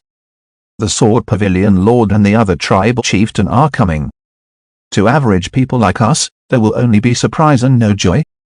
However, Cult Master's divine prowess is unrevealed, and they will only be decoration for the scenery on your path to dominating the world. Vajra was flattering as he said, since Cult Master said you wished to obtain the Shu Prefecture, then the Shu Prefecture will definitely belong to our divine cult. Please permit me to join the battle, and I shall trample the Golden Summit and take down the Shu Prefecture for Cult Master. Chen Luoyang didn't bother about Vajra and turned back to sit in the sedan chair. Let's return. Vajra quickly waved his hand while Azure Dragon 3 and the others lifted the sedan chair and descended the mountain swiftly. Now that Chen Luoyang was alone in the sedan chair, he revealed a smile. He wished he could deliver penance to Naihua and the Sword Pavilion. He didn't know if the Sword Sovereign was really here or not. He, the Demon Sovereign, could now publicly skip out on any fight. The two sovereigns would match one another, and neither of them would be participating in the battle. It was perfectly justifiable. Oh yes. After being overjoyed, Chen Luoyang calmed down again and plotted ahead. He had a vague feeling that something wasn't right. It seemed like the opposition had other ideas.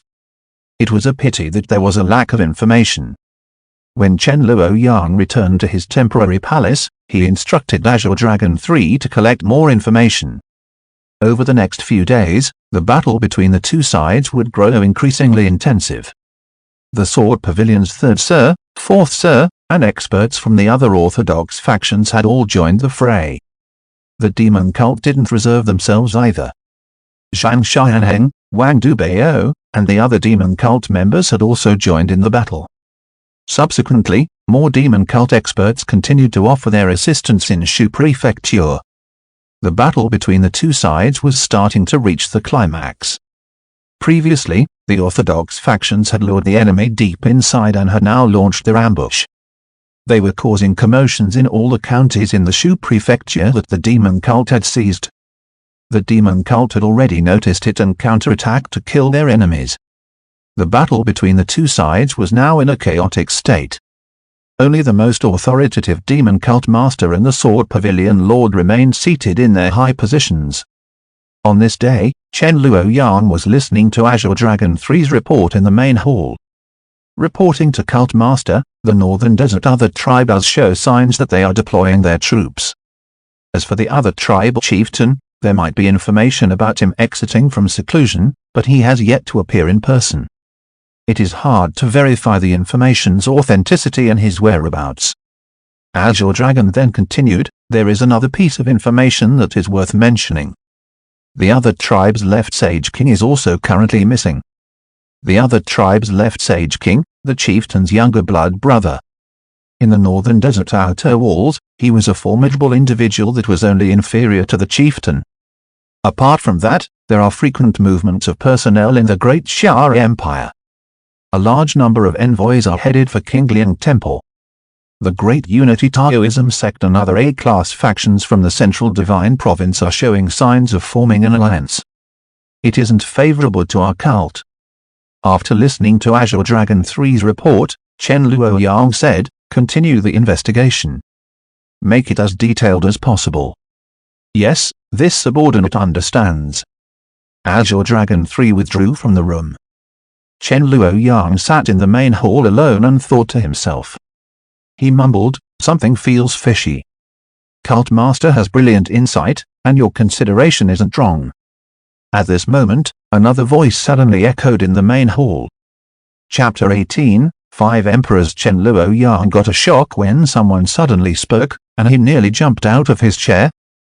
Who could it be? Since Chen Luoyang woke up as the demon cult master in this world, apart from the time when his subordinates rushed into his room because they were worried about some mishap happening to their cult master during his seclusion, Chen Luoyang had never been caught unprepared like this. After that incident, if his subordinates wanted to look for him, the cult master, they would have to seek approval through various channels. The cult members could only see him after obtaining his approval.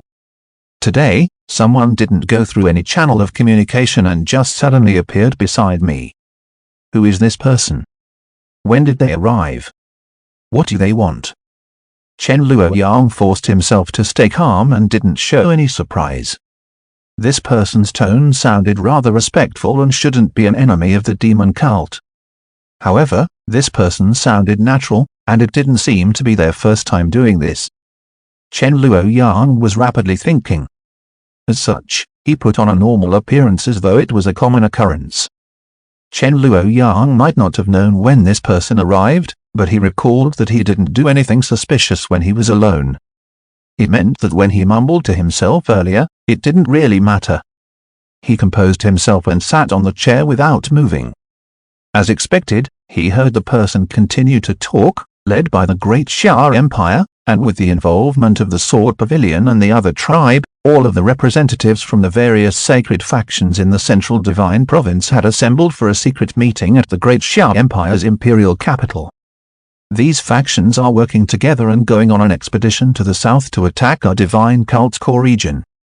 They will be departing in a few days. Entering the Shu Prefecture to provide assistance is merely a diversion to distract our line of sight and conceal their true motive. The Shu Prefecture is just a bait to restrain Cult Master and our cult. They aren't just trying to defend Shu Prefecture. They wish to turn defense into offense and destroy our cult's foundation. While speaking, a figure gradually appeared in front of Chen Luoyang, but it was just a silhouette. The person seemed to be enveloped in the middle of a small tornado, and the entire person seemed like he was made of wind. It wasn't possible to see the appearance clearly, but he could vaguely tell that it was a man. Chen Luoyang muttered in his heart, if this person is a member of the demon cult and still doesn't reveal his appearance, doesn't it seem a little rude? That natural attitude makes it seem like this is a common practice. What kind of attitude should I treat this person with? He wouldn't possibly be an impersonator from a demon cult enemy, right? Chen Luoyang sat on his high seat and used an indifferent tone to ask in return, an expedition to the south to attack my cult's core region? Chen Luoyang had also considered the possibility that the Great Shah Empire, the Sword Pavilion, and the others were creating a diversion by attacking his homeland to rescue the Shu Prefecture. However, the possibility was very slim. Unless the Sword Sovereign had fully recovered, or if the Saber Sovereign had truly come out of seclusion to personally deal with the demon cult. However, the two of them were both apprehensive of each other. If the two sovereigns didn't act personally, it would be hard to shake the demon cult's foundation. Chen Luoyang, the cult master, might not be around, but there were experts overseeing the shrine. Of the 4 Hall Chiefs, there was the Vermilion Bird Hall Chief that was also known as the Grand Hall Chief. He was publicly recognized as the number 2 expert within the demon cult that was only inferior to cult master Chen Luoyang. Back then, he was a transcending demon who had once contested with Chen Luoyang for the position of cult master. He might be number 2, but no one dared to despise him. The 3 sovereigns and 5 emperors were the current pinnacle figures that stood at the top of the Grand Divine Province. Below the 3 sovereigns were the 5 emperors, and the Vermilion Bird Hall chief was one of the 5 emperors. That wasn't all, the demon cult possessed 2 of the 5 emperors. Apart from the Vermilion Bird Hall chief, there was also the leader of the 7 elders, the demon cult's grand elder. Greek letter Epsilon. When cult master Chen Luoyang went to fight with the Sword Pavilion Lord at the Snow Domain Plateau, the 2 emperors remained in the shrine to oversee the place.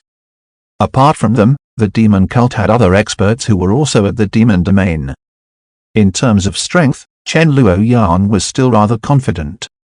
However, in terms of tactics, there were still things to consider, as the Great Xiao Empire didn't focus their strength on dealing with Chen Luoyang in the Shu Prefecture. Instead, they were detouring to the demon cult shrine. Within the demon cult, the Grand Hall Chief and the Grand Elder were both leading figures of the Elder faction. After Chen Luoyang succeeded the cult master position and promoted plenty of new members, the Elder faction's dissatisfaction had been increasing. If there was any bit of accident during the decisive battle between the demon cult master and the Sword Pavilion Lord, the Elder faction might just strike. Now that enemies were surrounding Chen Luoyang in the Shu Prefecture, the demon cult's Elder faction might also be observing and waiting to pick up the loot. As a result, the Young Generation faction might, in turn, be dissatisfied. If the cult master didn't suppress everyone, the demon cult might just erupt into internal strife. But if the demon cult shrine was attacked, then in order to face the pressure from the enemy, the demon cult's 2 internal factions might just temporarily put down their differences and work together to repel the enemy. As such, when Chen Luoyang heard the news of the alliance going on an expedition to the south, his first reaction was astonishment. The man enveloped in wind said, "It is absolutely true." When the opposition made the decision, it could also be said they had no choice. In order to invite the East Sea King to make a move, the target could only be a cult's shrine. East Sea, Wang Clan. Chen Luoyang was in deep thoughts. Within the Great Xiao Empire, there were plenty of influential and prestigious clans. Previously, there had been the most reputable 6 major clans. However, after generations of rule, the Great Xiao Empire had weakened many of the prestigious factions within its borders, and the 6 major clans had also turned into history. Right now, there were only the 3 major clans left. By the classification of the Azure Dragon Hall, they were all A-class factions.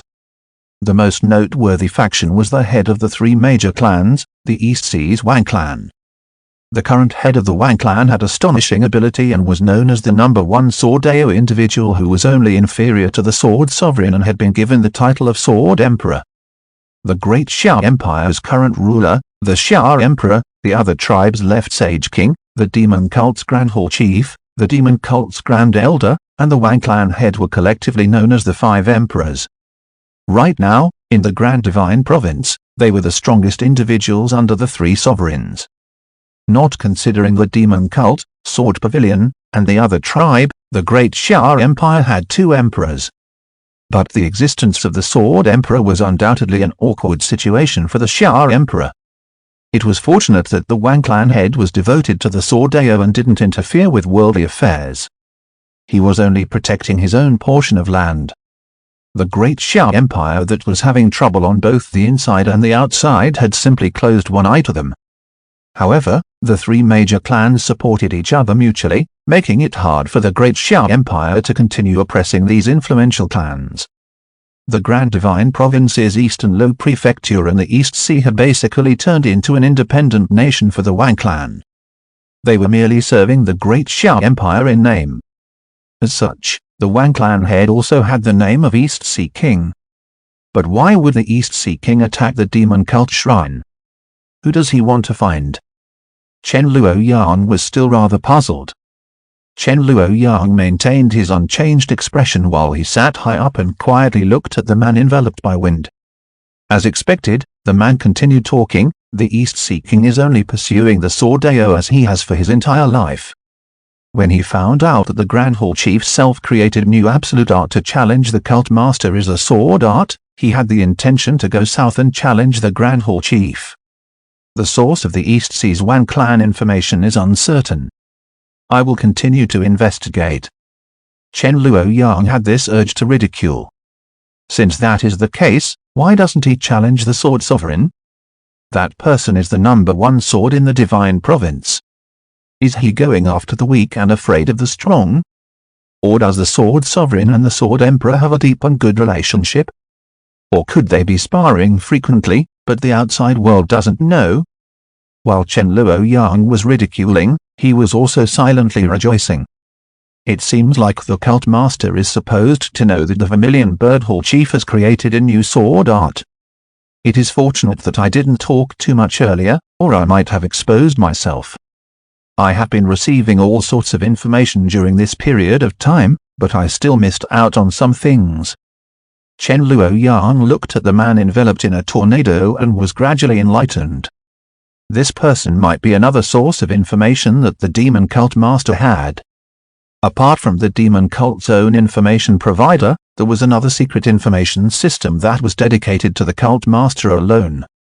As both sides carried out investigations, information would be verified and complemented. It could even serve as mutual supervision. It was to ensure that the demon cult master was knowledgeable about everything in the world and wouldn't be deceived. It is rare that the Wang clan is willing to venture outside the East Sea. The Great Xia Empire is just taking advantage of the situation and is colluding with others to invade my sacred domain in the south. However, this is obviously not enough. Chen Luoyang asked in an indifferent tone, "What about the other tribe?" Chapter 19, I want it all. The situation of the other tribal chieftain is still uncertain.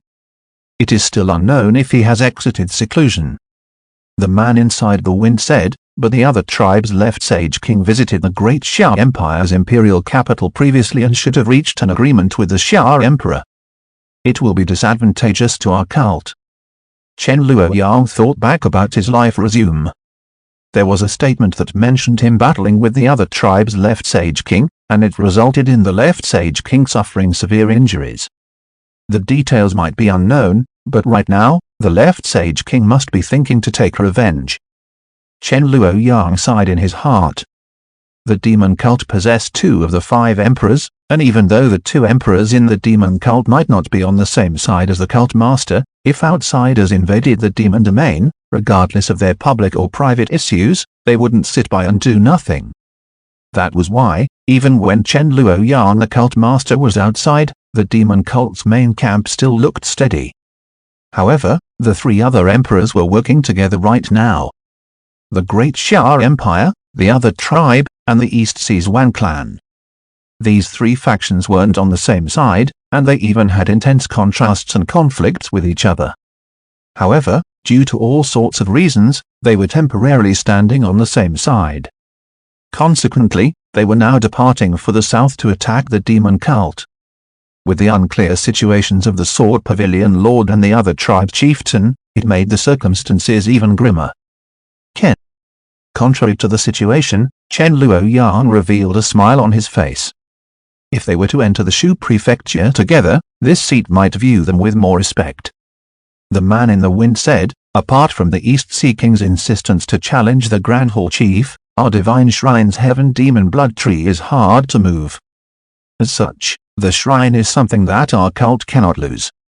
The opposition must have understood this point and is planning to invade our cult's sacred domain when you are not around. When you left the sacred domain's shrine, apart from the heaven demon blood tree, the ancient divine pot and the divine demon token had been brought along. Without the divine demon token, the shrine wouldn't be able to activate the Hearing Inferno array. To the enemy, it is an extremely rare opportunity. Our cult has amassed a large number of artifacts and divine martial arts, which must also be part of their objective. The divine cult is the result of the cult master and the previous precursor's blood and sweat. If the cult's foundation is destroyed, it will also serve as a revenge for the other tribe's left Sage King for being defeated by you back then. Chen Luoyang's mouth was twitching in his heart. Didn't this hint that if a group of individuals came to gang up and beat him, even if he had legs to run, the shrine's heaven demon blood tree wouldn't be able to run? As for the divine demon token, it contained the demon cult's most powerful and absolute arts. Divine demon token, the black pot, and the heaven demon blood tree were the demon cult's 3 cardinal artifacts. The divine demon token was a symbol of the cult master's status. Apart from the absolute arts recorded inside, its most important function was to activate the demon cult shrine's protection array. The Hearing Inferno array made use of the South Domain's earth fire, and it was extremely powerful. Now that Cult Master was on the outside, the defense of the demon cult shrine was inevitably lowered. To the enemies of the cult, it was indeed an opportunity bestowed by heaven. Previously, the demon cult had 2 emperors keeping watch and had plenty of other experts within the cult too. Even if the protection of the array wasn't around, no one would dare to seek trouble at the southern desolate domain. However, now that the 3 other emperors were working together to eliminate the demons, the demon cult should be worried. Even with the advantage of home ground, the scale of victory was tipping towards the opposition. The enemy has planned a feint attack to create a diversion and hoped for Cult Master to be stalled at Shu Prefecture. They would then be able to focus their power to attack our cult's sacred domain, the man in the wind said. The situations of the Sword Pavilion Lord and the other tribal chieftain are still unknown. It might be due to them waiting for your decision before they counteract.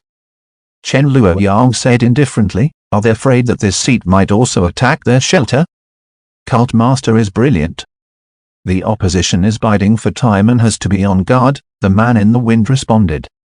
Therefore, you are advising this seat to give up on Shu Prefecture and return to the shrine? When the saber and the sword attack, if this seat is at the shrine, wouldn't the divine cult be able to use the Hearing Inferno array to repel the enemy? It wasn't possible to see emotions from Chen Luoyang's face. Chen Luoyang had already declared that he was going to take down Shu Prefecture. If he was to slip away after a strong declaration but weak finish, it would show that he was all talk and no action. Even though he had made the change after seeing through the enemy's scheme, it shouldn't be considered a defeat, it was an action to regain the initiative. But in the outside world, in the Shu Prefecture and the other grand divine lands that his demon cult wanted to conquer, the demon cult master's reputation would suffer a blow, and it would be a plain humiliation for him. The man in the wind stayed silent for a moment before he bowed and said, Zhao Yunshan makes a solemn vow that I will personally seize the Shu Prefecture within a year and offer it as a tribute to Cult Master. Chen Luoyang was enlightened. His life resume had this statement, promoting Zhao Yunshan into the ancient divine cult's left envoy. It turned out that this person was the demon cult's left envoy. Generally speaking, below the demon cult master, the most important leaders were the 4 hall chiefs, the left envoy, and right envoy. The 4 hall chiefs had a rather fixed duty as they each led an army and governed a department. The left and right envoys were roles with plenty of freedom and would receive orders directly from the cult master to venture the world. Zhao Yunshan's responsibility as the left envoy was probably to become the cult master's personal eyes and ears, and to establish a different information network. Such a person was naturally the cult master's trusted aide. It was no wonder he would directly meet with Chen Luoyang without seeking permission. It seemed normal for him to not be that particular with etiquette when in private. Chen Luoyang was vigilant because Zhao Yunshan was part of the younger generation faction that was promoted after the cult master ascended. It meant that he must be a young elite that was born in the demon cult. He might be young, but his cultivation was enough to contest with the influential figures of the divine province. This person might be an old friend that grew up together with the cult master. While pondering in the heart, Chen Luoyang asked, "Why are you behaving like this? Are you worried that this seat is determined to take down Shu Prefecture and would risk having another battle with the Sword Pavilion Lord here?" "I believe the cult master can do anything that he wishes to achieve," Zhao Yunshan said. "But the enemy's alliance army should have already departed for the south and is headed straight for our cult's sacred domain. If Cult Master returns after taking Shu Prefecture, the timing might be overly strained." Chen Luoyang tapped on the armrest gently and suddenly smiled. I have never noticed that you actually belittle this seat so much." Zhao Yunshan bowed and said, "Yunshan doesn't dare to. The shrine must not be lost. This seat will rush back immediately. As for the Shu prefecture, does it need to be as long as 1 year? Only incapable individuals have to choose between two choices. This seat wants it all." The wind that enveloped Zhao Yunshan had finally wavered and revealed a fluctuation of emotion. Through the wind, there was obviously an astonished expression that could be seen from the eyes. On the same day, the demon cult army, which had been besieging the Golden Summit's Huayan Temple for many days, had ceased battle and withdrawn its troops. The orthodox heroes on the Golden Summit were all cheering in unison while the leaders had varied expressions. "It seems like the demon cult members have already detected the movements from His Majesty," said a great Xiao Imperial clan expert wearing a python robe. "These demons aren't that foolish, but it is already too late." Naihua said, "We have been able to stall them for a few days, and this allowed us to seize the decisive opportunity." The host of this place, Huayan Temple's Zen Master Zindeng, put his palms together and said, "Namo Amitabha. Now that the demon cult has withdrawn their troops, peace has finally been returned to the Shu prefecture." Naihu looked at the five-color Hall Master, Song Lun, who only knew of the entire plan today. "Hall Master Song, please don't be offended." Song Lun didn't look angry and simply shook his head. "Third Sir doesn't have to mind. This matter is of great importance. If this humble song is in your position, I will also be extra cautious. Since the demon cult has withdrawn their troops, and the Golden Summit is unscathed, then this humble song's visit to the Shu prefecture isn't in vain." "We must not relax yet," Naihua said. "My master ordered me to put on a pursuit and maintain pressure on the enemy." That great Xiao Empire's nobleman said, "With the pavilion lord chasing at the back, Chen Luoyang wouldn't be able to rest easy and wouldn't dare to make haste without restraint. If there is a slight mistake, Chen Luoyang, the great demon's head, shall be immediately taken off by the pavilion lord's sword. If we continue to stall them, then His Majesty will have more time. If the demon sovereign is able to rush back to the southern desolate demon domain, the demon cult would be able to combine both their internal and external forces. They would then be formidable." Naihua said, "This battle shall affect the fate of the Grand Divine Province till many years in the future. We orthodox factions must do our best. Everyone please keep to the original plan and proceed south with my master. Even if we cannot eradicate the demon cult in this battle, we need to deal a huge blow to them." The battle for Shu prefecture seemed to have reached a conclusion. However, like the surge of a storm, an intense wave swept through the world and blew the storm from the Shu prefecture to the entire divine province. King Liang Temple's elder Mingjing said, "The demon cult is malevolent and deceitful in many ways. We need to be cautious that they might be pretending to retreat and have laid an ambush." "Elder is extremely correct," Naihua said. The great Xiao Empire's nobleman asked Song Lun, "What is Hall Master Song's intention?" Song Lun cupped his hands and said, "In response to your highness, King Zhao, since the demon cult has withdrawn their troops, this humble song shall also return to the Yu prefecture. Hall Master Song, the demon cult might be returning in low spirits after a defeat, but at this current juncture, there is already no possibility of withdrawal. We need to do everything with the spirit to eliminate all future worries," Naihua said. "Third Sir doesn't have to worry. This humble song understands that a launched arrow has no way of turning back," Song Lun said. "This humble song is returning back to Mountain City to coordinate the entire five-color hall. After all, officially contesting the demon cult isn't a small matter, and it will make the people unsteady." Naihua and the others said, "We truly admire Hall Master Song for having such great principles."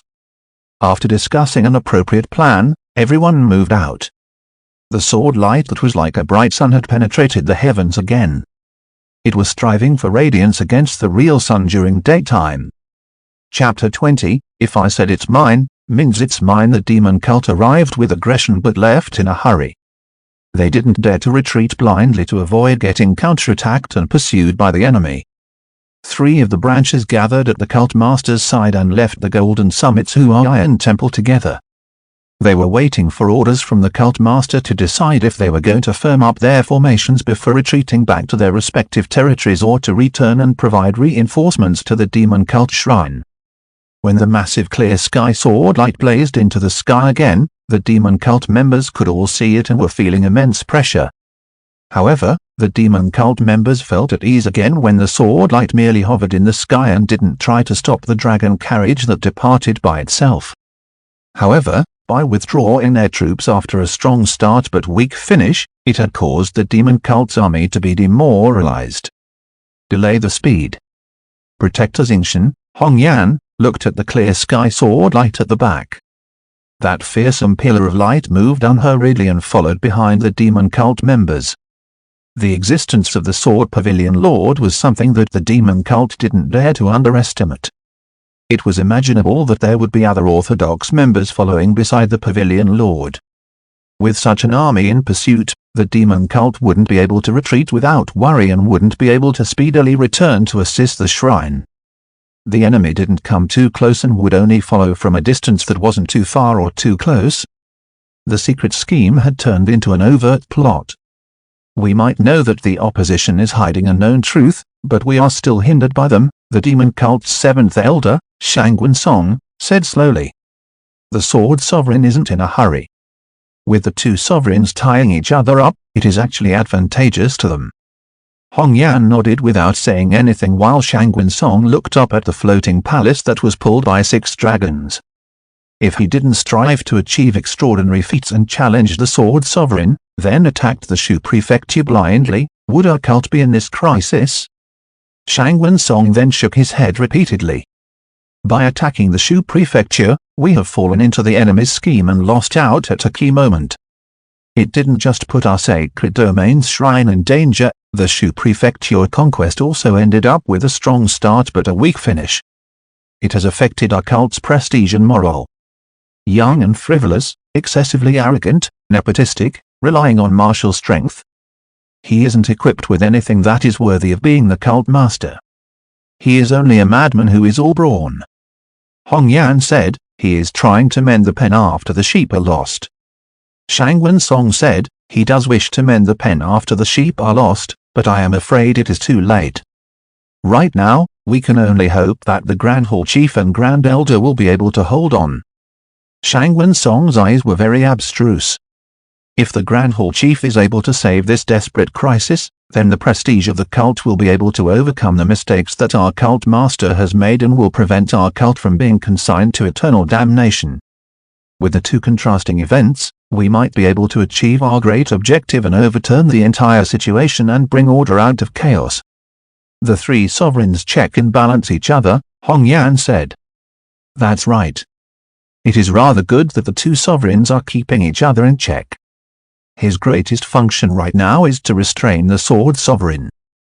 Shangwen Song suddenly let out a long breath and said softly, furthermore, right now, he might be strong in appearance but weak on the inside and is putting up a false front.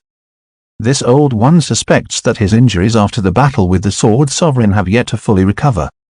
It is a pity that other than Vajra, there is another Zhao Yunjin with him. If not, we could test him. Hongyan knitted his brows tightly and just as he was going to say something, he closed his mouth again.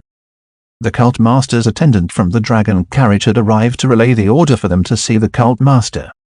When Hongyan and Shangwen Song arrived at the main hall, they saw that Protectors He and Zhang Xianheng and the other demon cult experts were already here. With Argonek Chen Luoyang sat in a high seat and swept a glance at everyone below. The first half of this battle has come to an end. We will now begin the second half of the battle. Each of you will immediately pick your elite subordinates and break off from the main army to make a pretend retreat, but you will actually be laying an ambush.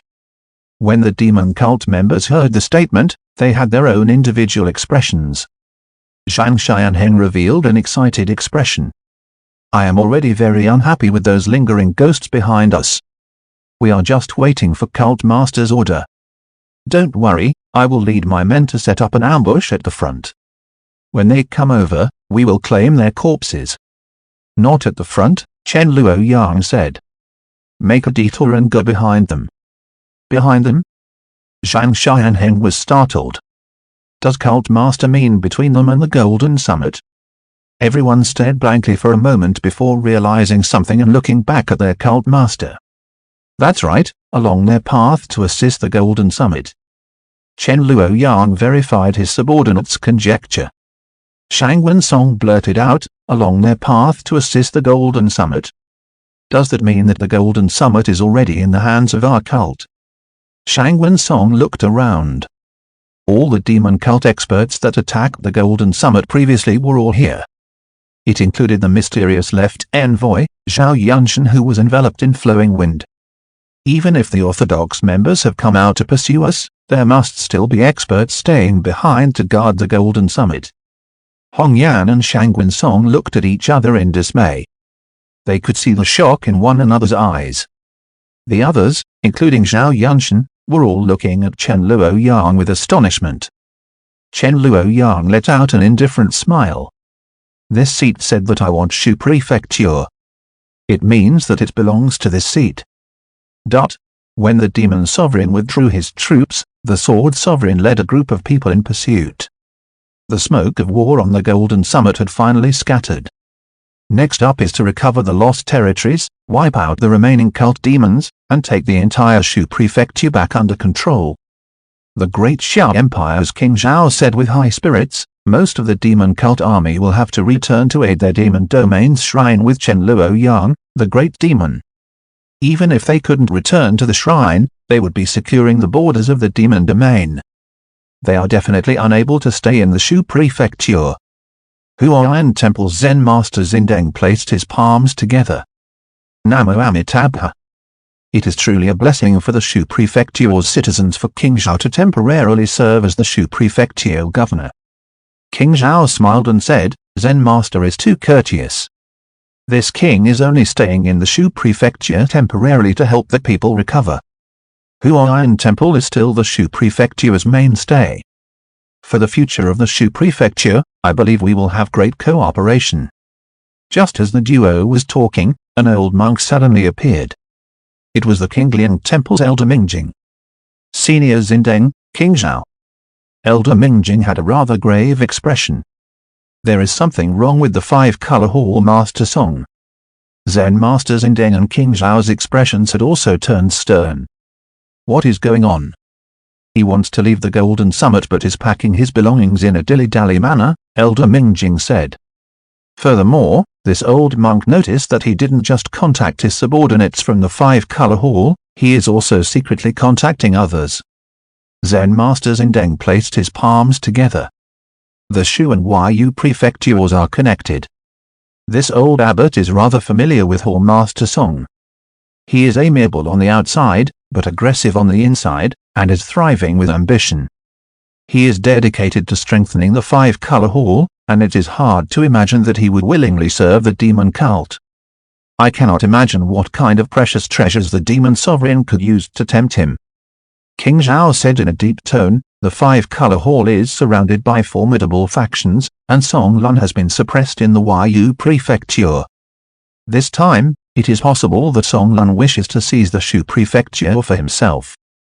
Third Sir Nai and the others have followed the Pavilion Lord to pursue the demon sovereign. Now that the Golden Summit is weakly defended, if Song Lun gets external help, he might be able to succeed. King Zhao looked at the two old monks and said, the reason doesn't matter. Shu prefecture must not be lost. We will eliminate the internal threats first. Elder Mingjing said, I am afraid of alerting him. Therefore, this old monk didn't dare to act recklessly earlier. Let's go over together, Zen Master Xindeng said. Three experts immediately headed for the five-color hall Master Song Lun's residence. When Song Lun was surrounded by the trio, he had an expression that was calm like water. With the desire to put the sin on me, there isn't a need to worry about the pretext. In this humble song's opinion, you are the people that wish to eliminate this humble song and devour my five-color hall's foundation in Yu prefecture, right? King Zhao grunted. Since you colluded with the demon cult, even your death isn't enough to pay for your sins. Song Lun had actually spoken of King Zhao's main intention. Colluding with the demon cult was obviously a great pretext, and all other sins would be added in as well. When the three experts attacked together, Song Lun was gradually losing out. Previously, during the battle with the demon cult, he was already injured. Right now, because of a careless mistake, he was struck on the back by Elder Mingjing's staff and collapsed after vomiting blood. Just as King Zhao was planning to execute the final strike, there was a strange and dark sword light that lit up beside him. The sword light was silent and without presence. The assassin was faint and illusory. King Zhao was caught off guard and was barely able to adapt and block.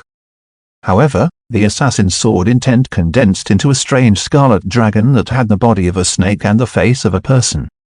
When the scarlet dragon closed its eyes, it emitted radiance that was like daytime.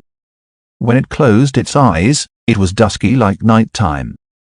Day and night interchanged, making it as though everything was upside down and in chaos. King Zhao felt his speed become extremely slow, while his enemy was extremely fast.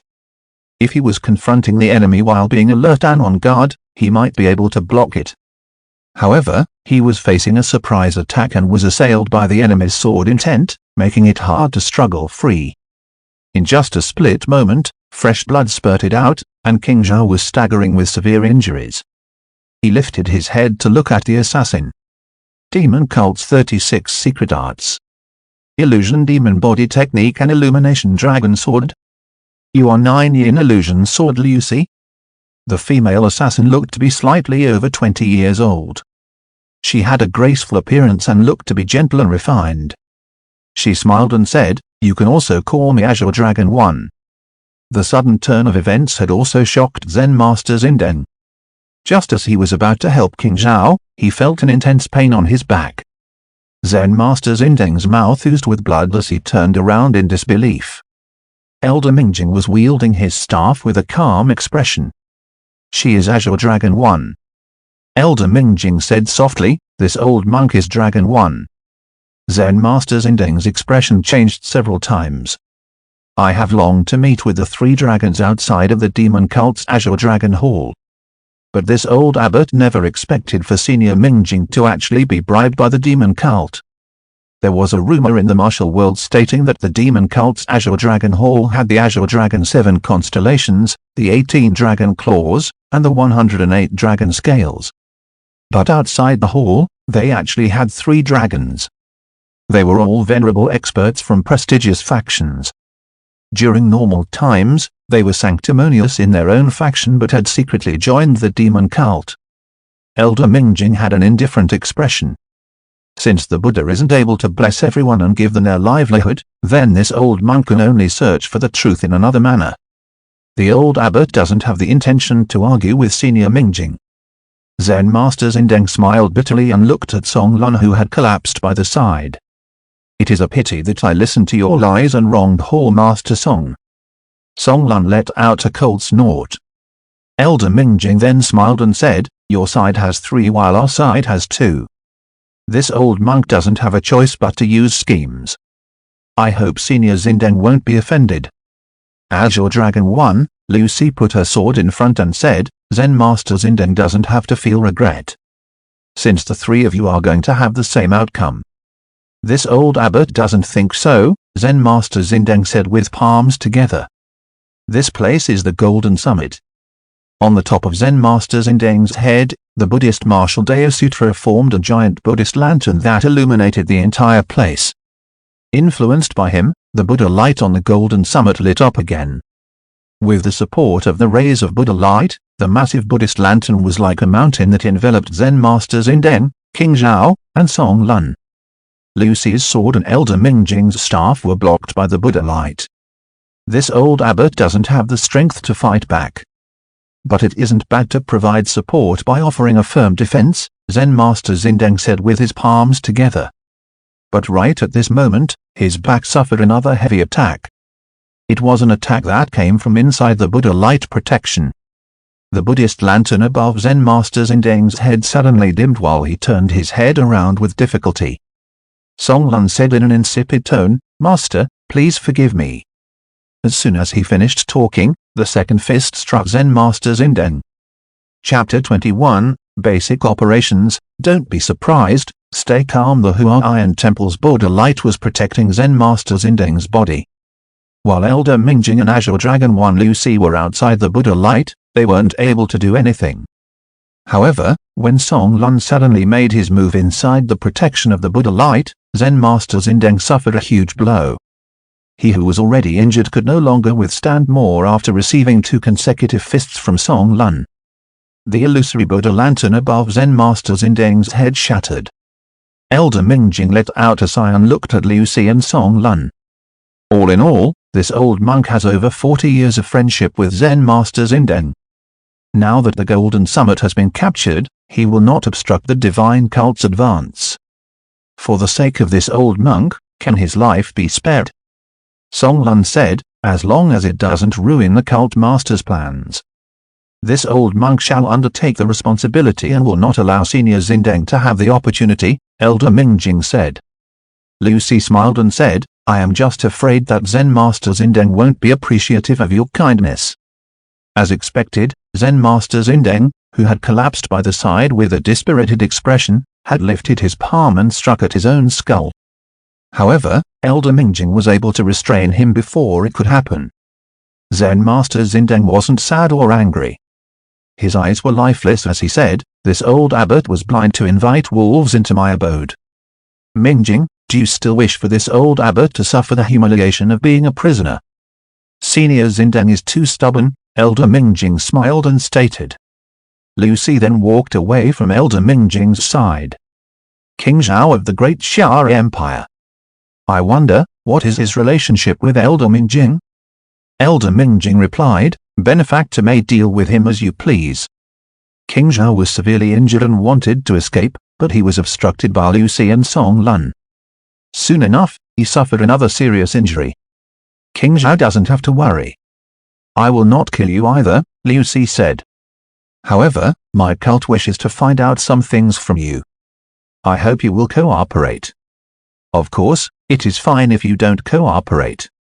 Azure Dragon 2 will be very happy to have a Martial King as a subject to test his 108 torture methods. It is such a rare chance, and he should be overjoyed. King Zhao had an ashen expression as he looked at Lucy, but she had already turned and left. Along with Song Lun, they went on to clear up the rest of the monks in Huo Iron Temple on the Golden Summit. Elder Mingjing remained here to watch over Zen Master Zindeng and King Zhao. No matter what the duo did, he would turn a deaf ear. The Golden Summit was currently enveloped in the sounds of slaughter.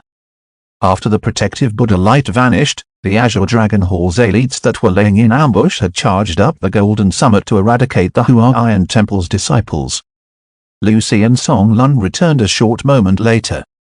Zen Master Zindeng had a dispirited expression and had closed his eyes silently. Lucy cupped her hands. We are able to capture the Golden Summit all because of Hall Master Song. Song Lun responded, it is nothing.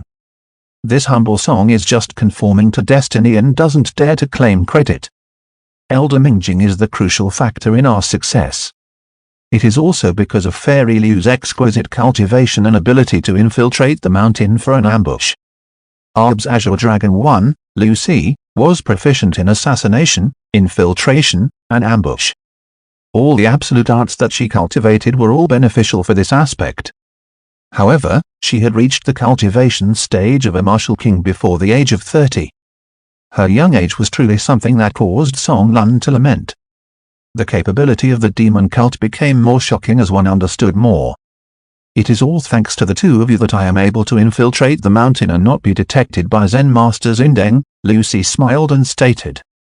Elder Mingjing placed his palms together and faced Song Lun.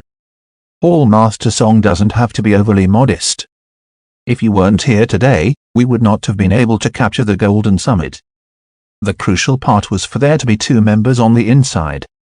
If there was only Elder Mingjing alone, if Lucy or other demon cult experts appeared, Zen Master Zindeng would immediately realize that a traitor had aided the demon cult expert to infiltrate the temple. The Buddha light protection of the Golden Summit could be maintained for a long period of time, and Zen Master Zindeng would be cautious and on guard against other traitors. At that moment, it was up to Song Lun. There were suspicions on him previously, but he quickly cleansed off his suspicion. It meant that he would be greatly trusted during this short period of time. It was a psychological trap that was simple yet effective. The Shu Prefecture's sacred place, one of the three Buddhist factions, the Huayan Temple, had been destroyed because of it. It is Cult Master's brilliant plan. This humble song is only listening to orders, Song Lun stated. Lucy and Elder Mingjing were nodding repeatedly. Cult Master is able to devise a profound battle plan and has great insight. Up until this moment, they were still curious as to how Chen Luoyang was able to subdue this ambitious five-color hall master who wasn't willing to serve others. The Azure Dragon Hall's three dragons on the outside didn't know about each other's identities, therefore, Elder Mingjing wondered if Song Lun had the same title as him. However, when Song Lun expressed that he was receiving direct orders from Cult Master Chen Luoyang, Elder Mingjing knew that Song Lun was different from him. Because Elder Mingjing was only communicating with the Azure Dragon Hall chief. As a result, Elder Mingjing was even more curious. For the next part, I will have to trouble Elder Mingjing. Lucy looked down the mountain and said to Elder Mingjing. There were some disciples of the Huayan Temple who had escaped from the mountain. It was obvious that they would chase after and contact Naihua's group that had left earlier. However, they only saw Lucy and Song Lun slaughtering the others. They still didn't know of the situation with Elder Mingjing. Elder Mingjing placed his palms together and drifted down the mountain to look for Naihua and the others. The Demon Sovereign and the Sword Sovereign confronted each other. They were constantly stopping and moving off, therefore, their speed wasn't fast. Elder Mingjing caught up to Naihua and the others at a rather fast speed. Everyone was flabbergasted. What benefit does Song Lun have to join the demon cult? He can only be a protector at best. Could any of the four hall chiefs or the two envoys be replaced by him? A martial king of the great Xia Empire had an uncomprehending expression.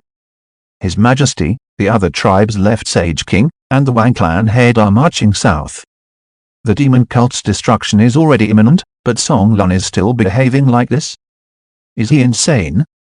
An elder with a pale and beardless face asked with a feminine tone, how much longer can Zen masters in Den hold out? Elder Mingjing said, the demon cult lured our forces away from their objective. Senior Zindeng and King Zhao are barely holding on. This old monk broke through the enemy lines to seek assistance. The situation is critical, and I earnestly request for everyone to help. Senior Zindeng has suffered injuries from Song Lun's surprise attack. He will not be able to last for long. The pale and beardless Great Xia Empire's Imperial Chief Eunuch said to Naihua, the demon cult demons are deceitful in many ways. They might have other schemes and have put down ambushes to kill us when we return to offer help. Can I trouble Third Sir to seek the Pavilion Lord's opinion and to make a decision? Naihua nodded. He obviously wasn't going to see the Sword Pavilion Lord. After seeing his fourth junior, Naihua sighed, it was my mistake to be misled by Song Lun. It resulted in suffering for the Huayan Temple. If we disregard the Shu Prefecture, the Golden Summit will be captured, and we will have enemies on both sides. But if we split up our forces, it will be too weak, the young man holding the long box said. The only plan now is to gather our forces. Third Senior, all of you will return to resolve the Golden Summit's problem before returning. During this period of time, I shall stay here alone. Naihua frowned. Our deterrence depends on our master's famous reputation. A single person standing guard and a few people standing guard doesn't make a difference, the youth said. Senior doesn't have to worry about me. The overall situation is more important, and in order to turn the tide, we have to take some risks. Naihua wasn't a garrulous person. He nodded slowly and said, if that is the case, Fourth Junior, please pardon me. I will return as quickly as possible. The youth laughed and said, I naturally know the speed of Third Senior's flying sword. Naihua and the other experts immediately headed back to the Golden Summit to offer help. However, along their way back, there were people waiting for them. The demon cult's seventh elder, Shangwen Song, had been waiting here while holding his breath in anticipation. He was paying attention to the distance with anxiety. He was hoping that their group would be waiting for nothing and would have wasted their time. However, the Golden Summit had relayed a message over. Deep in his heart, Shangwen Song knew that he was probably going to be disappointed. When the returning figures of Naihua and the others appeared in his vision, Shangwen Song only had one thought in his mind: how did this happen? But he didn't have time to continue thinking. Cult Master is brilliant and has insight. Let's make a move. Zhao Yunshan, who was enveloped in the wind, appeared to have regained his composure and was first to rush out. Zhang Xianheng laughed heartily, Wang Dubao laughed mischievously, while Hong Yan charged out without a single sound. A group of demon cult experts emerged from ambush. Shangwen Song could only sign follow behind everyone. Within the dragon carriage's main hall, the only demon cult expert was Vajra, and he was still serving beside Chen Luoyang. He called out excitedly, reporting to Cult Master, "Everything is as you expected. Naihua and those people are really rushing back. The Golden Summit has fallen into the hands of our cult. Stop shouting." Chen Luoyang used his finger to tap on his armrest. "Be quiet a little." Chapter 22, Trickery exposed. Seeing his Cult Master's composed expression, Vajra had also composed himself. He let out a mischievous laugh and said, "Cult Master is supremely clever in his schemes and is able to destroy the enemy with a snap of his fingers." Chen Luoyang looked at Vajra and said, "Looking at your earlier reaction, are you very surprised with this outcome?" Vajra got a shock and knelt down. I don't dare. Cult Master has misunderstood me. I am just a boy who has never seen the world. That's why I was making a fuss about nothing. Your brilliance is able to obtain victory even from thousands of miles away. If anyone dares to question this point, I shall be the first to burst the person's head." Chen Luoyang looked at Vajra silently while the latter's forehead was dripping with cold sweat. After a long while, Chen Luoyang said indifferently, "All right, get up." In response, Vajra let out a relaxed breath and stood up hesitantly. He then looked at Chen Luoyang and wanted to say something but held back. "Speak." Chen Luoyang sat on the tall throne and gently knocked on the armrest. "Cult Master, didn't Song Lun of the Five-Color Hall reject your recruitment that day?" Vajra couldn't understand as he asked, "Could it be that he looked for you privately again and pledged his allegiance?" "He had already agreed the time," Chen Luoyang said casually. Vajra had a confused expression that was filled with question marks, but Chen Luoyang didn't explain. A sense of mystery would aid to maintain a ruler's prestige. In fact, Chen Luoyang was hit with inspiration when they were facing the Sword Pavilion's Naihua. He didn't expose Yang Xiafeng's matter, instead, he used the Cloud Star Herb to give Song Lun a reminder. On the one hand, it was to let Song Lun know that his only descendant was in the hands of the demon cult. On the other hand, it was an obscure method to remind Song Lun to keep his own secret. It was more advantageous to the demon cult for Song Lun to stay hidden in the Golden Summit. It was obvious that Song Lun understood Chen Luoyang's intention, resulting in today's outcome. Back when Chen Luoyang found out that Elder Mingjing was one of the 3 dragons that was secretly nurtured by the Azure Dragon Hall, and when he successfully subdued Song Lun, he was already confident in taking down the Golden Summit. The only problem was when and what price had to be paid. After realizing that the opposition was using trickery to create a diversion, Chen Luoyang simply beat them at their own game and took advantage of the situation. He lured the opposition away from their territory and struck them at various locations. It was definitely the quickest way to seize the Shu prefecture while paying the smallest price from the demon cult. Right now, only the final phase remains. "Cult Master, about the Sword Sovereign?" Vajra looked outside the palace and probed with a question. Chen Luoyang tapped his finger on the armrest. He was 70% certain that the Sword Pavilion Lord was also severely injured and was just putting on a strong front. He even suspected that the opposition wasn't the Pavilion Lord himself. It was why he dared to execute this plan. Now, it was to see the opposition's reaction. Naihua and his group were ambushed during the return trip. The news of an ambush on both the interior and exterior had been quickly relayed. A vast and forceful sword light suddenly surged within the valley. As the sword burst through the clouds, it was extremely bright in the sky. When the demon cult members saw the sword light, their hearts tensed up, while Chen Luoyang's heart relaxed. If the sword sovereign was genuine, he would have turned back to help out Naihua and the others who were in trouble. Why would he continue to show his prowess? Was he waiting for a group photo? With Argonek, it was because the sword sovereign was only strong in appearance but weak in reality, while also being apprehensive that Chen Luoyang, the demon sovereign, had fully recovered. That's why the sword sovereign could only demonstrate his prowess to intimidate. On the other hand, Chen Luoyang had been constantly observing the sword sovereign's sword light during the meeting with Song Lun, when they were pursuing as the demon cult was withdrawing its troops, and at this current moment. There were a total of 3 incidents, and the intensity of the sword light was exactly the same. It might be possible to say that the sword sovereign had thorough control of his power, however, the sword light didn't have any emotions or fluctuations. On the first time, when the two sovereigns were confronting each other, the sword light didn't have any trace of determination for battle. On the second time, when pursuing the demon cult, the sword light didn't have any feeling that it was at ease after the victory. On the third time, when his disciple was attacked, the sword light didn't emit any feeling of anger or that the sword sovereign was offended. It might be possible to explain it as the sword sovereign's mental state being clear and unaffected by the outside world's influence, allowing him to maintain a steady mind from start to finish. However, there was ultimately a kind of overly mechanical feeling. After the first 2 incidents, it was inevitable that Chen Luoyang would suspect that the opposition was just using a sort of diversionary tactic and that it wasn't the sword sovereign himself.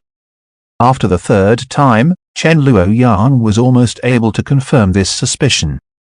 Bring the carriage forward. Chen Luoyang was completely calm as he casually gestured at Vajra. Seeing his cult master's confident expression, Vajra was invigorated and immediately drove the 6-dragon sovereign carriage to turn back towards the mountain range that was enveloped in the clear sky sword light. The distance between the two sides was starting to close up. That clear sky sword light finally had a bit of change and seemed to be stronger. After seeing that the demon sovereign's 6-dragon sovereign carriage didn't have any intention to stop, the sword light suddenly dimmed and retreated rapidly. The opposition wasn't able to maintain their vigor. The members of the demon cult were in an uproar. Vajra was radiant with delight. Cult master, it seems like the sword sovereign's body isn't doing well. Chen Luoyang responded with an before saying, chase. The sword light was rapidly moving towards Naihua's group. Apart from Naihua, the others were first delighted before they were alarmed. The person inside the sword light wasn't the orthodox faction's main pillar, the sword pavilion lord. Instead, it was a young man that didn't seem to be 20 years old yet. Everyone recognized this person too. Extinction Sword, Zizingmang. He was one of the Sword Pavilion 5 heroes and the 4th direct line disciple of the Pavilion Lord. He was also known as the Divine Province's 4th Sir of the Sword Pavilion. Similar to his other seniors and juniors, he was already a martial king at a young age. His sword Dao was innovative and unique, and had the bearing of a grandmaster. However, everyone felt their hearts sank after seeing him. Since the trickery has been exposed, why do you still come? You have also trapped yourself in danger. Naihua smiled bitterly. After seeing his junior's appearance, he knew the whole situation. Even if I cannot rescue everyone, I can still provide support to bring the rest of you out. If I can rescue you, I definitely have to do it. As Zizingmang spoke, he shattered the long box in his hand that was emitting the sword light. When the box shattered, the sword light grew stronger, and there was a sword whetstone inside. When the members of the two factions saw it, they were immediately enlightened.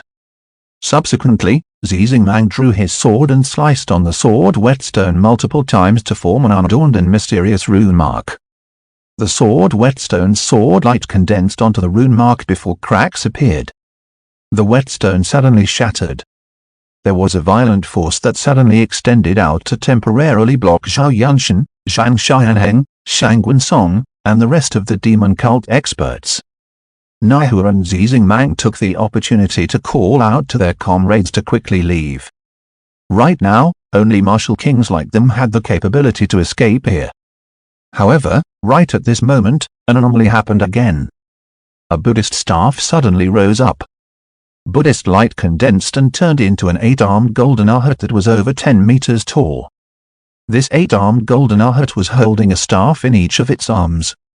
The 8 staffs then turned into a flurry of light and shadow which enveloped Nai-Hua, Zizingmang, and 2 of the great Xiao Empire's martial kings. The golden arhat was produced by the Qingliang Temple's elder Mingjing, who had been fighting alongside them. The sudden assault had shocked everyone. Apart from Nai-Hua, who was fastest among everyone, the 3 others were held back and slowed down. After slowing down by just a split moment, the demon cult members caught up again. "You are the real traitor." Nai-Hua let out a severe yell as streaks of sword light slashed down, but a burst of gale suddenly blew over and neutralized his sword light. Zhao Yunshan abruptly appeared in front of Nai-Hua. Nai-Hua and the others fell into more despair as the massive mountain-like 6-dragon sovereign carriage appeared in the distant horizon. Chapter 23, Pavilion Lord Sword Whetstone. The identities of the 3 dragons outside of the Azure Dragon Hall were kept secret. When Elder Mingjing suddenly changed sides, Zhao Yunshan, Shangwen Song, and the others were also surprised. However, their subordinates didn't slow down at all and were charging ahead to kill Nai-Hua, Zizingmang, and the other cultists. Chen Luoyang's imperial carriage that was pulled by 6 dragons had emerged from the horizon unhurriedly. "Third senior, go!" Zizingmang yelled out sternly. "Escape even if you are the only one." He had the title as Extinction Sword, and among the Sword Pavilion 5 heroes, he had the most lethality and was the most ruthless. His sword presence was sharp and decisive. Sword intent was surging into the sky at this moment, and each of his moves was executed as though his life depended on it, managing to repel Shangwen Song and Elder Mingjing. Afterward, he united with his sword and slashed indiscriminately at Zhao Yunshan. Zhao Yunshan frowned and had no choice but to deal with Zizingmang's sword edge. Nai-Hua took a glance. One of the 2 great Xiao Empire's martial kings was attacking aggressively and confronting the demon cult's protectors Hirang, Zhang Xianheng. He was being pressured and was constantly taking steps back. The other martial king might be slippery, however, he was surrounded by the demon cult's protectors Yingshan, Hongyan, and protector Kuofu, Wang Dubao. It was impossible for him to escape. Elder Mingjing and Shangwen Song, who Zizingmang had desperately repelled, had caught up again.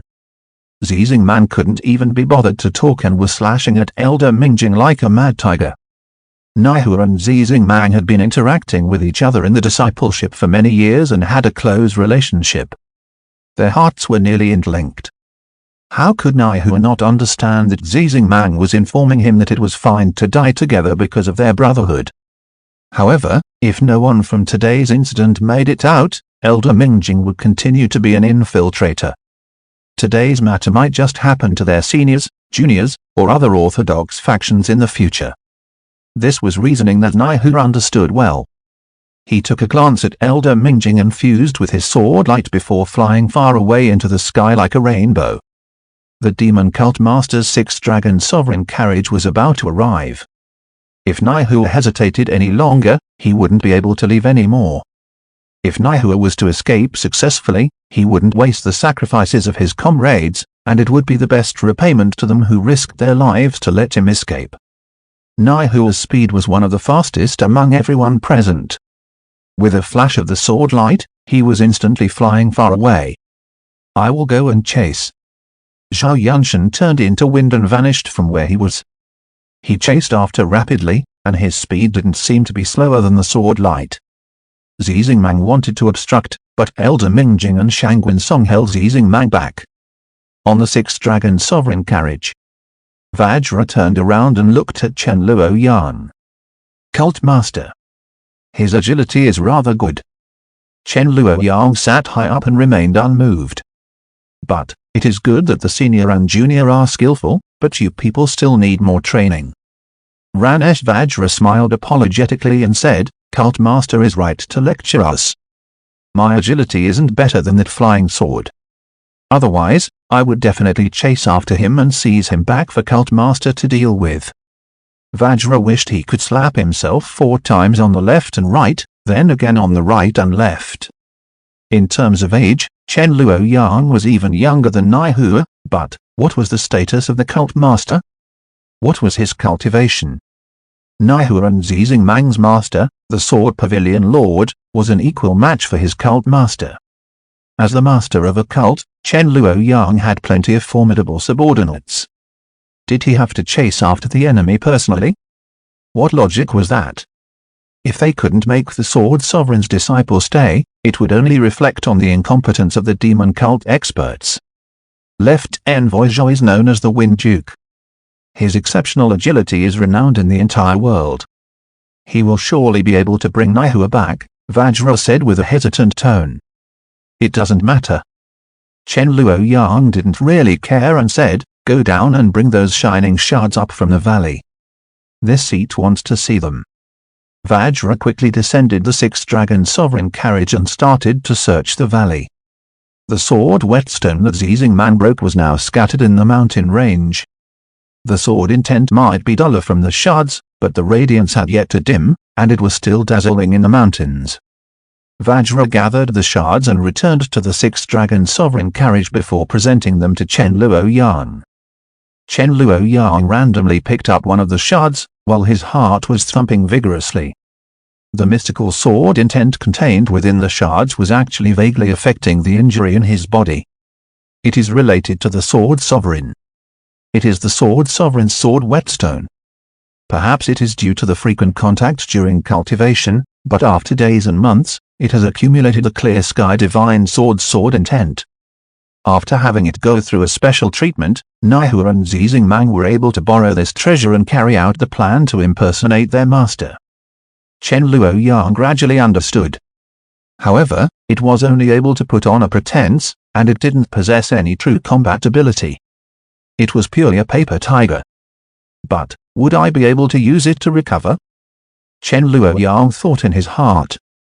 His injuries were caused by the Sword Pavilion Lord's clear sky divine sword. The source of the problem should be the solution to the problem. If I wish to recover faster, it will be best with the aid of the clear sky divine sword.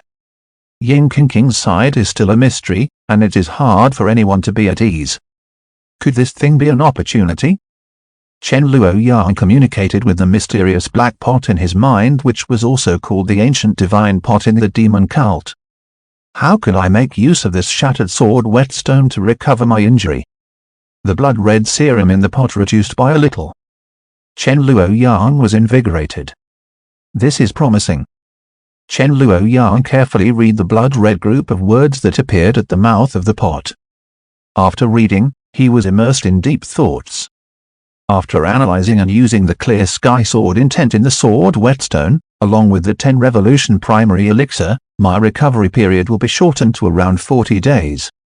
If I look for a person proficient in the clear sky divine sword to help with my recuperation, along with the 10 revolution primary elixir, my recovery period will be 30 days.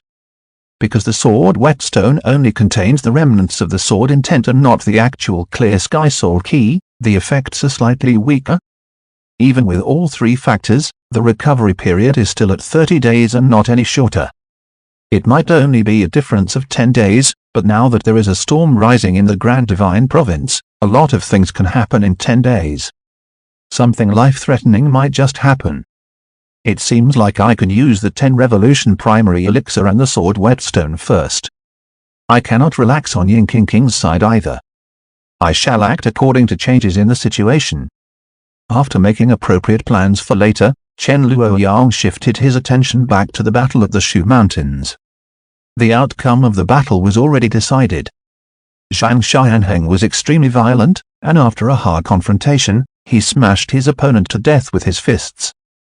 Even though he had also suffered some injuries, he was still all smiles. Satisfying. It has been a long time since I encountered such a satisfying opponent. You are satisfied, but his mouth will remain shut forever. We might miss out on important information, the hunchbacked Wang Dubeo coughed lightly and said. Zhang Xianheng didn't mind and said, that old eunuch that you guys captured is enough. It is always those inside attendants who hold the secrets. By the side, that pale and beardless Great Xiao Empire's chief eunuch had already been captured by Hong Yan and Wang Dubeo. At this moment, only the Sword Pavilion's fourth Saw was still stubbornly resisting. Elder Mingjing and Shangwen Song didn't wish to end their lives in mutual destruction, therefore, they were patiently dealing with Zizingmang. Chen Luoyang looked down from the sky. After 10 great martial kings had exchanged moves at the Shu Mountains below, the mountain ridges had already collapsed, and some were raised flat by the sword lights. The mountain ridge had nearly turned into a large basin. Zizingmang and Elder Mingjing were both using aggressive and sharp moves, while Shangwen Song seemed like he was much more relaxed. Shangwen Song cultivated the Day of Change technique, which was one of the demon cult's 6 unrevealed absolute arts. During the recent period of time, Chen Luoyang was studying this absolute art. As he observed and verified by the side, he had gained some insights. However, Chen Luoyang heard Vajra trying to curry favor as he laughed and said, "Cult Master, that old Shangwen's slow and soft fighting style is making you annoyed, right? I will go down and help." In response, Chen Luoyang turned to look at Vajra. Vajra's smile froze a little as he quickly explained, "Cult Master, I do not have the intention to degrade our divine cult's absolute art. I just thought that Cult Master always disliked the Day of Change technique. That's why I wish to go down and help to settle the battle quickly." Chen Luoyang had an expressionless face but was raging in his heart. This demon cult master. He is just a damned freaking pit digger.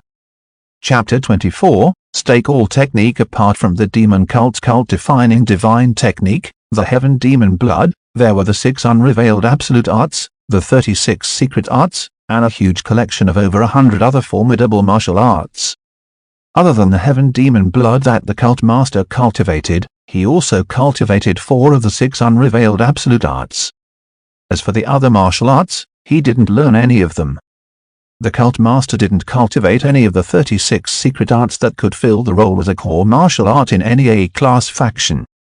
Perhaps he didn't think it was worth cultivating as he had better choices. It should also be the same reason for not cultivating the ancient 8-word classics that was part of the 6 unrevealed absolute arts. As for the Day of Change technique, Chen Luoyang originally believed it was because of time constraints. After all, he was only 20 years old.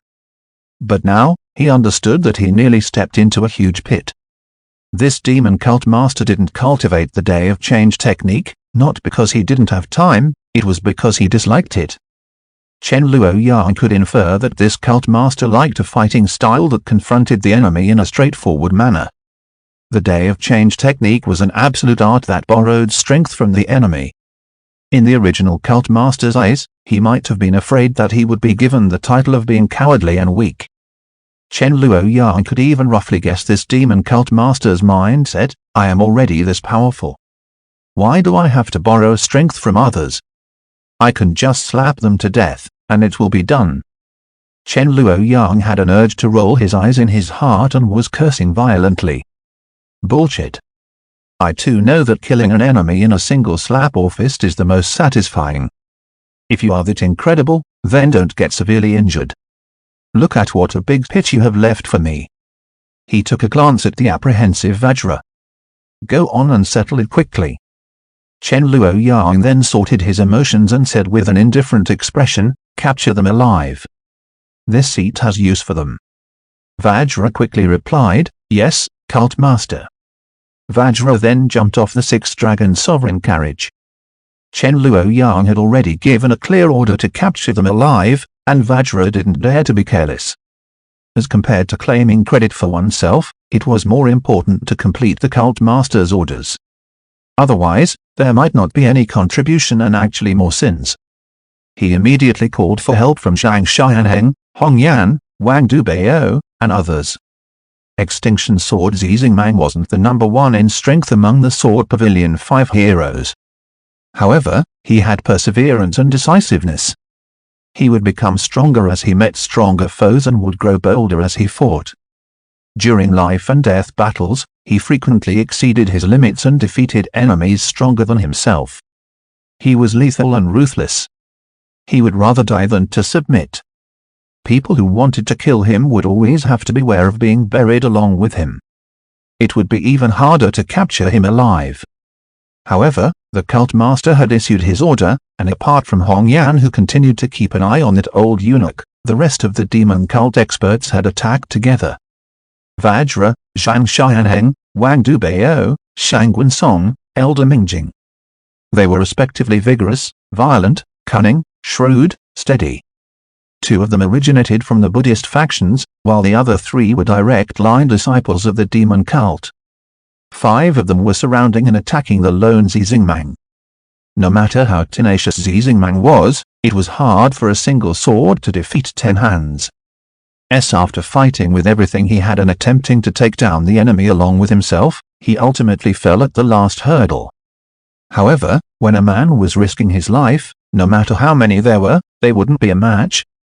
In order to capture him alive, 5 individuals had to surround him, and the price they paid was Elder Mingjing's suffering and injury.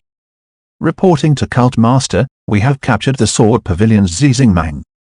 Vajra and the others brought the restrained Zizingmang and the Great Z Empire's old eunuch back to the 6th Dragon Sovereign carriage. Chen Luoyang nodded indifferently and didn't bother about Zizingmang, whose eyes were bloodshot and spewing flames. He looked at the injured Zhang Xianheng and Elder Mingjing first and said, "Go and deal with your injuries." The 2 responded by withdrawing to deal with their wounds and consumed medicine for recuperation. Chen Luoyang then looked at the remaining 2 protectors. After today's battle, Shu Prefecture will belong to my cult. We have occupied this place newly. Someone needs to oversee the place, sort out the aftermath, and prevent enemies from making a comeback. He then looked at Wang Dubao and said, Qian Prefecture is your territory, and that place is important. It links the Shu Prefecture and Zhang Prefecture, forming a barrier for Jian Prefecture. You need to return to Qian Prefecture to oversee the place. Wang Dubao bowed and said, I shall comply with Cult Master's orders. When Cult Master returns to the shrine, the journey will include passing through Qian Prefecture.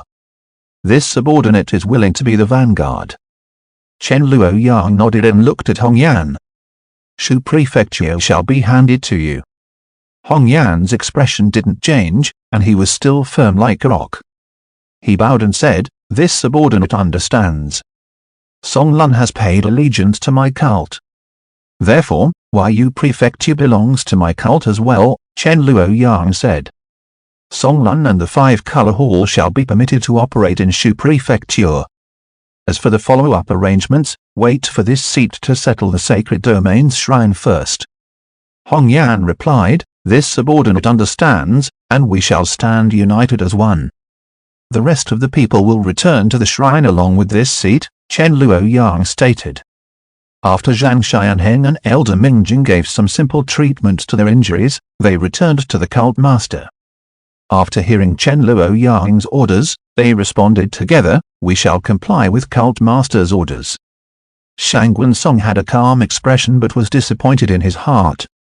After taking down the Shu Prefecture, the demon cult had a new territory. If he was able to oversee the place, he would regain authority of a territory. However, Shangwen Song had also expected that Chen Luoyang wouldn't possibly allow him, a member of the Elder faction, to have such an easy time. When Chen Luoyang finally asked Hong Yan, who was from the Elder faction, to stay here, Shangwen Song's mood was lively again. Mingjing, you are the one with the most contributions this time, Chen Luoyang said to Elder Mingjing. Elder Mingjing bowed slightly and said, it is all because of the guidance from Cult Master and Hall Chief. The other comrades of the Divine Cult have done their part too. This old monk doesn't dare to claim credit alone. He sounded very modest, but this time, he did have contributions and had also worked hard. Zizingmang hated him extremely, and when he attempted to drag someone to death with him, he didn't target any of the demon cult members, as his target was Elder Mingjing. Shangwen Song, Wang Dubao, and the others knew that Elder Mingjing's promotion was something that was inevitable. Naihu has escaped, and it is unsuitable for you to remain there, Chen Luoyang said. If there was someone else, my cult would be able to pin a suspicion on that person, and you would have been able to continue your infiltration. Naihu was one of the only 5 direct-line disciples under the Sword Sovereign. Of course, it was possible for the Sword Pavilion to have a traitor. But for this battle, Naihua and Zizingmang held the secret of the Sword Sovereign's sword whetstone. If Naihua had been the demon cult's spy, the revealing of this information would have theoretically allowed the demon cult to obtain an overwhelming victory. That's why it was hard to pin the suspicion on Naihua. You are injured right now, and it isn't good for you to stay in the Shu prefecture alone. You shall temporarily move with this seat, Chen Luoyang stated. Elder Mingjing replied respectfully, yes, cult master. Chen Luoyang sat high up and waved his hand gently. All right, let's move. Everyone complied to their respective orders and started moving. Hong Yan led his subordinates to deal with the Golden Summit's aftermath before coordinating with Song Lun to wipe out the Shu prefecture. Azure Dragon 1, Liu Si, had already vanished with the Great Xia Empire's King Zhao. Wang Dubei moved out first and cleared the path ahead for the cult master. The others moved along with Chen Luoyang. The demon cult army had now departed again and was returning to the demon domain's shrine. Over there was a much bigger fight than today's battle. Chen Luoyang was pondering in his heart. To him, this war had its advantages and disadvantages. The advantage was that they had to face the enemy, and the demon cult's opposing elder faction probably wouldn't start a rebellion at this moment. The disadvantage was that this was a huge war, and the outcome was hard to predict. If they lost, then it was possible that their enemies would eradicate the demon cult. But if Chen Luoyang had to fight with someone, what did he have to do? The Day of Change technique was most suitable for this moment, but it was a pit. It was true that he could act temperamental and fickle-minded, to shamelessly say that he wanted to learn the Day of Change technique now. However, at this critical juncture, the enemy would inevitably suspect that he was lacking confidence. He had to cultivate the Day of Change technique, but he had to use some hard-handed methods. When Chen Luoyang thought of this problem, he communicated with the mysterious black pot in his mind. He pondered for a moment before issuing a question. According to my current physical condition, what is the method to achieve the greatest lethality? The black pot had a reaction. This time, the consumption of blood-red serum was rather significant. Blood mist rose up from the pot and formed blood words. The stake-all technique. Chapter 25, The World's Expedition to the South. Chen Luoyang's thoughts were all concentrated on the blood words, stake-all technique. As expected, it was explained with illustrations and words. He read them carefully. It was specially used when one was severely injured and suffered a huge decline in strength. It was able to allow one's strength to temporarily restore to one stage weaker than the prime state. However, it was only for one move. After that one move, the user wouldn't be able to fight with anyone else for the day. I should have understood it correctly, right? Chen Luoyang pondered in his heart. This so-called stake-all technique was really true to its name. But to Chen Luoyang, it was indeed rather handy. Chen Luoyang had reserved some attention to specially check through for related manuals and scrolls. If this stake-all technique was so incredible, it should have some reputation. But after a whole round of checking, there wasn't any information. This absolute art didn't seem to exist in this grand divine province yet, and there weren't any relevant historical records. Chen Luoyang silently contemplated before he studied this absolute art seriously. The sixth dragon sovereign carriage carried him and the members of the demon cult while flying in the southeast direction. After leaving the Shu prefecture, they were quickly approaching the Qian prefecture. On this day, Azure Dragon 3, who was responsible for collecting information, came and reported to Chen Luoyang. Reporting to Cult Master, after the initial verification, we have determined the enemies who invaded our cult's sacred domain.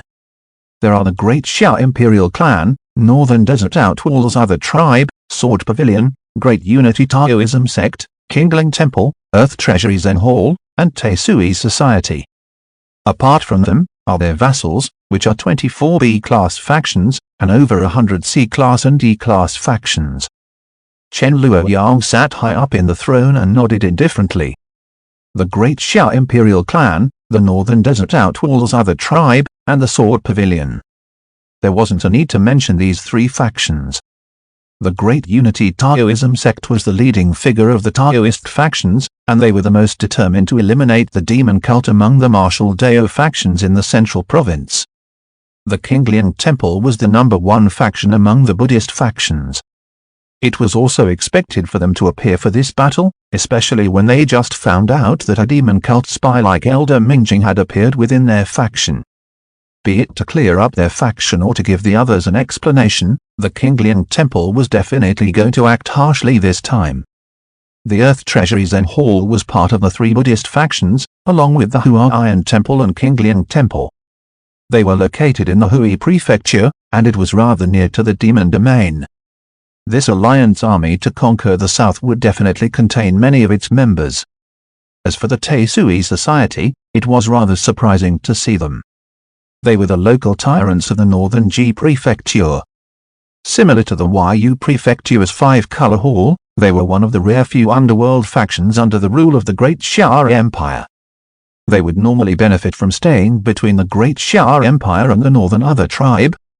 It was outside of expectation that they were also within the expedition team to conquer the demon domain. Cyrillic letter yeah, what about the Wang clan? Chen Luoyang asked without thinking much. Azure Dragon 3 answered in a cautious manner, there are no activities from the Wang clan yet as they are still guarding the Lu Prefecture prudently. It seems like the Wang clan head is moving south alone and going to rendezvous with the enemy army. But to prevent any deception, this subordinate has ordered someone to continue following. Chen Luoyang nodded lightly. Continue. Yes, Cult Master, Azure Dragon 3 said. The Ling Prefecture's Feng clan and the Qin Prefecture's Zhao clan don't have any movements either. After our cult occupied the Shu and Yu prefectures, the Qin Prefecture's Zhao clan started to get nervous, but they are only in a defensive stance. They don't dare to have the intention to invade. North borders Feng clan, Wei River's Zhao clan, along with the East Sea's Wang clan. These 3 clans were the 3 most influential clans inside the Great Xia Empire. The Feng clan isn't moving because the Great Xia Empire hasn't completely put down their guard against the Northern Desert Other tribe. Chen Luoyang used his finger to tap the armrest gently. As for the Zhao clan, they were waiting for the outcome of the South expedition. If our cult is defeated, the Zhao clan will immediately turn into wolves and pounce at the Shu Prefecture and the Yu Prefecture. Cult Master has brilliant insight, Azure Dragon 3 lowered his head and said. Chen Luoyang pondered in his heart. The 3 Buddhist factions, the Taoist leading faction, the 3 major clans, the 5-color hall, and the Taisui Society, who were underworld tyrants for the north and south. These factions were currently classified by the Azure Dragon Hall as A-class factions. A few years back, there were also the Snow Domain Plateau's Great Vajra Temple and the Misty Cloud Palace who ruled over the Zhang River. However, those 2 great factions had already been destroyed. Right now, there was an additional Huaiyan temple that had turned into history. Most of the A-class factions were in the alliance army that was marching south to conquer the demon domain. The leading factions were the formidable Sword Pavilion, Great Xia Imperial Clan, and the other tribe. They might be mutually precautious against one another and were reserving themselves, so they wouldn't possibly exert their full force. With so many factions uniting together, their imposing influence was rather impressive. It was truly the world's expedition to the south to take down the demons. This was a calamity that wasn't going to be overcome so easily. After Azure Dragon 3 was dismissed, Vajra entered. Reporting to Cult Master, Elder Shao and Elder Lu have sent back news saying they are returning as quickly as possible.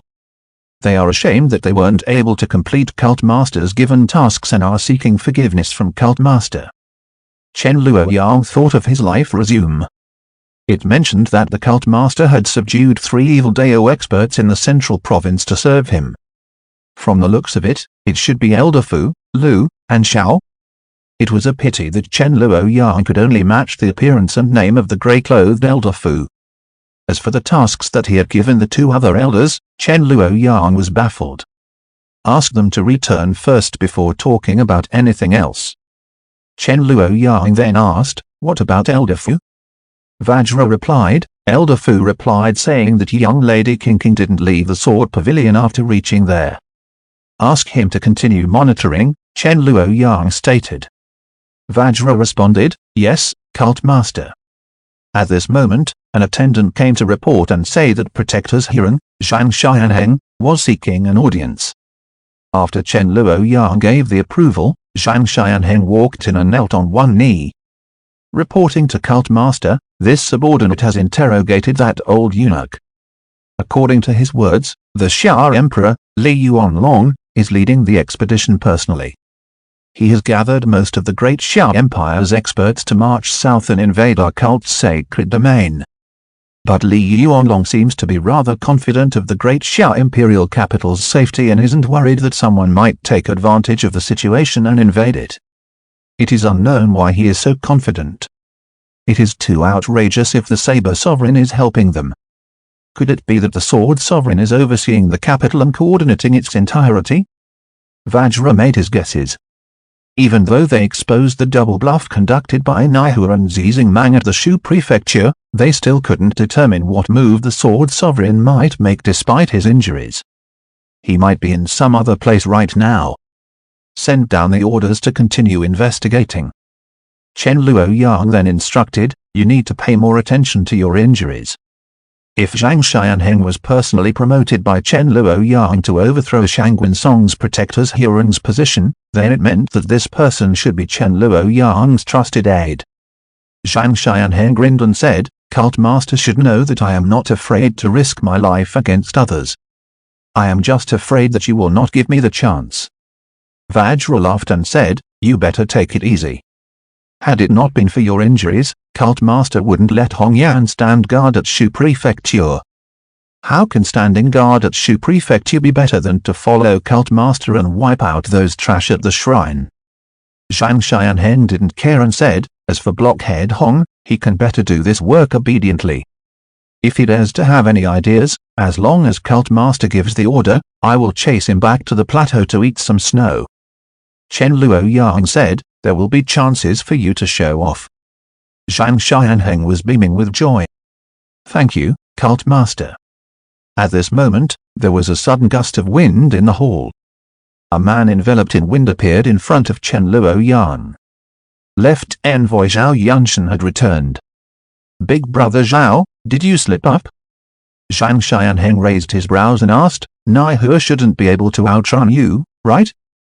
Zhao Yunshan bowed to Chen Luoyang who was on the throne and said in a deep voice, reporting to Cult Master, the other tribe's left Sage King, Xiaz is coming from the west and attempting to stop you from returning to the shrine. Chapter 26, Assassination. Xiaz, also known as Yuan Xiaz, was the other tribe's left Sage King as well as their chieftain's biological younger brother. Be it his status or strength, he was the number 2 man who was just inferior to the tribe's chieftain. He served only one man and was the dictator of everyone else. The other tribe's unrevealed absolute art, Edict of Black Death, had been cultivated by Xiaz to an unprecedented stage. In his hands, this absolute art was further innovated and developed, resulting in a stronger version as compared to the predecessors. Xiaz had also relied on this to become one of the 5 emperors in the Divine Province, standing at the top as one of the true experts. Even if the 3 sovereigns wanted to defeat him, they would need to spend some effort. Back then, Xiaz was defeated by the Demon Cult Master, and it resulted in severe injuries. The left Sage King, Xiaz, had since then been bearing this hatred and never forgot about taking revenge. That the Alliance army to conquer the demons could be established was partly due to the East Seas Wan clan head, who desired to compete in sword skills against the Vermilion Bird Hall chief. The other factor was because of the other tribe's left Sage King, Xiaz's personal vengeance against the Demon Cult Master. Otherwise, the Northern Desert Other tribe would probably have been willing to just watch as the battle between the Central Province's Orthodox factions and the Southern Desolate Demon Cult resulted in losses on both sides. They would also prefer for the Demon Cult's Elder faction to have an internal strife with its Youth faction. Left Sage King, Xiaz's target was Chen Luoyang himself. He didn't really care about the Demon Cult Shrine's Heaven Demon Blood Tree or the other treasures. It was outside of everyone's expectation for Chen Luoyang to personally lead the expedition to Shu Prefecture. After quickly driving out the old and making a clean sweep of Shu Prefecture, he immediately returned to the demon cult shrine. After obtaining this information, Xiaos didn't retreat and was actually having a stronger battle intent. He immediately gave up marching south and went west to obstruct his target. It is very possible for us to encounter Xiaos and his subordinates at Qian Prefecture, Zhao Yunshan said while being enveloped in moving wind. The current information is that Xiaos's subordinates, the 10 gallants, are accompanying him on the expedition. The 10 gallants were the elite experts under the left Sage King. If they were in the outside world, each of them would be able to rule over a land, however, they willingly submitted to Xiaos. Xiaos might be powerful, but he is still a defeated foe under the cult master's hands. There is nothing to be afraid of. Vajra flattered as he spoke from the side. Chen Luoyang had an indifferent expression, but he wanted to roll his eyes in his heart. Which great cult master gave me this rotten situation again? I have been studying the stake-all technique and am gradually becoming proficient. However, the left Sage King is one of the 5 emperors. Will I be able to deal with him in a single move? Chen Luoyang thought in his heart and communicated with the Black Pot. Information on this left Sage King, Xiaos. The blood-red serum in the Black Pot decreased and increased again without a change in quantity. There were no blood words, meaning that the amount of blood-red serum wasn't enough. Was it because Xiaos was of the martial emperor level? I need more blood-red serum. Chen Luoyang pondered. Cult Master has unrevealed divine prowess and is naturally not afraid of a mere defeated foe. Zhang Xianheng frowned and said, but that useless king cultivated the Edict of Black Death, which is very troublesome. When executed at full power, the spread of contamination is extremely extensive. The Qian Prefecture is our divine cult's territory and destroying it would be rather unfortunate. A contest between martial emperors could reach an extensive range. When the battle was intense, it would be normal for the battle to extend up to thousands of kilometers. It was why the Demon Cult Master and the Sword Pavilion Lord had arranged their battle in the Snow Domain Plateau, which had few signs of human habitation. Xiaos is indeed inferior to the Cult Master, Zhao Yunshan's voice echoed, but we still have to be cautious against the Sword Sovereign and the Saber Sovereign. They didn't know if the Sword Sovereign was fully recovered, and they didn't know if the Saber Sovereign was really out of seclusion. Even until now, there was still no accurate information, and their whereabouts were unknown. Even with the demon cult's well-developed information network, it was hard to discover anything within a short period of time. Reporting to Cult Master, Xiaos is just a defeated foe of yours. Why do we have to bother about the barking of a defeated dog? Enveloped in a moving wind, Zhao Yunshan was visibly bowing as he said, why don't we hurry back to the shrine? If Xiaos dares to visit the shrine, his outcome will be the same as before, and he will be defeated by Cult Master once again. Yunshan, you have given it a lot of thought, Chen Luoyang said indifferently on his throne. Zhao Yunshan said, Cult Master already has a plan in mind and is just checking through our suggestions. I am merely putting forward my modest ideas. Chen Luoyang tapped his finger on the armrest and said, continue advancing. We don't have to bother. If we encounter them on the way, we will just casually deal with them. Yes, we shall comply with Cult Master's orders. Zhao Yunshan and the others replied in unison before asking to be excused. Zhang Xianheng moved out a little later as he sought approval from Chen Luoyang. Cult Master, about the Zizingmang, do you want me to knock him around? Just lock him up and don't bother about him for now, Chen Luoyang said casually. Zhang Xianheng acknowledged before withdrawing from the hall. When there was no one else in the hall, Chen Luoyang leaned back on the throne and contemplated. I have already made my declaration. If I really encounter that other tribe's left Sage King, how should I deal with him? Chen Luoyang sighed in his heart. According to the information from the Azure Dragon Hall, the news of Chen Luoyang successfully taking down Hua Iron Temple and Shu Prefecture was indeed very shocking to the Grand Divine Province. There were plenty of people who were alarmed. The Demon Sovereign was still so aggressive after the battle with the Sword Sovereign. It was a pity that the launched arrow could never turn back. The Alliance army to conquer the demons had already been formed. If they were to break up now, they would be the laughingstock of everyone, and it would give a boost to the demon cult's prestige. Therefore, this battle was inevitable. However, it didn't mean there was no way for the demon cult to put in more effort. After all, the Alliance army wasn't entirely united.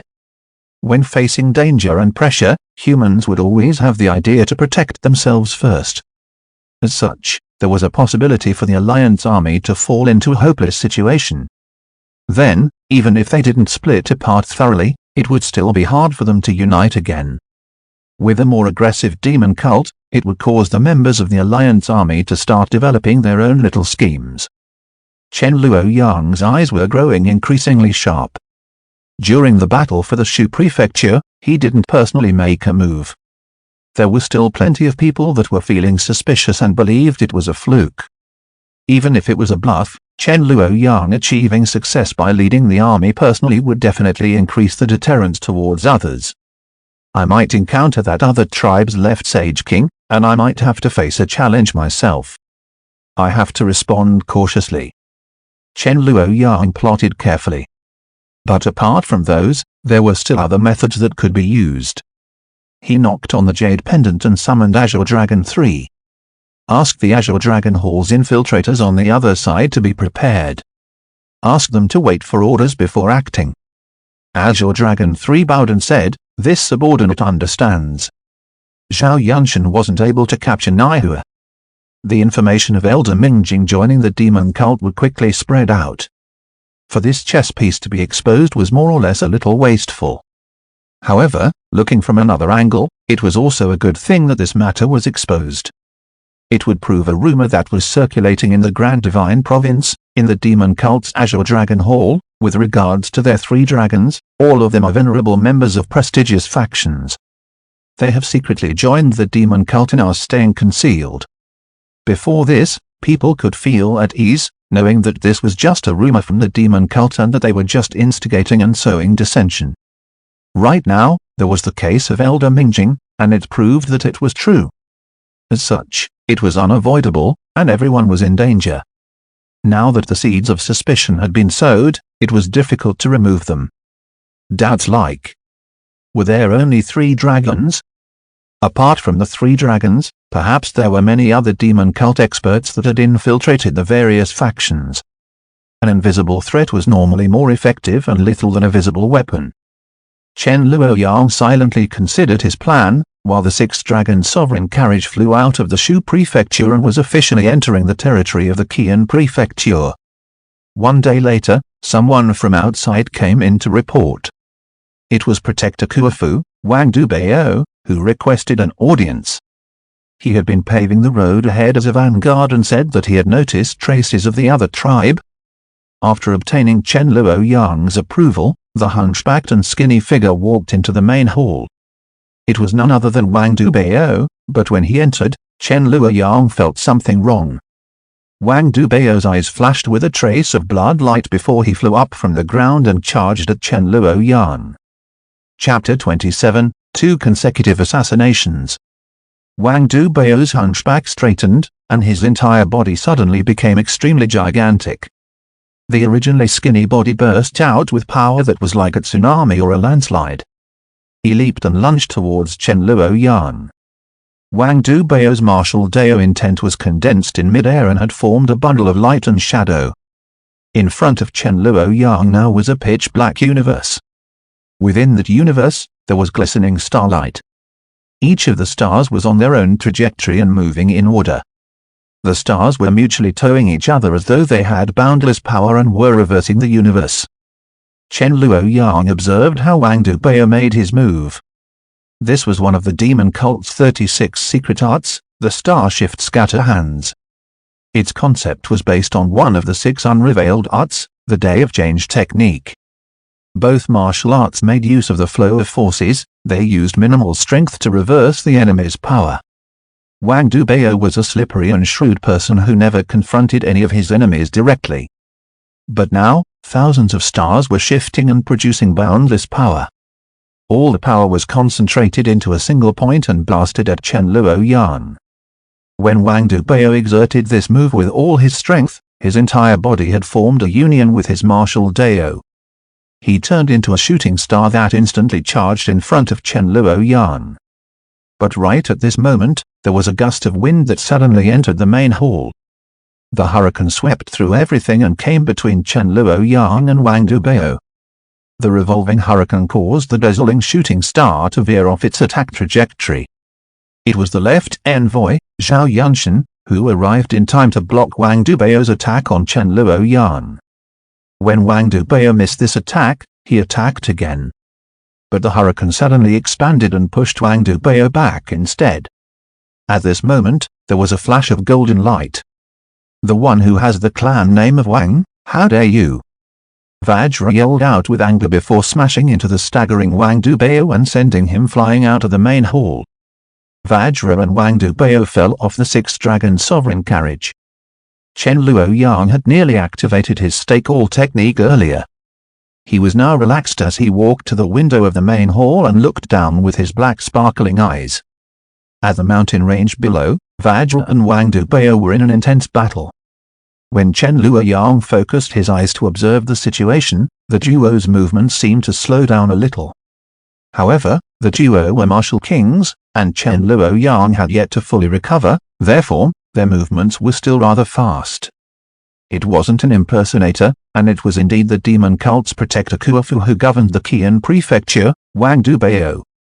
He was a trusted aide that the demon cult master previously promoted. Is the current situation a betrayal or some other reason? Chen Luoyang pondered. Earlier on, Wang Dubao's eyes flashed with red light, and it was very strange. Furthermore, his inarticulate expression revealed a subtle madness.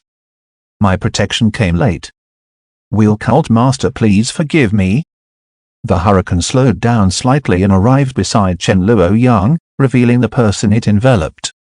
It might be the Northern Desert Other Tribe's Blood Soul Curse, Zhao Yunshan said. Earlier on, I noticed from far away that there was something wrong with Protector Wang. That's why I followed him here. It was a pity that I was still too late and allowed him to disturb the great cult master. Zhang Xianheng, Elder Mingjing, and Shangwen Song had also appeared. They were all looking down at the fight between Vajra and Wang Dubao. It is possible for the Blood Soul Curse to invade the person's mind and soul. It is extremely evil, and it is rare for even the other tribe members to cultivate it, Elder Mingjing said. For it to invade Protector Wang's mind, the user of the curse must also be a martial king. There should only be 2 or 3 individuals in the other tribe who are practitioners of the Blood Soul Curse. Elder Mingjing originated from the Jin Prefecture's Buddhist sacred place, the Qingliang Temple. There were plenty of confrontations with the northern other tribe, therefore, he was quite knowledgeable about them.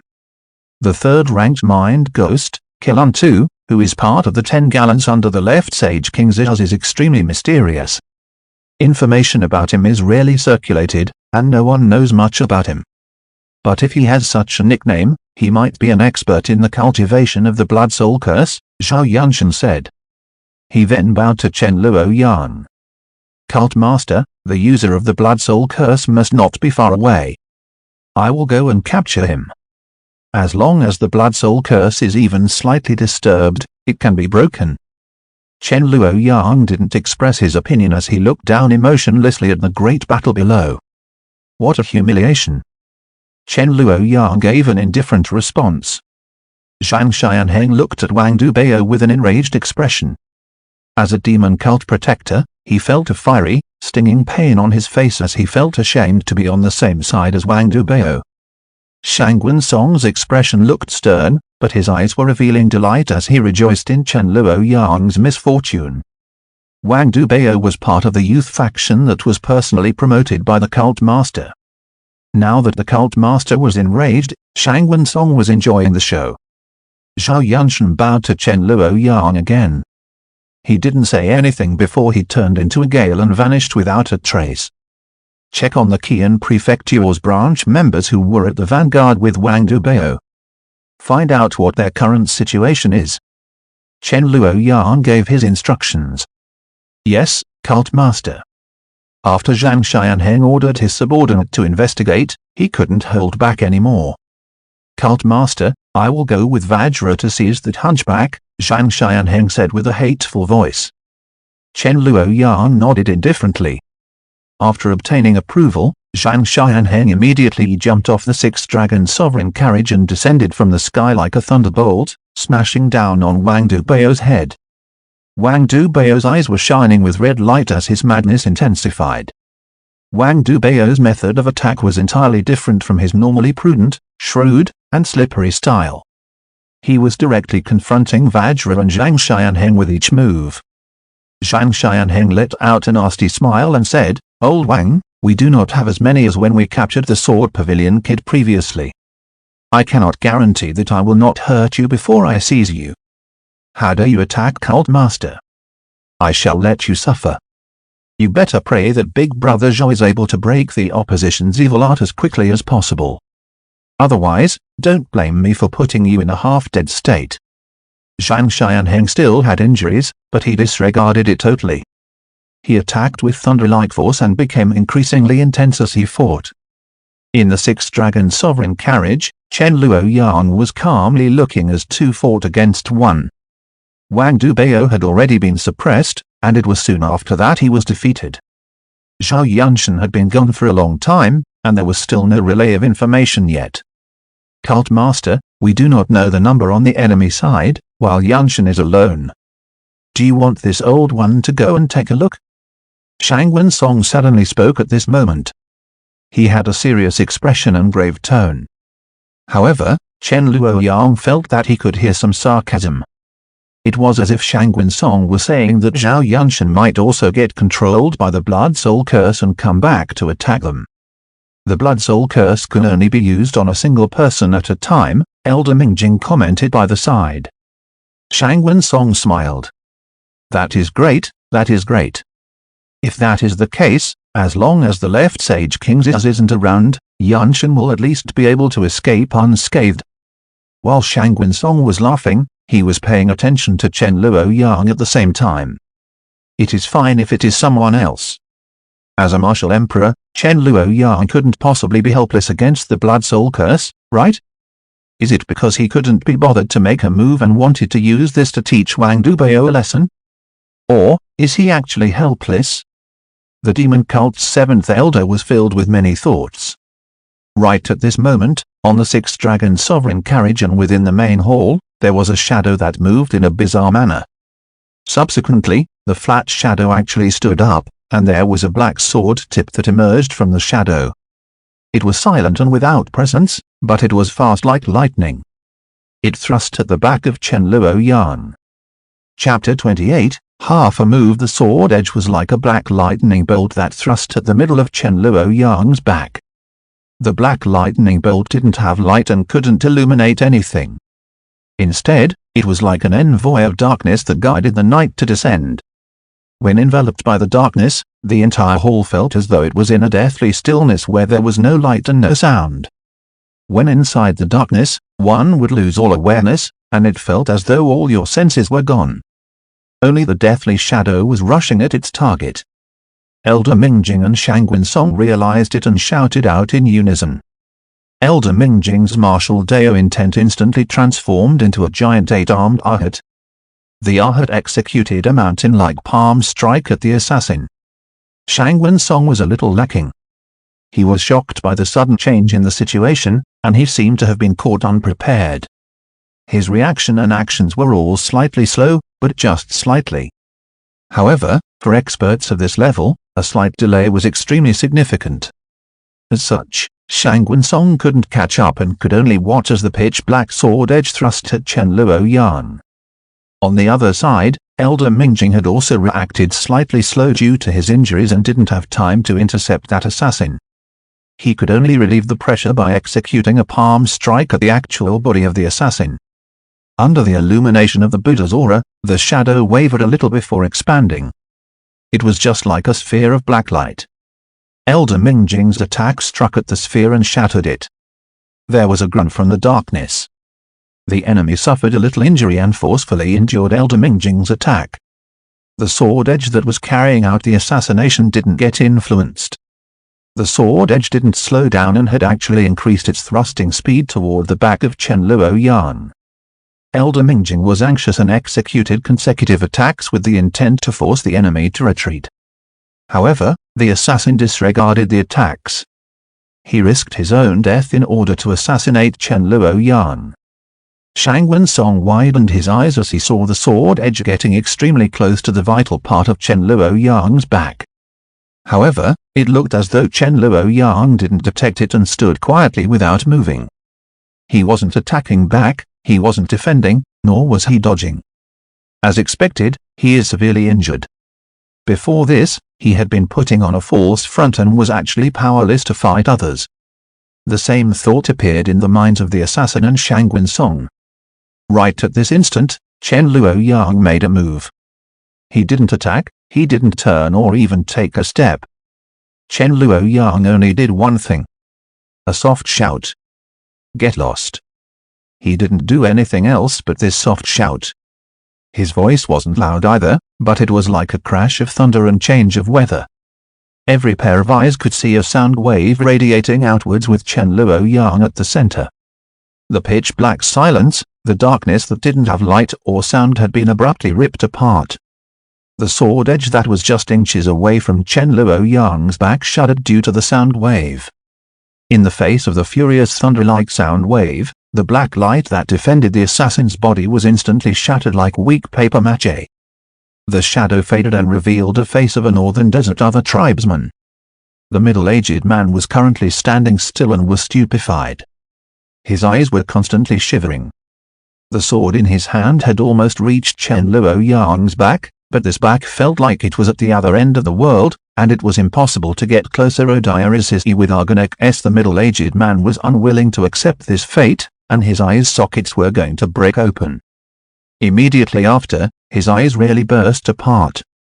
Fresh and bright red blood flowed down like tears and rolled down his cheeks. It wasn't just his eyes, all of his 5 sense organs and 7 apertures were bleeding. The eyes of this other tribesman had lost all liveliness, and his vitality had already departed. Go and think about how you offended Zeus. Chen Luoyang didn't turn back. Otherwise, why would he ask you to give up your life to this seat? By the side, Shang Wensong and Elder Mingjing felt dizzy, and their eyes went blank. By the time they came back to their senses, they saw the assassin standing still like a statue and lacking any life. Another tribe's martial king just like them, who was able to condense and manifest martial Dao intent, a martial Dao Grand Master, had been jolted to death by a soft shout from the demon sovereign. It wasn't just in the main hall, the weather outside the 6-dragon sovereign carriage had also changed. The clouds that covered the sky had gradually scattered, allowing the sun to shine down. The demon sovereign only required a single yell to cause a surge in wind and thunder, to shake heaven and earth. At the mountain range below, Zhang Xianheng and Vajra, who were fighting with Wang Dubao, had felt their ears humming, while their qi and blood were also disrupted. Wang Dubao had simply stood in place and was no longer moving. His eyes, which had been flickering with blood-red radiance, had suddenly exploded. When all the blood-red light scattered, Wang Dubao's eyes turned blank before he collapsed. The entire place had an illusory line of blood-red light that flashed by. Within that split second, the red line was severed with a bang. Cult Master's prowess is unrevealed. He doesn't even need to be proficient in the Blood Soul Curse.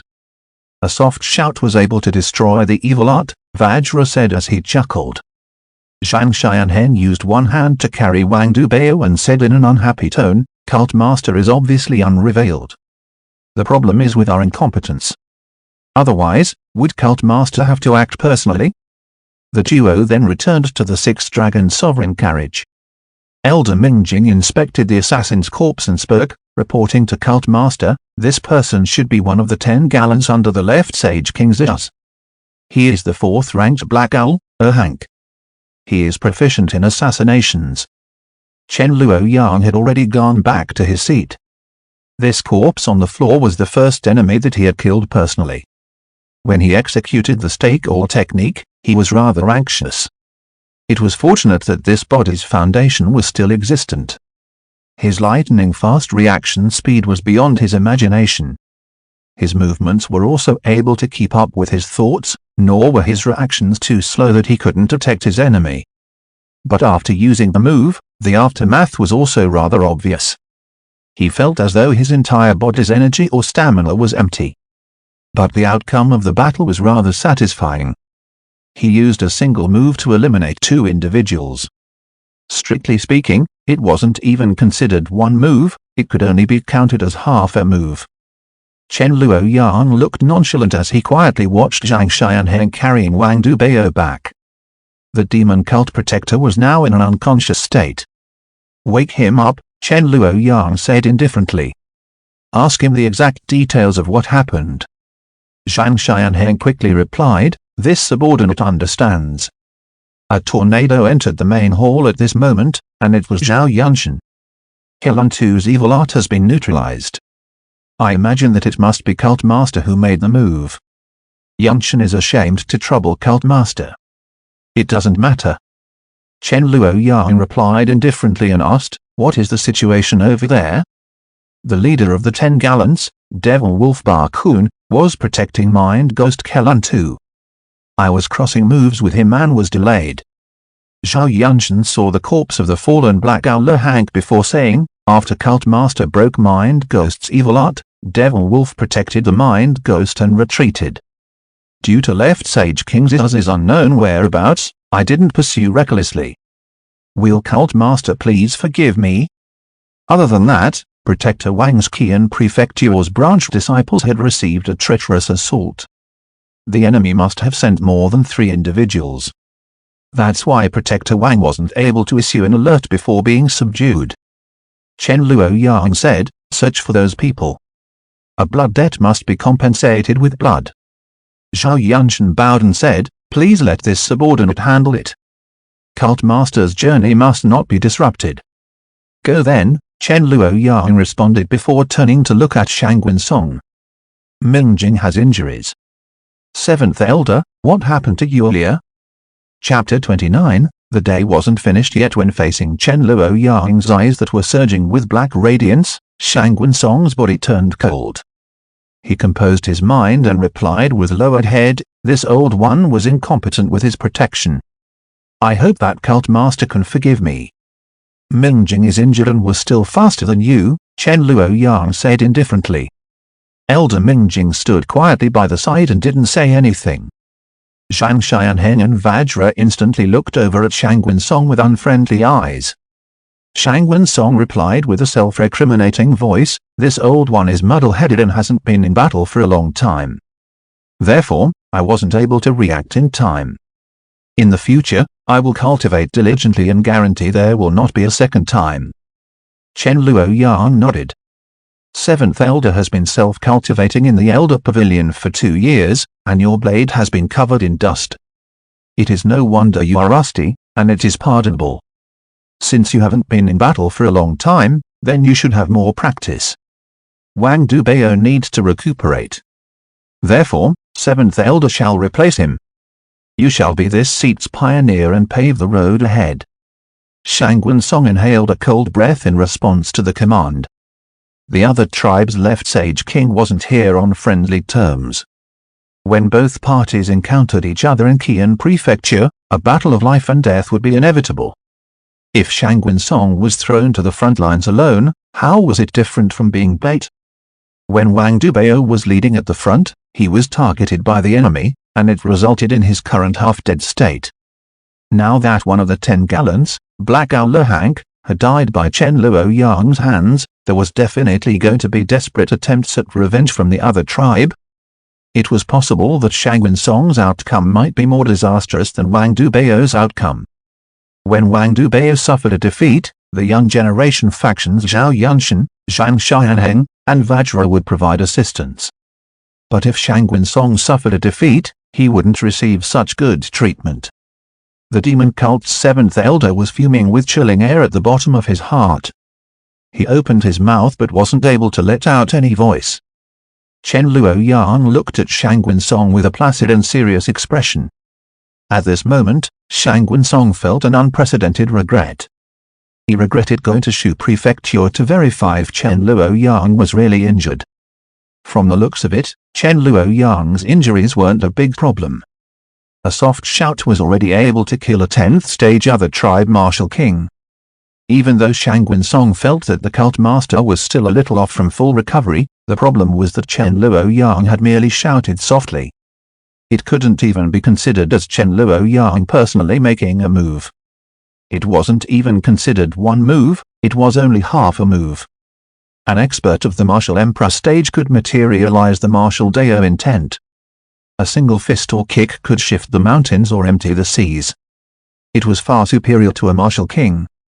However, when the cult master jolted that assassin to death and neutralized Wang Dubao's blood soul curse, it took just a soft shout from him. Chen Luoyang didn't even reveal his martial Dao intent, let alone materializing it. He was purely using his superiority in cultivation stage to oppress the enemy. To be able to do this, it meant that even if Chen Luoyang's injuries weren't fully recovered, they shouldn't be significant. The shock that Shangwen Song received had yet to fully dissipate even until now. It was truly hard to believe that the cult master was able to remain so imposing even after a duel with the Sword Pavilion Lord. Shangwen Song forcefully suppressed the shock in his heart and lowered his head. Many thanks to cult master for being magnanimous. This old one shall do his best to atone for his sins. Chen Luoyang said, "Go then." Shangwen Song looked a little absent-minded as he walked out of the main hall. After watching Shangwen Song leave, Vajra said, "Cult Master, we have to be on guard that he might contact the other tribe. Let me keep an eye on him, and if he dares to have any ideas, I will deal with him." Chen Luoyang said indifferently, "Leave it to Yunshan." Zhao Yunshan, who was enveloped in flowing wind, responded softly, "I shall comply with cult master's orders. That old Shangwen can serve as bait. It doesn't matter if the other tribe comes to bite him, or if he attempts to collude with them, we will then be able to locate the other tribe's members easily." Zhang Xianheng rubbed his palms. "Let's weigh Dubao first." Chen Luoyang tapped on the armrest with his finger. People who were inflicted with the other tribe's blood soul curse would suffer great damage to the spirit. When Wang Dubao woke up, his spirit was still weak, and his eyes were dazed.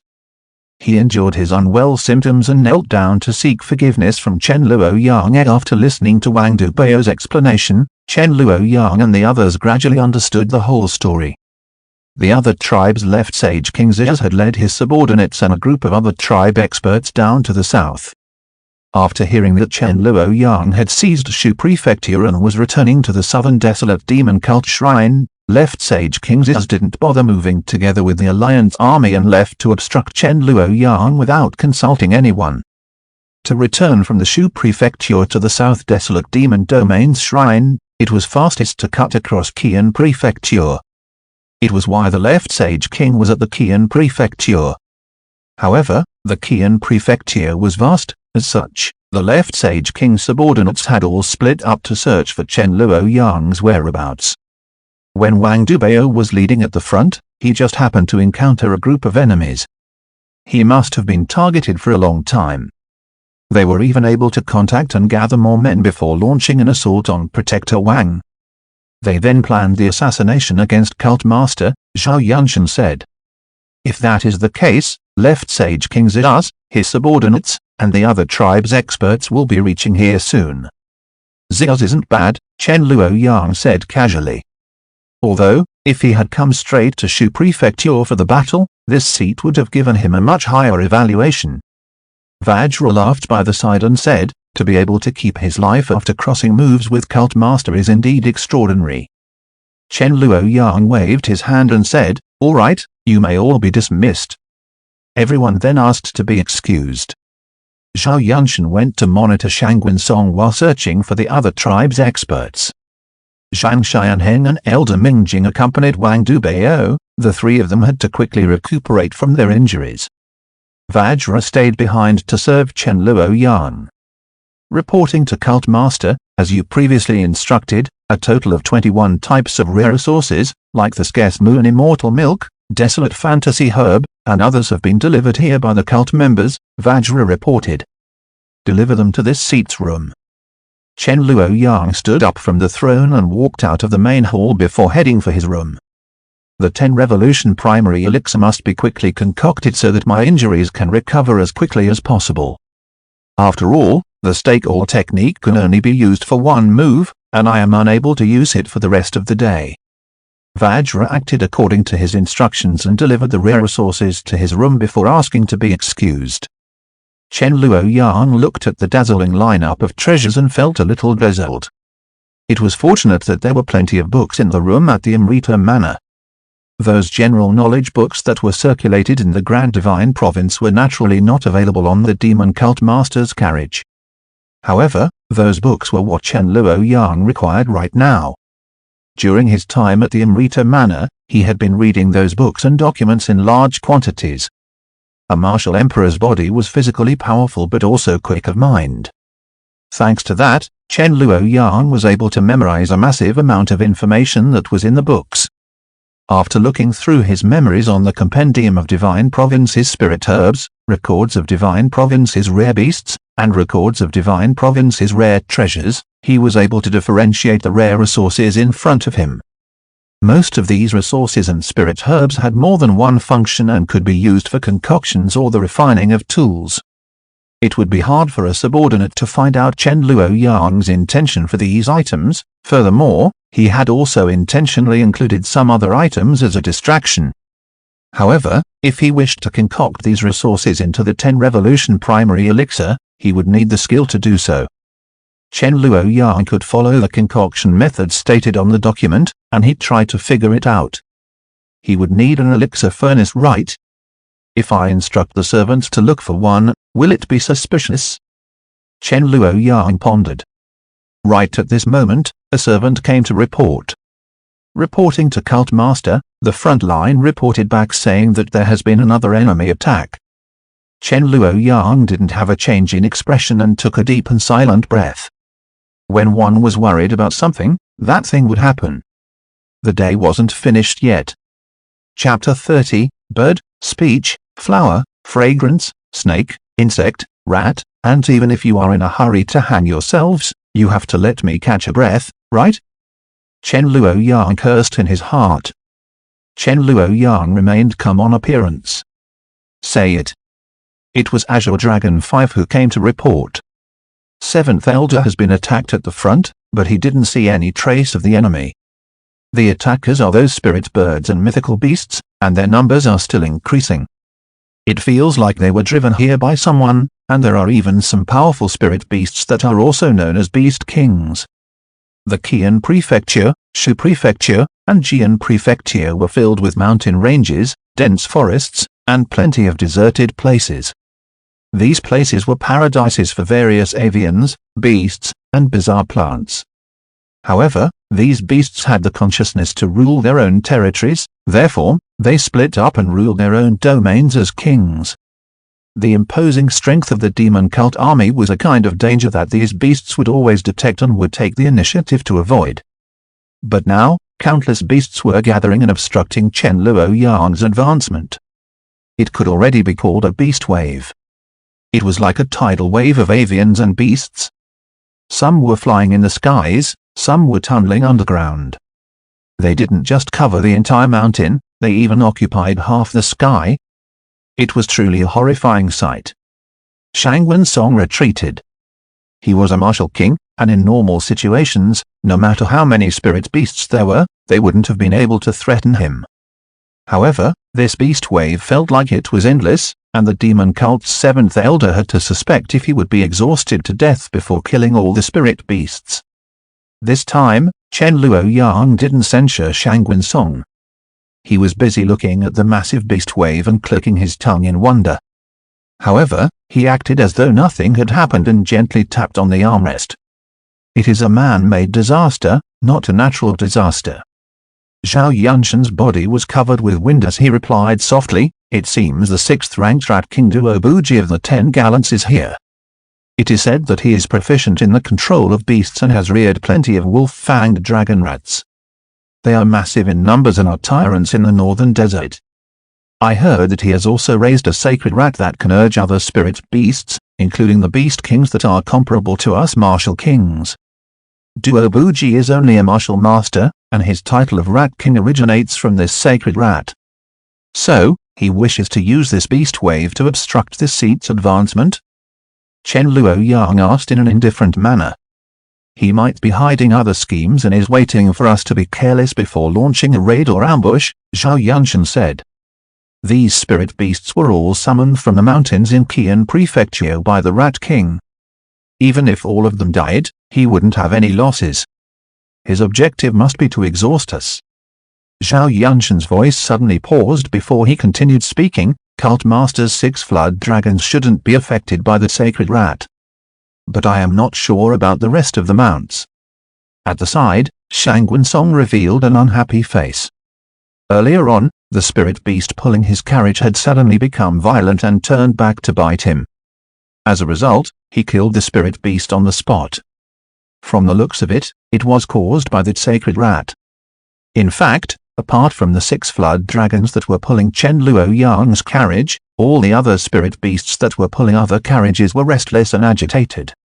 When facing the beast wave, there were even some mounts that didn't have the intention to protect their master. Instead, they had the intention to join the beast wave. At the imperial carriage, the 6 flood dragons were constantly letting out thunderous roars.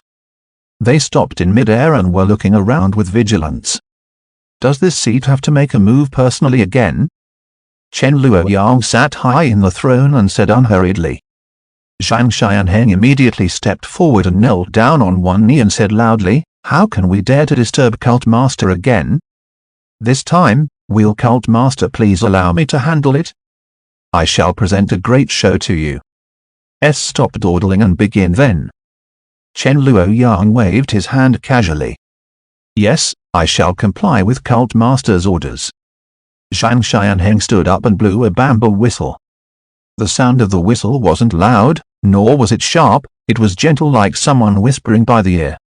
In response, Vajra grinned and said, "Zhao Zhang, are you going to call for your group of snakes, insects, rats, and ants from the Jian Prefecture? I heard that the left Sage King's subordinates had a few martial masters, but none had reached the martial king stage. However, they are still part of the 10 gallants, and it is precisely because of their expertise that make them outstanding among the martial masters." Zhang Xianheng revealed a cold sneer. Zia's unconventional and flexible viewpoint of choosing his subordinates is something that I agree with as well. Soon enough, 6 figures arrived at the main hall. 3 men and 3 women stood together before bowing to Chen Luoyang and Zhang Xianheng. These subordinates pay their respects to Cult Master and Protector. Long live Cult Master. You may rise, Chen Luoyang stated. He looked at the 6 individuals below and attempted to match their faces to their names. During the attack on Shu Prefecture and the battle at the Golden Summit, when the demon cult members were confronting the Orthodox faction experts, Chen Luoyang had been observing the battle and noticed a few of them before. However, he was looking at them from far away back then, and this was the first time he met them face to face. These 6 individuals were direct subordinates of Protectors Hiran, Zhang Xianheng. They were Joss Masters of the Demon Cult branch at the Jian Prefecture. Second Master Bird was adept at communication and investigation. He also domesticated spirit birds. Fairy Speech had mastered the Inferno C6 voices. She could use voice to kill and speech to subdue the enemy. Madame Fragrance was an extraordinarily beautiful woman who was specialized in charm and seduction and also the user of the fragrant powder array. Young Lady Snake could tame beasts and was especially proficient in controlling spirit snakes. Daoist Insect nurtured all sorts of poisonous insects. General Ant had perfect command of an army of fearless ants. He could command them to form battle formations and even towers with their massive numbers. The 6 of them had accompanied Zhang Xianheng into the Shu Prefecture. Staying behind to guard the Jian Prefecture were Grandmother Flower, who was great at planting spirit flowers and herbs, using them to concoct medicine and poison, and also the Great Master Mouse, who raised the world-searching mouse and was an expert in prospecting for treasures. They were known collectively as the Jian Prefecture's Joss Masters. They were also the 8 arms of Protectors Hiran, Zhang Xianheng, who governed Jian Prefecture. In the outside world, they were known as bird, speech, flower, fragrance, snake, insect, rat, and all of them were Zhang Xianheng's trusted aides. Zhang Xianheng had governed the Jin prefecture like a firm iron bucket. Apart from cult master Chen Luoyang and Zhang Xianheng, no one else's words held any weight in Jian prefecture. When they were attacking Shu prefecture, these 6 individuals were commanded by Zhang Xianheng to lead the Jian prefecture's branch members and had achieved outstanding results. They were truly a headache for the members of the orthodox faction. In terms of cultivation, they were all martial masters, but they had their own strengths. And when they had coordinated under Zhang Xianheng's command, the sight of the battle had truly left a deep impression on Chen Luoyang. Snake, cult master has already given the orders. You have free rein to do your things, Zhang Xianheng said to a woman. This woman had a beautiful and pleasant face. She was slightly tanned, and her clothes were obviously different from those of the people of the central province. After hearing Zhang Xianheng's words, she let out a delicate giggle and said, "Thank you, cult master and protector." She then turned and exited the main hall. Immediately after, there was a tiny silver snake that slithered out from her sleeve. When this tiny silver snake appeared, the beast wave's imposing presence, which was overwhelmingly aggressive, suddenly lessened. As for the mountain spirit beasts on the demon cult side, they were all stabilized. However, they were still rather restless. The only difference was a change of master. Previously, it was the Rat King Sacred Rat, which could not be spotted anywhere. But now, it was the silver snake that was spitting out its forked tongue on the arm of the Snake Queen. Chapter 31, An Entertainment. After the meal, the silver snake on young Lady Snake's wrist seemed to be small and unassuming, but those massive spirit beasts were all docile in front of the silver snake. Those spirit beasts that got near the demon cult army started listening to the silver snake's orders. They changed their direction and started clashing with the beast wave that was coming from far away. The spirit beasts that were farther away were also becoming restless due to the influence of the silver snake. However, these spirit beasts were still complying with the commands of the Rat King Duobuji and that mysterious sacred rat. They were still intending to attack the demon cult army. As such, one wave was rushing outwards, while one wave was rushing inwards. The two beast waves then abruptly clashed. In just a split second, the entire place was drenched in blood. Beast blood fell from the sky like rain and formed pools of foul blood on the ground. The battle between the two sides had immediately reached a climax. The beast wave from far away suddenly separated into two sides, opening up a path. Immediately after, a herd of rats started rushing through the path. These rats were gigantic in size. They were all the size of calves. Their pitch-black fur were like thick and solid iron spikes. They were ferocious-looking, like malicious devils. They ran with the extreme agility and speed of the wind, and were like thunderbolts. The other spirit beasts would quickly avoid these giant rats when they encountered them. The giant rats let out a call, and they were enveloped in black mists that were dense and wouldn't scatter. They were just like dark and ominous moving clouds. Seeing the situation, young Lady Snake smiled and didn't have a change in expression. The silver snake on her wrist let out a sharp and ear-piercing hiss. Subsequently, on the demon cult side, 100 giant black shadows emerged from the surface of the ground. These were black-scaled giant snakes that raised up their upper bodies. They might not be as gigantic as those flood dragons that were pulling the demon sovereign's carriage, but each giant snake would look like a small hill if they coiled up. The darting of their forked tongues let out loud hissing sounds. The scales on the giant snakes opened up and released green mist. Wherever the green mist extended to, the black mist would instantly disperse.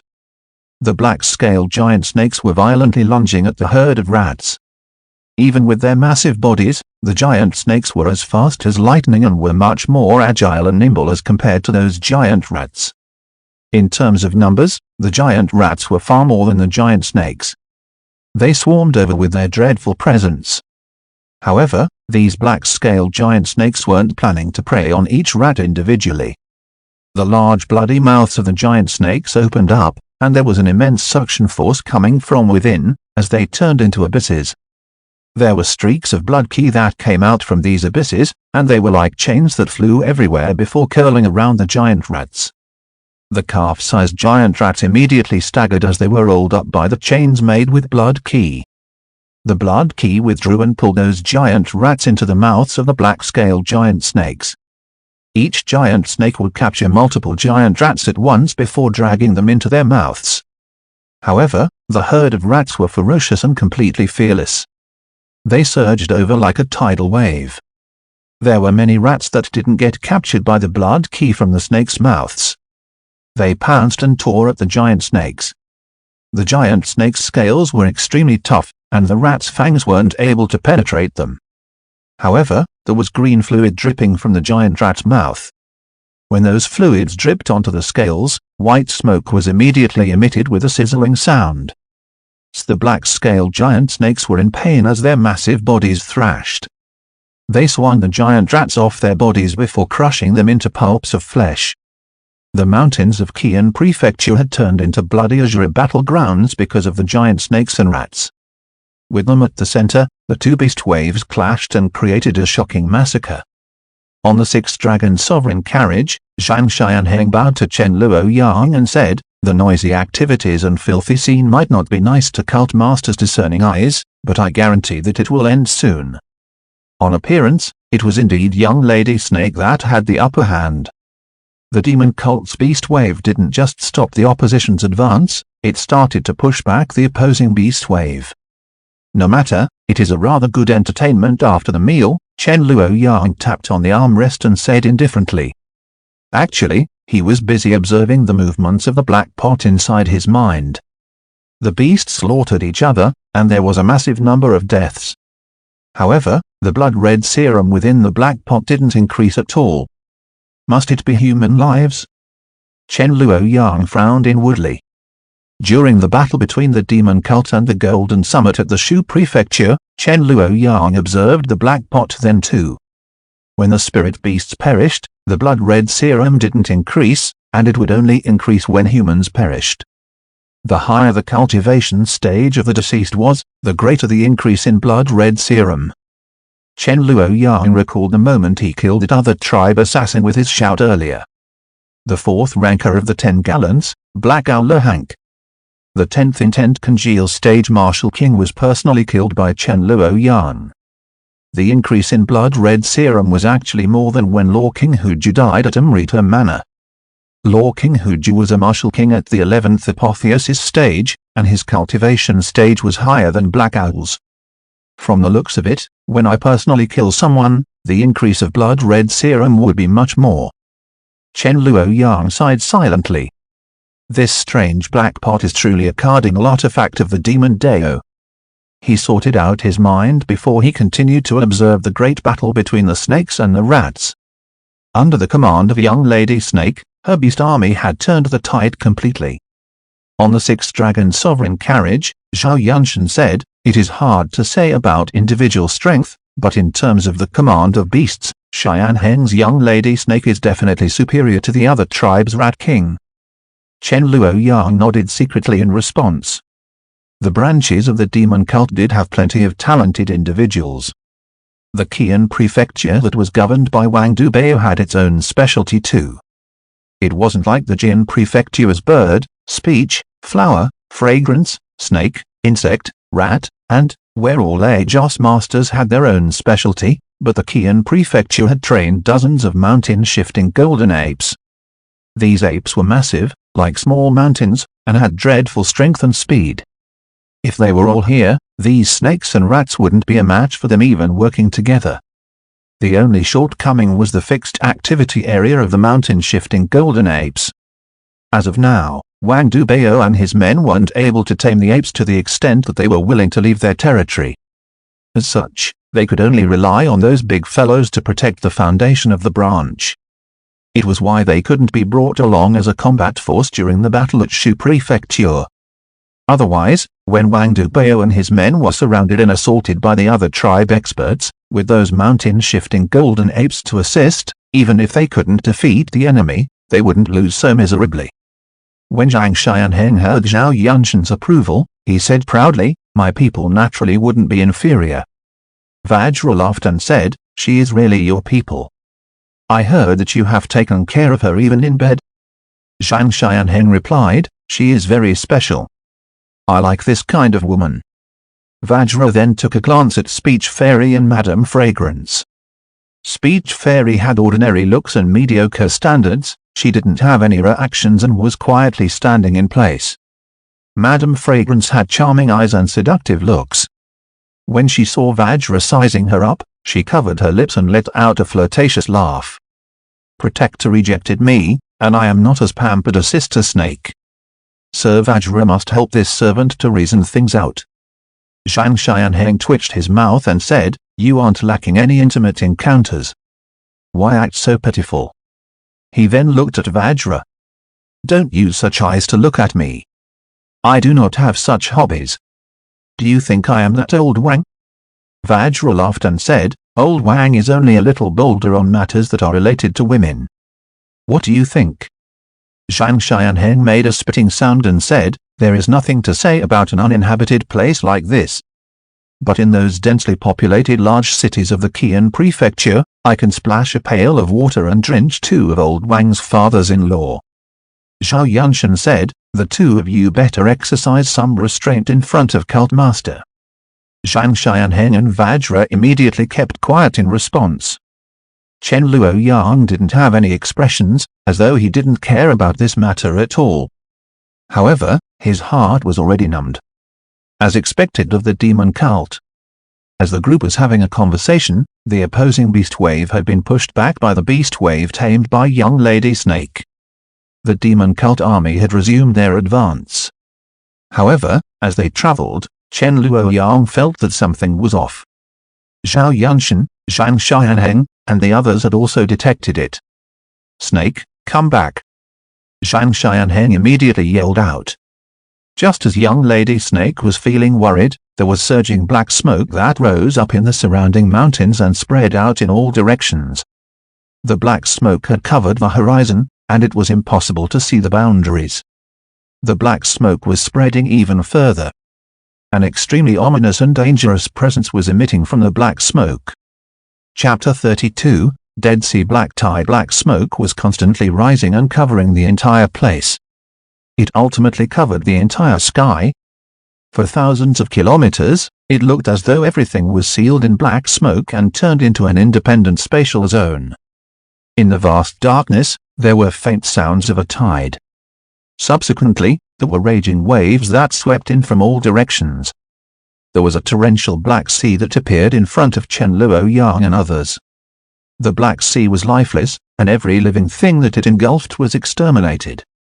The seawater was like extremely filthy ink, viscous and dense.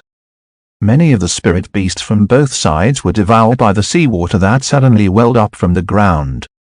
The beasts roared and struggled to leap and avoid the black seawater, but the ink-like seawater was impossible to get rid of once it stained the body. It didn't matter what kind of spirit beast it was, as long as it was stained by the black seawater, all spirit beasts would let out painful howls. Their eyes would turn red and be filled with strands of blood, while their pelt and skin would start to fester. Their flesh constantly undulated as though there was a strange power smashing around within the body. All the spirit beasts swelled up as though their bodies were inflated with air. Due to the festering on their skin, they turned into balls of meat that were grotesquely shaped. The mutilated surface of the body would also be squirming, and it was truly a ghastly sight. At the next moment, bang! When the spirit beast's body expanded several times larger than before, it finally reached the limit and suddenly exploded. As the burst blood and flesh fused with the black sea water, the black tide would look as though it was a fire with oil sprayed on it, surging with more intensity. On the sixth dragon sovereign carriage, the demon cult experts were all astonished. Dead Sea Black Tide. Everyone leaped off the carriage without the need for Chen Luoyang to issue the order. All of the martial kings exhibited their abilities and did their best to assist the demon cult members on the ground to block the deadly tidal wave. With their coordination and lead, the demon cult members didn't panic.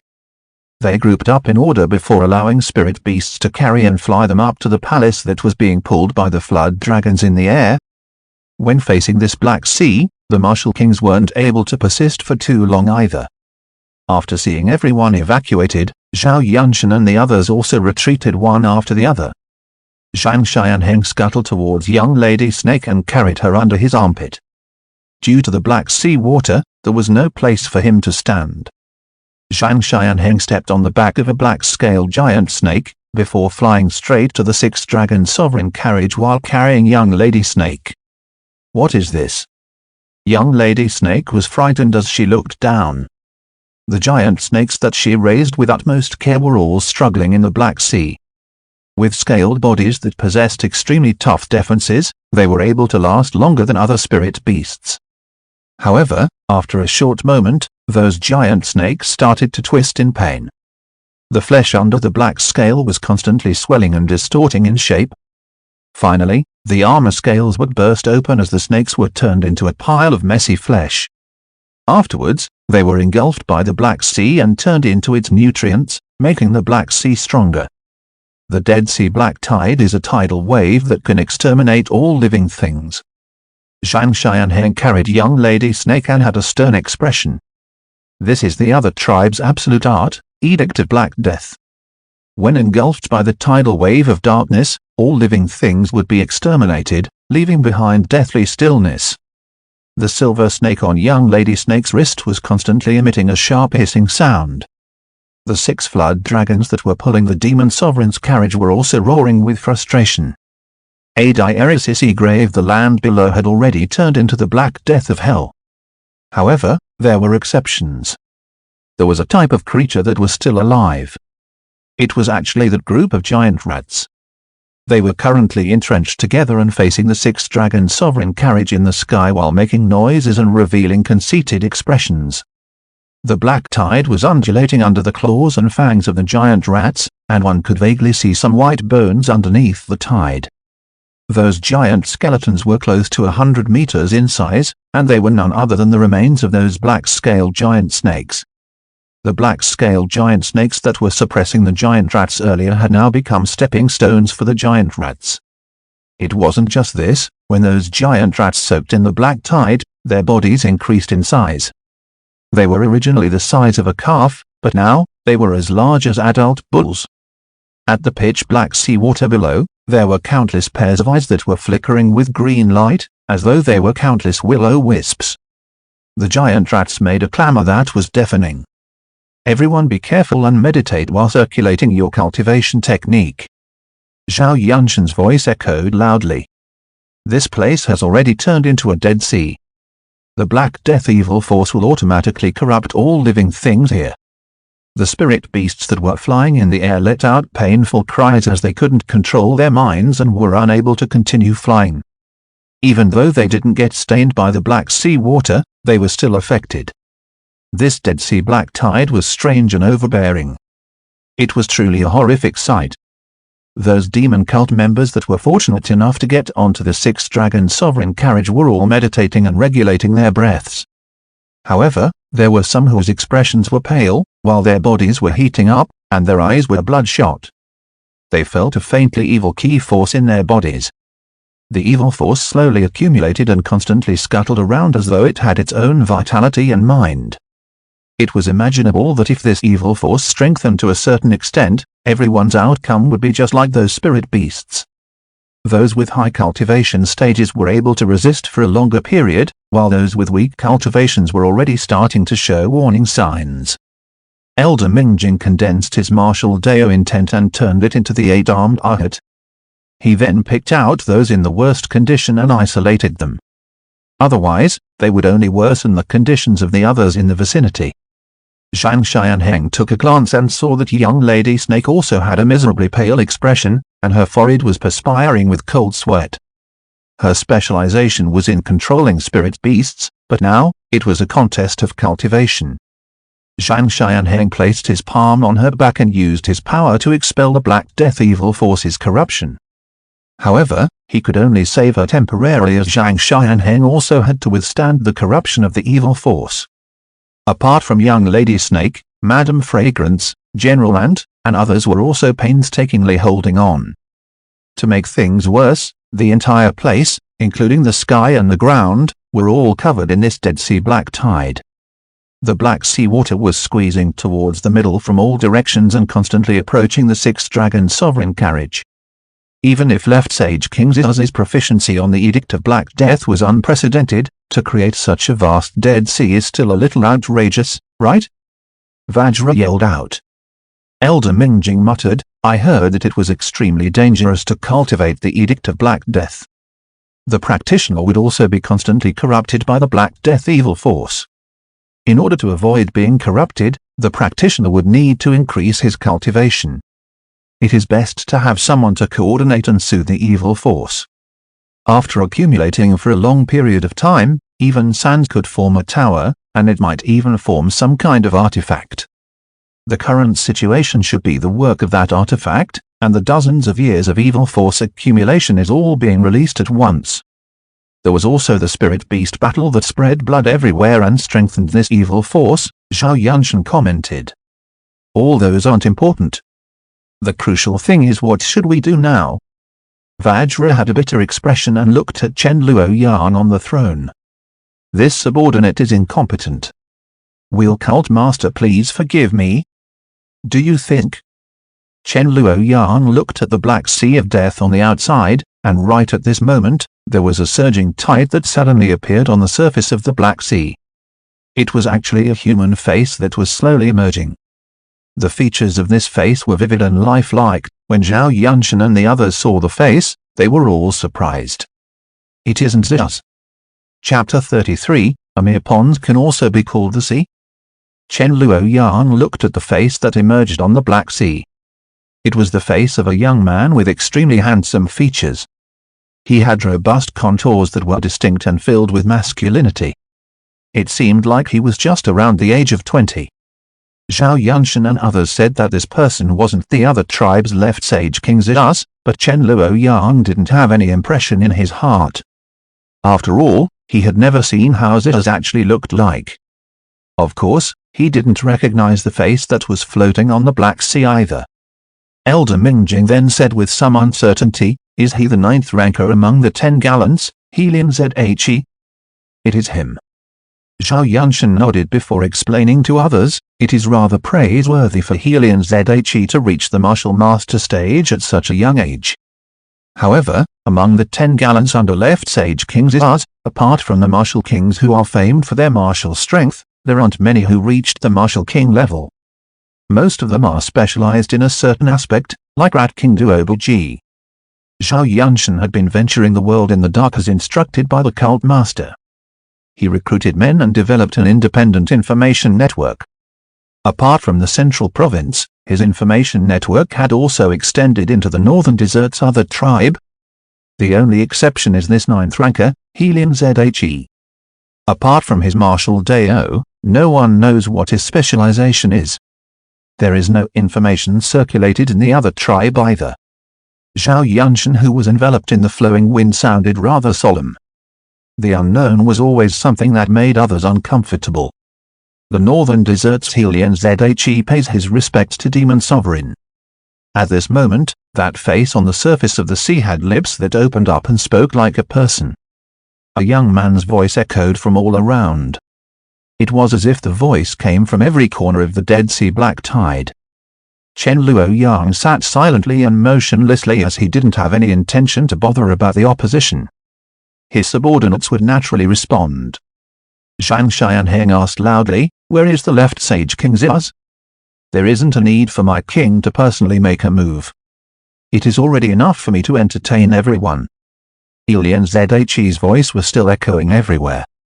The demon cult members were all secretly frowning as it was hard to determine if the opposition's words were true or false. Who knew if the left Sage King Zhaz was here or not? In the normal course of events, his opponent should be the demon cult master, and after putting on such a massive army formation, how could the other tribe's left Sage King not appear? Perhaps, the left Sage King was hiding in the dark and waiting for the cult master to neutralize the Dead Sea black tide. He would then use the opportunity to attack. Zhang Xianheng sneered and said, with just the likes of you? Mind Ghost might be injured, but you still have the 10 gallants leader, Devil Wolf Barkun, around to take charge of the Dead Sea black tide. How can it be your turn? Shangwen Song listened quietly by the side. This young man who replaced him as protector's Heerung seemed to be forthright and irascible, but his strength wasn't simple. A casual statement sounded as though it was degrading and humiliating Helian Zhe, but he was subtly driving a wedge and sowing discord among the 10 gallants. This Dead Sea Black Tide contained my king's prowess, and it is already enough for a mediocre person like me to take your lives. Why is there a need for Boss Bakun to make a move? Helian Zhe wasn't affected by Zhang Xianheng's words, and his voice contained a trace of laughter. Vajra sneered and said, even if the left Sage King is here, he will not be able to do anything, let alone you. You dare to disturb our great cult master. You are just seeking death. If the demon sovereign was in good health, I naturally wouldn't dare to take the risk, Helian Zhe said calmly. There is a saying, a skinny and dying camel is still bigger than a horse. Cult Master Chen's foundation is firm, and even if you are injured, you aren't afraid of an attack from a martial king. But when facing this Dead Sea Black Tide, I wonder if you can stay so indifferent. Even if this is the worst case where Cult Master Chen's divine prowess is overwhelming and is at his prime, I will be considered as testing out Cult Master Chen's limits for my king. If I die by the hands of Cult Master Chen, this trip will not be in vain, as I will have obtained first-hand information for my king. On the surface of the dark sea, the giant face of the young man revealed a smile.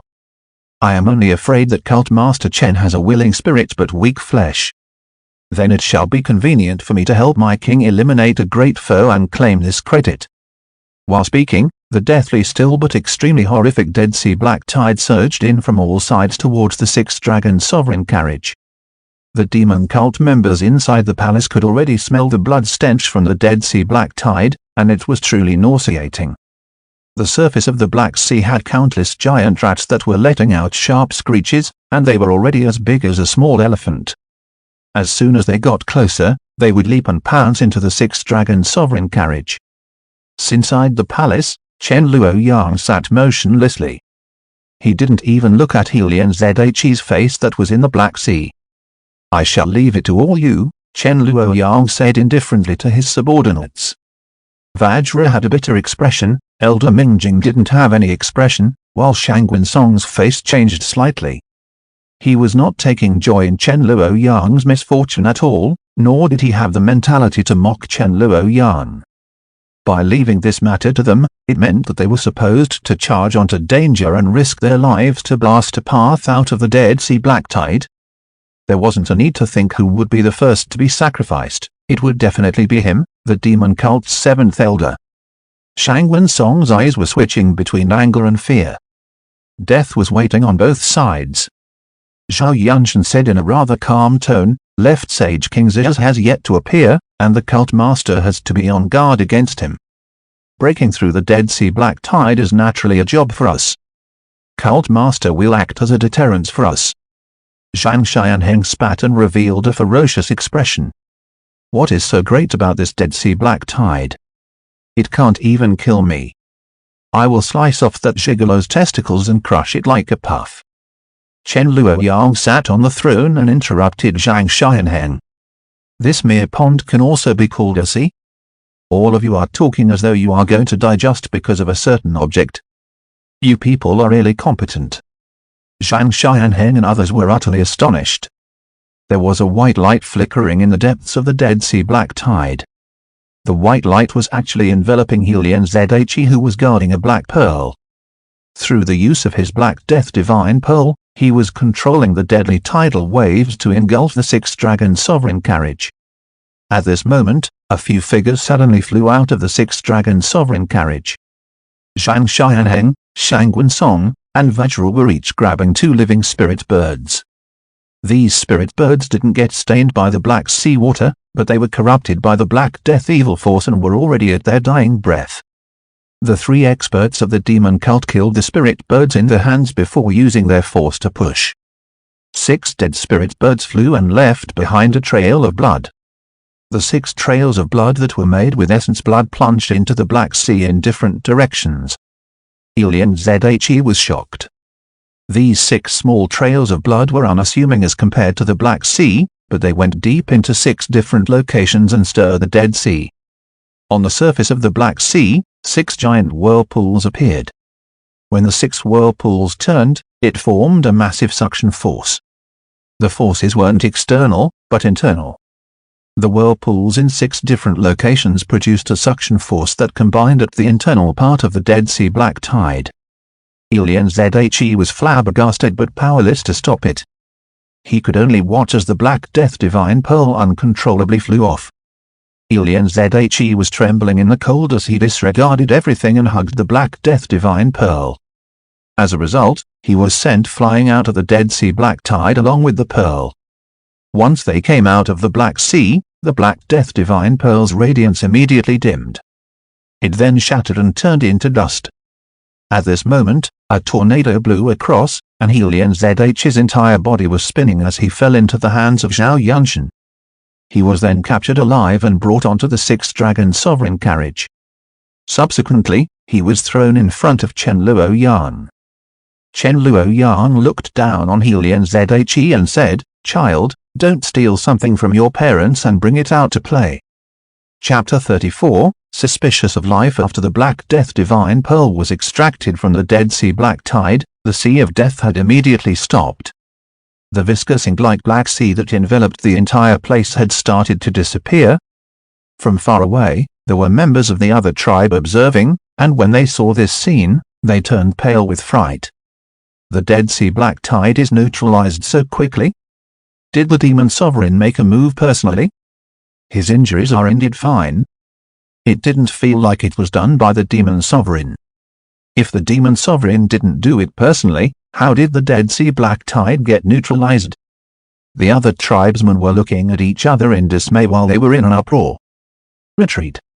We are unable to handle this situation anymore. Immediately report back to our king and let him decide. What about 9th brother?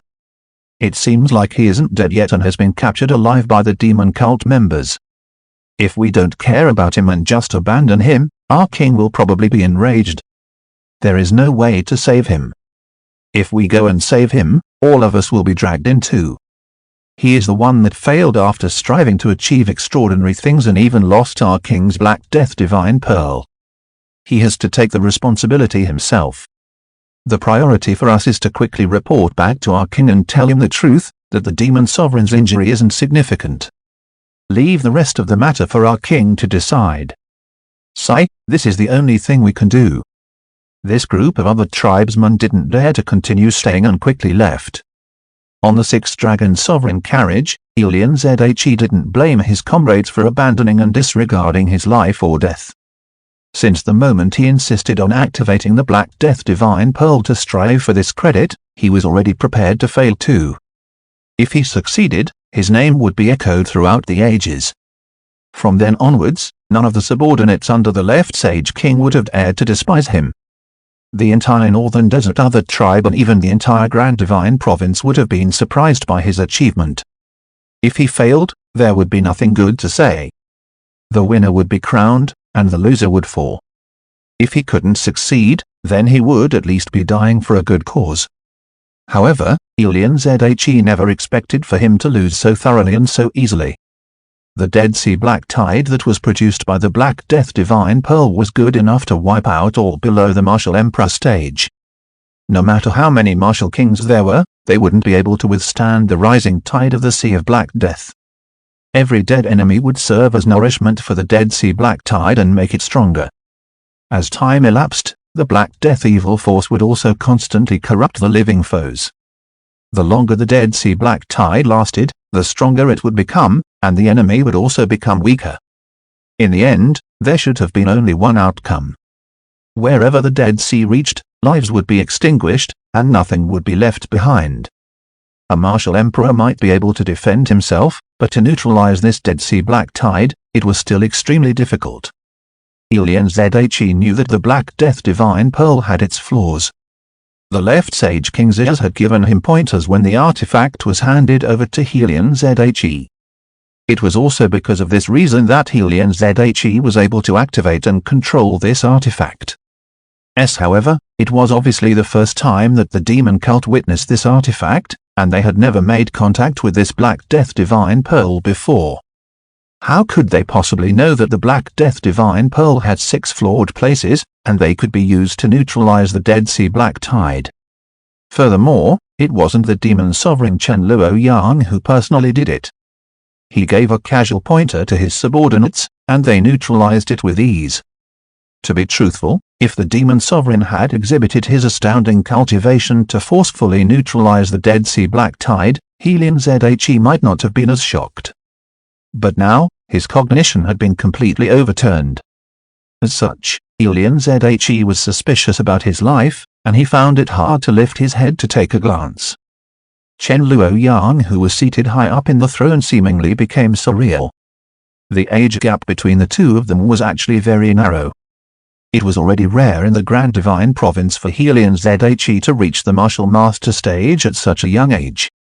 However, when compared to that person seated on the throne, the difference in strength was so far off.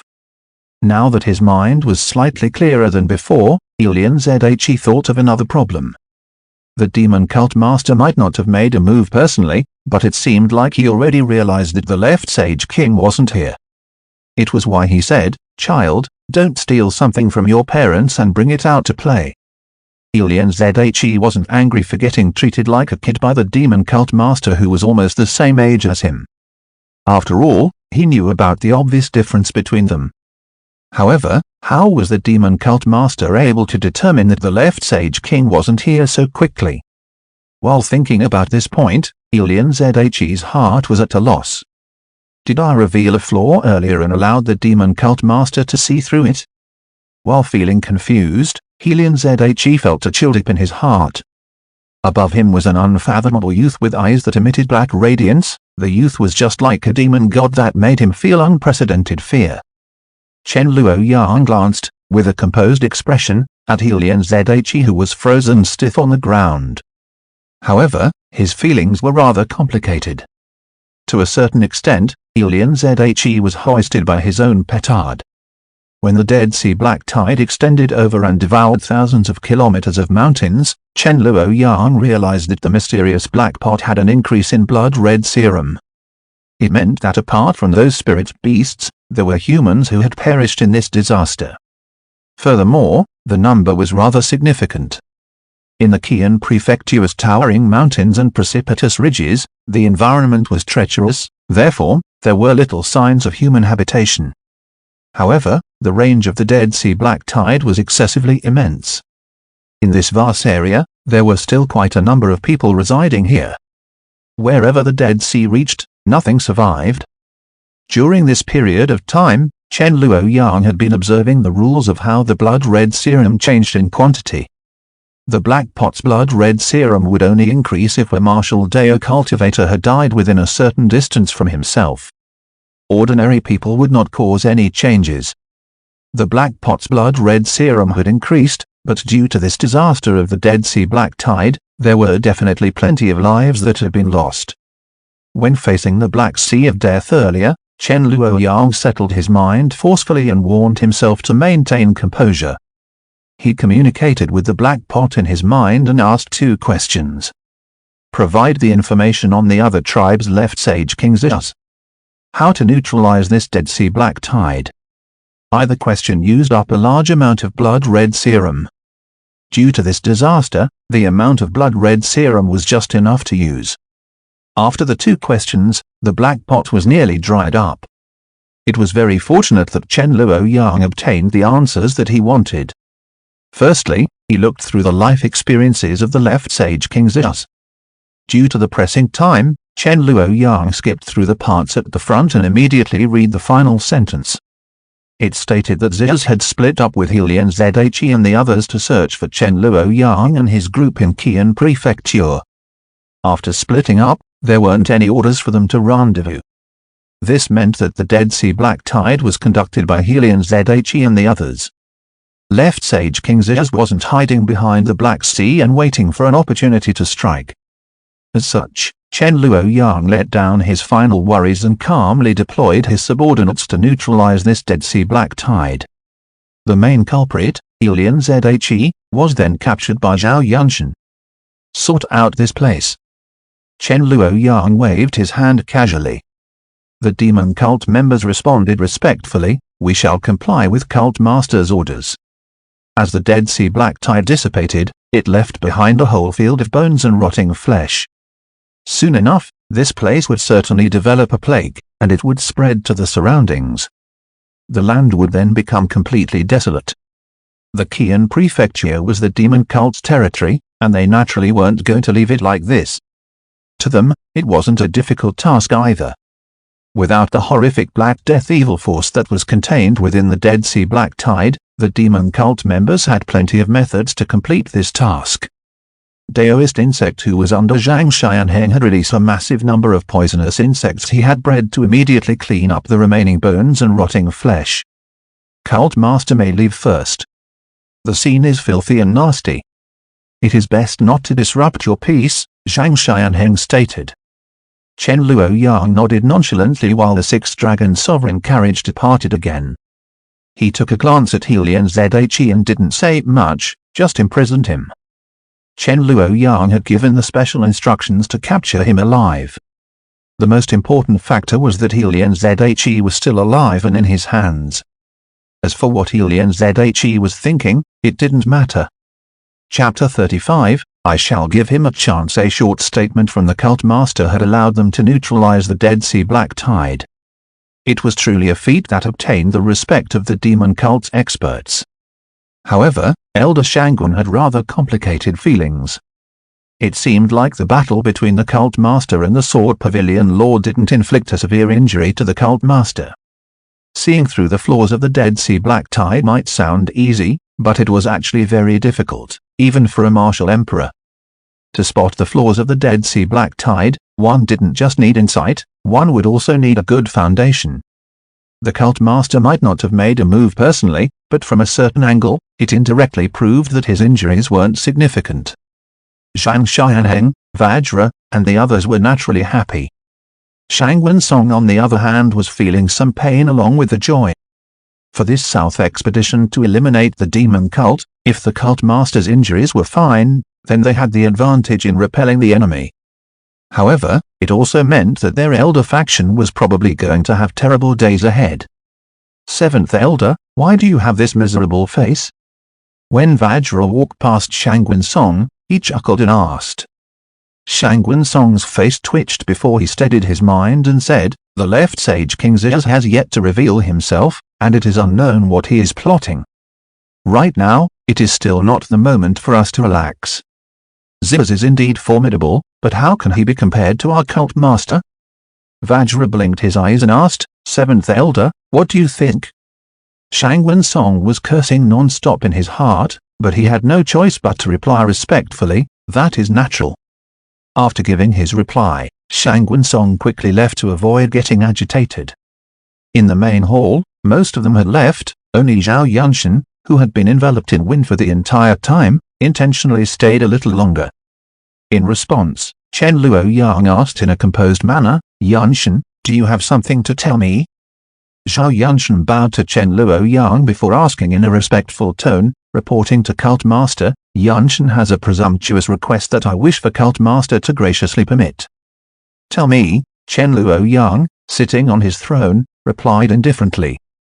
Cult Master must have his own plan, and we will surely listen to your orders and wouldn't dare to have second guesses or to go against you, Zhao Yunshan said softly. I just wish for Cult Master to approve that I shall be the one to carry out the execution, should the time arrive for Helian Zhe to be executed. Chen Luoyang was surprised. Since they first met, this was the first time his demon cult's left envoy displayed such an intense personal preference. Before this, Zhao Yunshan had always been upright, earnest, and conservative. He wouldn't reveal his personal feelings and had remained calm and composed. It seemed as though nothing could stir up his emotions. It is because he was personally captured by you? Chen Luoyang didn't look surprised and used a nonchalant tone to ask. How could I dare? We were able to neutralize the Dead Sea black tide, all because of the pointers given by Cult Master. How could Yunshan dare to claim credit? The youth in the wind then continued to reply, the Edict of Black Death had spread its pernicious influence boundlessly. A single Black Death divine pearl from Zeus caused widespread chaos and countless deaths to our divine cult's sacred key and prefecture. Alien Zhe deserves to die 10,000 times. Yunshan's cultivation was insufficient, and I wasn't able to contest with Zeus. I was only able to capture Alien Zhe because of Cult Master's guidance. I am truly ashamed. Yunshan, you don't have to be like this, Chen Luoyang said. Chen Luoyang's expression remained unchanged, but his heart was even more surprised. However, he felt as though he had a better understanding of this left envoy. This Edict of Black Death was an absolute art that was rather inhuman. They were from the demon cult, and they had done plenty of acts like the slaughter of entire clans and the extermination of entire factions. However, they had never done such an indiscriminate massacre. Yet to the demon cult, slaughtering was just a method to conquer and rule. However, as that may be, the demon cult members were all obviously much more tolerant towards slaughter and blood.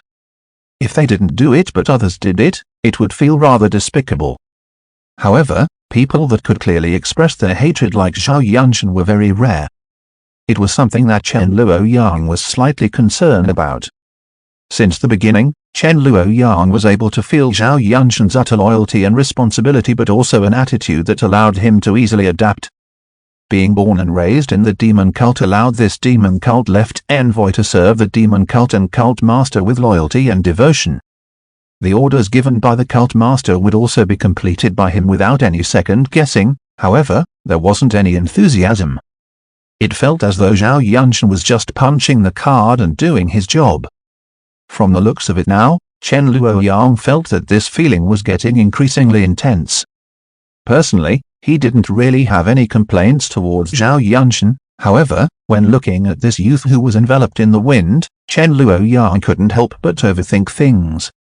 This is a little like those novels where a person is neither righteous nor evil. The person starts off as an evildoer but ends up turning good.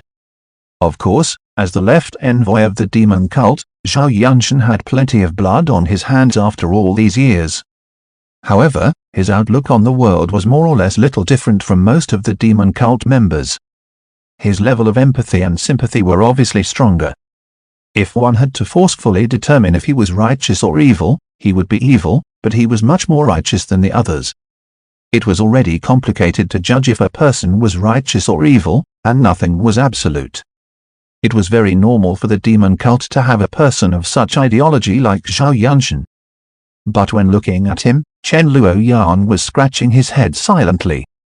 Would this big shot actually renounce the dark and seek the light in the future? There is certainly a price to pay for bringing chaos to my cult's sacred lands.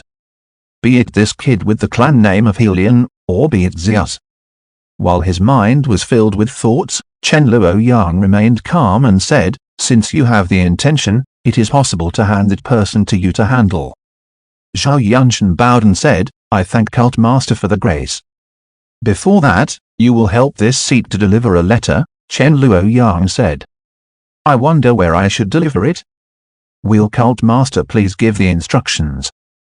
Zhao Yunshan lowered his head. "Naturally, it is to Zeus.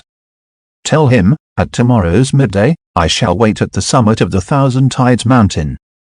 Chen Luoyang added nonchalantly, "Since he is scheming and wishes to challenge this seat, I shall give him a chance and see if he dares to come." Zhao Yunshan replied respectfully, "I shall comply with Cult Master's orders and ensure that the information is relayed to Zeus." At this moment, Zhang Xianheng sought an audience. After receiving Chen Luoyang's approval, that fierce-looking youth walked in and had this rather strange expression. Reporting to Cult Master, "I have interrogated Helion Zhe, and I have probably extracted everything from him." Within the demon cult, the individual with the best interrogation skills was the White Tiger Hall chief, who also governed the torture prison. The next in line wasn't the other interrogation experts in the White Tiger Hall, nor was it the Azure Dragon Hall's Azure Dragon too, who was adept at this too. It was Zhang Xianheng, the protector, who controlled his own branch. His bones are rather tough, and he is rather shrewd too, but he has a huge flaw in his mental state. Zhang Xianheng let out a grin and said, I felt it was rather strange that the Left Sage King would give him the Black Death Divine Pearl, and why would Helion Zhe have such an exaggerated opinion of his own ability by offending a cult master with just a Black Death Divine Pearl? As a result, the demon cult's protector's hearing had an expression as though he had a toothache and said, "I originally thought that this person was Xia's illegitimate son." Therefore, he was squeezed into the 10 gallons as an exception. Who would have expected that he actually slept his way in? A male pet? The wind might have obscured his face, but one could still see Zhao Yunshan's astonished expression. Chen Luoyang wasn't surprised though, as it was already written clearly on Xia's life experiences. Chapter 36, Powerful Counter-Attack. From the beginning, Chen Luoyang had also suspected that Helion Zhe was the Left Sage King's descendant too. However, after checking through the information on the Left Sage King and reading his life experiences, Chen Luoyang found out about Left Sage King's homosexuality. The information stated that Xiao accepted Helion Zhe as one of the 10 gallons 3 years ago. The relationship between the two of them was far more intimate than a master and servants. This was only one simple sentence on Xiao's information, but Chen Luoyang hadn't seen any other implication. Is Helion Zhe simply a male pet and toy for the Left Sage King Xiao? Or did Xiao invest more emotions into Helion Zhe? Looking at Helion Zhe's Black Death Divine Pearl and his arbitrary decision to attack the demon cult with it, Chen Luoyang felt that it wasn't really accurate to say that Helion Zhe was simply Xiao's male pet. Seeing how Xiao attached importance to Helion Zhe and the latter's style of work, it meant that Helion Zhe wasn't trembling with fear and wasn't cautious as he followed Xiao. Helion Zhe was more like a concubine that was trying to flatter and gain his king's favor. Chen Luoyang didn't know how to describe it, and he felt that it might not be appropriate to use this example. He felt that Helion Zhe had activated the Black Death Divine Pearl to attack the demon cult because Helion Zhe had suffered some grievance at his in-laws' place and wanted to prove himself as the mistress. Perhaps his relationship with Xiao was good enough to be defined as lovers. Because of this conjecture in his heart, Chen Luoyang instructed Zhao Yunshan to capture Helion Zhe alive. Zhang Xianheng twitched his mouth as he said, "That kid is a rather stubborn one, as torture didn't work." However, his mental state had such a huge flaw, and I just did a slight roundabout, and he took the bait. Before this, he was all mysterious, and there was seldom any information that was revealed. I guessed that he had some secret ability that could not be made known. From the looks of it, he does have something unique. Zhang Xianheng shook his head and said with a face full of scorn, "As compared to other places in the Grand Divine Province, the other tribe is a place where they worshipped the strong individuals as kings and looked at a person's true strength. This kid slept his way into the Left Sage King's 10 gallons, and those who knew the truth would certainly look down on him." In order to prove his worth, he placed all his hopes on the Black Death Divine Pearl. When mentioning the Black Death Divine Pearl, Zhang Xianheng's expression wasn't pleasant either. Is it disagreeable due to the difference between orderly evil and chaotic evil, or perhaps it is simply because of the pure destruction? Chen Luoyang was rolling his eyes in his heart. In fact, the other tribe's Left Sage King could not be considered chaotically evil. However, the existence of the Edict of Black Death was truly rather inhuman. Chen Luoyang withdrew from the wild thoughts in his mind and said indifferently, "It doesn't matter what kind of relationship that person has with Xiao. It will not change anything. This seat has already invited Xiao to the Thousand Tides Mountain for a battle. Bring that kid along too, and just take it as this seat being benevolent and giving Xiao someone to bury along with him." Zhang Xianheng and Zhao Yunshan replied respectfully at the same time, "We shall comply with Cult Master's orders." After they left, Chen Luoyang let out a slight sigh of relief. To be honest, this Helion Zhe isn't insignificant. He is actually very crucial. With him, my plan will then have a chance to be successful. Chen Luoyang sat quietly in his throne and lowered his head to see his palms. If Chen Luoyang didn't guess wrongly, Helion Zhe was much more important to Left Sage King Xiao than anyone could imagine. If that was the case, it didn't matter if the demon cult killed Helion Zhe or captured him alive, the Left Sage King Xiao would definitely go berserk. As it wasn't the end when the Dead Sea Black Tide was neutralized, the two parties would certainly have another decisive battle. The left Sage King Xias had been overbearing, and as one of the three sovereigns and the demon cult master, Chen Luoyang must not yield. Even if it was a display of arrogance that he didn't wish to bother about a defeated foe, it still wasn't convincing enough after left Sage King's repeated provocations. A single Dead Sea Black Tide had flooded thousands of kilometers of the demon cult's territory in the Qian prefecture. The demon cult had to mount a powerful counterattack. Disregarding the attacks didn't mean arrogance, it meant the decline of prowess. The culprit of the attack might be Helian Zhe, but his actions didn't carry much weight. The only person who had the qualification to enrage the demon sovereign and force the demon cult to counterattack was the left Sage King Xias. As such, Xias wouldn't leave the matter like this, and it was a good enough reason for the demon cult to attack first. Furthermore, the demon cult had to win. As Chen Luoyang carefully read the information on Xias that was provided by the Black Pot, he gradually formed a plan. The capture of Helian Zhe was just the first step of the plan. Picking a suitable battlefield was the second step. Thousand Tides Mountain. Chen Luoyang had studied the map of Qian Prefecture's geography carefully before picking the location. Right now, he just hoped that everything was just as he expected, that Helian Zhe was indeed holding an extraordinary position in the left Sage King Xias's heart. Now that he was in possession of Helian Zhe, the bargaining chip, he had the initiative. It would force left Sage King Xias to follow Chen Luoyang's lead. Even if he guessed wrongly, it wouldn't matter. If Xias didn't come to the Thousand Tides Mountain, the person humiliated wasn't going to be Chen Luoyang. The demon cult would be able to preserve their reputation and could return to the shrine with ease of mind. After all, providing support to the shrine was still the most important objective. If Xias did come to the Thousand Tides Mountain, then Chen Luoyang would execute the third step of the plan. The third step was actually the most difficult step. Only one move. Chen Luoyang looked at his own two hands. He let out a long breath and formed fists with his hands.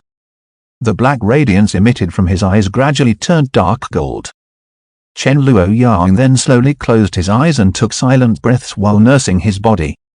The sixth dragon sovereign carriage carried him and the demon cult members, flying towards their destination. The Thousand Tides Mountain was located in the southern part of the Qian prefecture. It was the main peak of a massive mountain range, and it was rather famous among the South Desolate Million Mountains. It was famous in the Qian prefecture mainly due to the fact that the Thousand Tides Mountain was an extremely rare volcano that would erupt with dazzling coal seam fire. When the sixth dragon sovereign carriage arrived above the Thousand Tides Mountain, it was already possible to see the thick smoke that was rising from the peak of the mountain. The scarlet coal seam fire was erupting from the crater of the volcano. "Cult Master, do we land?" Vajra asked. "Land beside the crater," Chen Luoyang instructed. As the sixth dragon sovereign carriage rose up, it arrived beside the crater of the Thousand Tides Mountain and stopped in midair. An intense and blazing aura was constantly rushing up from below. "This place is indeed suitable to bury the left Sage King Xias." Elder Mingjing looked at the crater of the volcano below and said, "The coal seam fire will be able to eliminate the Black Death evil force. That way, the aftermath wouldn't endanger the surroundings. Putting aside how to accomplish it, if the left Sage King Xias perished, the Black Death poison that would burst out of his body would be much stronger than the Dead Sea Black Tide. It is a pity that this coal seam fire isn't able to restrain Xias's edict of Black Death when he is still living," Shangwen Song stated. "What nonsense. What is a cult master's cultivation? Does he even need to make use of the terrain advantage?" Zhang Xianheng snorted disdainfully. "I am just afraid those other tribesmen wouldn't dare to come." Vajra chuckled and said, "They only dared to launch sneak attacks on us. How would they dare to confront the cult master directly?" Just as Vajra was speaking, Zhao Yanshin yelled out, "They are here." Everyone looked over together and saw a sudden appearance of dark clouds on the horizon. Chapter 37, Black Emperor. There were dark clouds that appeared on the horizon, and they were approaching the Thousand Tides Mountain with rapid speed. When the demon cult members observed carefully, they realized it was that group of giant rats that they saw previously. The giant rats were calling out and running as they covered everything. They were spitting out black mist that didn't scatter but instead had formed into dark clouds. Back then, the giant rats were moving in the Dead Sea black tide as though they were fish in the water. However, the Dead Sea black tide was neutralized by the demon cult in an instant, while Helion Zhe was also captured alive. Rat King Duobuji realized that the situation wasn't good and quickly retreated with his comrades, while these giant rats retreated with him too. Right now, they reappeared, and they weren't as massive as the time they were in the Dead Sea black tide. But they were still the size of calves and had fiendish appearances. The giant rats stopped after reaching the vicinity of the Thousand Tides mountain and spread out towards both sides. Inside the black mist, there was a giant figure that emerged. It looked like a small mountain peak that was moving and slowly walking out of the black mist. It was a gigantic wolf. Its black fur was glistening, and its eyes were like dark green spheres of fire. Its jaws were emitting a palpitating howl. Beside the giant wolf was a huge man who was over 2 meters in height. As compared to the giant wolf, the figure of the man was pitifully small. However, this man was emitting a horrific ki presence that was worse than the giant wolf. The giant wolf was following the man blindly. That huge man had a smile that was reckless and insolent. He looked up at the 6-dragon sovereign carriage that was hovering above the Thousand Tides mountain. He might be looking up, but there wasn't any hint of respect as he was actually sneering. On the 6-dragon sovereign carriage, Zhao Yunshan took a glance at the huge man and said, "Bakun." Zhao Yunshan had just crossed moves with Bakun, and the latter was the leader of the 10 Gallants. Devil Wolf Bakun. There was a rumor circulated among the martial artists in the central province. It stated that Bakun wasn't a human and was basically a beast wrapped in human skin. He was the most bloodthirsty and wild among the 10 Gallants. He was ruthless, fond of killing, and intensely warlike. He wreaked havoc throughout the northern desert and was publicly recognized as the most dangerous and tyrannical person in the 10 Gallants. However, after taking a glance at Bakun, Zhao Yunshan shifted his eyes away. The rest of the demon cult members did the same thing. Their eyes were currently attracted by another person. Beside Devil Wolf Bakun was that massive black-furred giant wolf. On the top of the giant wolf's head, there was someone else. With a pure black overcoat, the man was completely wrapped up by that overcoat with the exception of his face. The man had a petite figure and was very different from most of the other tribesmen. The face that was revealed outside of the overcoat was extremely pale, and there would be the occasional cough, giving off the feeling that he was frail and had many illnesses. However, no one on the 6-dragon sovereign carriage dared to scorn at this seemingly frail man. Devil Wolf Bakun was standing beside the giant wolf, and even though he was emitting a fierce presence, he was just like a bodyguard. For this ferocious beast to be obedient and willing to serve, the identity of the man was abundantly clear. One of the 5 emperors in the Divine Province, the other tribe's left Sage King, Black Emperor Yuan Zias. The man who was completely wrapped in the pure black overcoat had also looked towards the 6-dragon sovereign carriage now. It caused the demon cult members to feel a chill in their hearts. Unlike Devil Wolf Bakun's sinister and fierce face, Zias's expression was very mild. However, the pressure Zias gave off was far superior to Bakun. Chen Luoyang sat silently and remained unmoved, but his heart was slightly stirred up. Zias didn't exhibit any cultivation strength, but he gave off a feeling that was even more mournful than the Dead Sea black tide that covered thousands of kilometers yesterday. Ain's martial kings were far superior to martial masters. As expected, martial emperors were on a completely different level as compared with martial kings. Chen Luoyang's mind was filled with thoughts, but his face remained nonchalant. He had a relaxed expression as he casually waved his hand at his subordinate. "Yes, cult master." Zhang Xianheng let out a mischievous smile and lifted Helion Zhe. He walked outside of the main hall and shouted loudly, "Cult master has issued a decree. The other tribe's left Sage King, Zias, is one of the 5 emperors and should be treated with respect.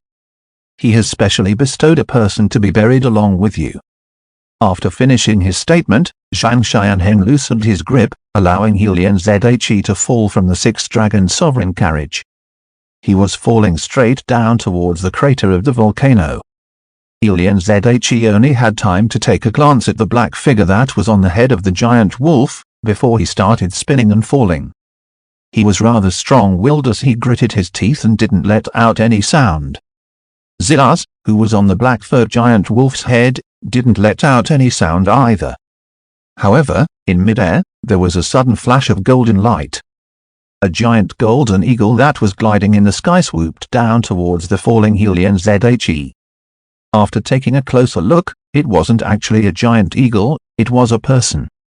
That person had condensed his martial Dao intent and formed a giant golden eagle, which enveloped that person. He was almost like a real avian, soaring in the sky and preparing to catch the falling Helian Zhe. The person was one of the 10 gallants, the 5th ranker, Golden Eagle Murungzing. He was a martial king at the 10th intent congeal stage. He was especially adept at movement skills, and when he formed his martial Dao intent, he would look just like a golden eagle. On the 6th dragon sovereign carriage, Zhao Yunshan remained calm. Subsequently, the tornado vanished from the main hall and reappeared in midair, obstructing the path of Golden Eagle Murungzing. Murungzing's proficient movement skills allowed him to change directions in midair and dance the air freely. He might be fast, but the flowing wind was faster than him. Golden Eagle tried to dodge but still ended up as though he was voluntarily crashing into the storm. In a split moment, there was a golden light that sprinkled down. It was as if the Golden Eagle's feathers had been ripped off by the storm. At the same moment Zhao Yunshan made a move, Devil Wolf Barkun let out a sinister smile and climbed up the Thousand Tides mountain with rapid speed. Subsequently, he stomped on the ground forcefully. As the rocks on the mountain shattered into pieces, Barkun's entire body was shooting straight to the sky like a human arrow. There was a vicious and tyrannical saber light that was like the harshest northern winds of the northern desert outwalls. It felt as though it was going to split heaven and earth apart. He might not be as nimble and agile like the wind, but this quick and violent saber was going to split the storm in two. Zhao Yunshan temporarily gave up on Golden Eagle Murungzing and confronted Devil Wolf Barkun first. Murungzing then took the opportunity to fly downwards again, but there was another person who descended from the 6th dragon sovereign carriage. It was the governor of the Qian prefecture, Protector Kuofu, Wang Dubao. After suffering injuries from the other tribe's blood soul curse, Wang Dubao had yet to fully recover. However, after being made use of by the enemy to assassinate his own cult master, it was something that utterly humiliated this demon cult protector. The Qian prefecture was his territory. How could he still peacefully recuperate right now? He immediately invigorated himself forcefully and asked for Chen Luoyang's permission to join the battle. Chen Luoyang didn't give any answer, but he didn't stop Wang Dubao either. Chen Luoyang was currently looking at the other tribe's left sage King Ziaz.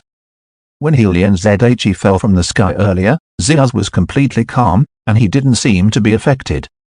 When Golden Eagle Murungzing caught hold of Helian Zhe just above the volcano's crater, Ziaz remained unmoved too. Now that the demon cult's Wang Dubao was chasing after Murungzing and Helian Zhe was in danger again, Ziaz was seemingly unbothered. When looking at this scene, Chen Luoyang laughed silently in his heart.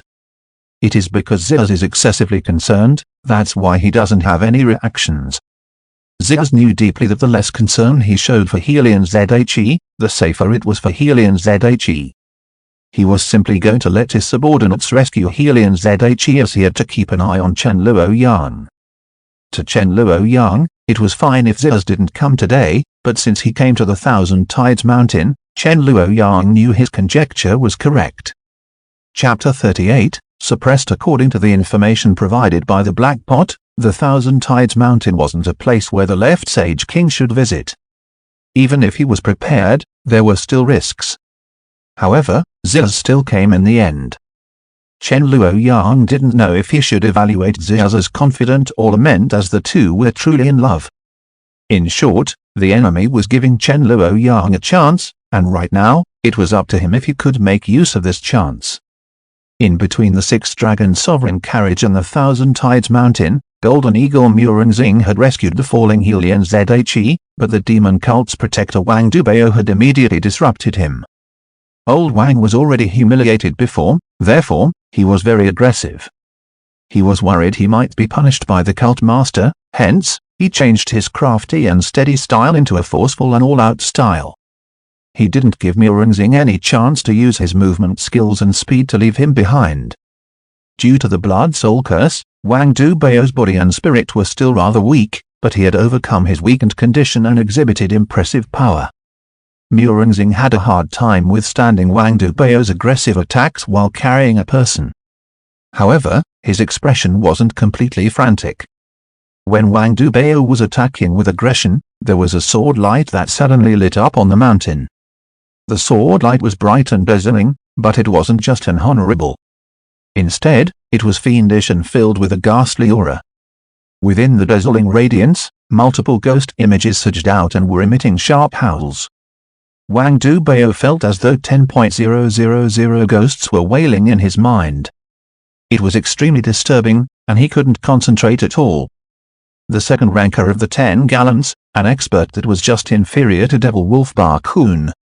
He was Ghost Sword Jiuo Ninglong. Wang Dubeo was familiar with this person as he had personally fought with Jiuo Ninglong previously. Jiuo Ninglong wasn't from the other tribe, he was a Swordeo expert who was very active in the central province back then. However, he had made too many enemies and infuriated the public, making it hard for him to establish himself in the central province. In the end, he escaped to the northern outwalls and sought shelter with the other tribe. He then became one of the 10 Gallants and served the left Sage King Zeus. When he made his move, his sword intent turned into a limitless ghost prison. It was a purgatory filled with countless malicious ghosts. They were all wielding swords and wanting to return to the human world. Wang Dubeo seemed as though he was turning a blind eye to Jiuo Ninglong as he was still charging towards Murungzing and Helian Zhe. As for those sword-wielding ghosts, they suddenly staggered while their swords deviated and missed their targets. They were no longer a threat to Wang Dubeo. Shangwen Song descended from the sky with complicated eyes. The cult master had given the order, and he wasn't able to stay out of the fight. Since Shangwen Song had already made his move, he was no longer conflicted. His face had regained its serenity.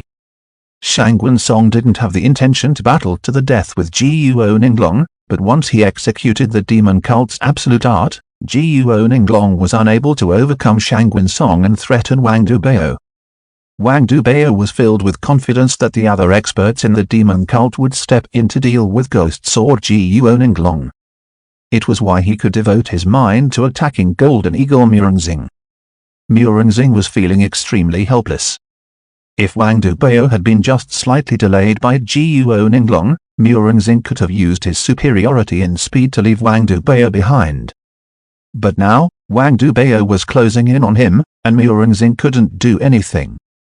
As a result, he had no choice but to throw the immobilized Helian Zhe to the side before dealing with Wang Dubeo's attacks. At the same moment, Zhao Yunshan and Devil Wolf Barkun had also landed. One was a quick and violent tornado, while the other was a berserk desert sandstorm.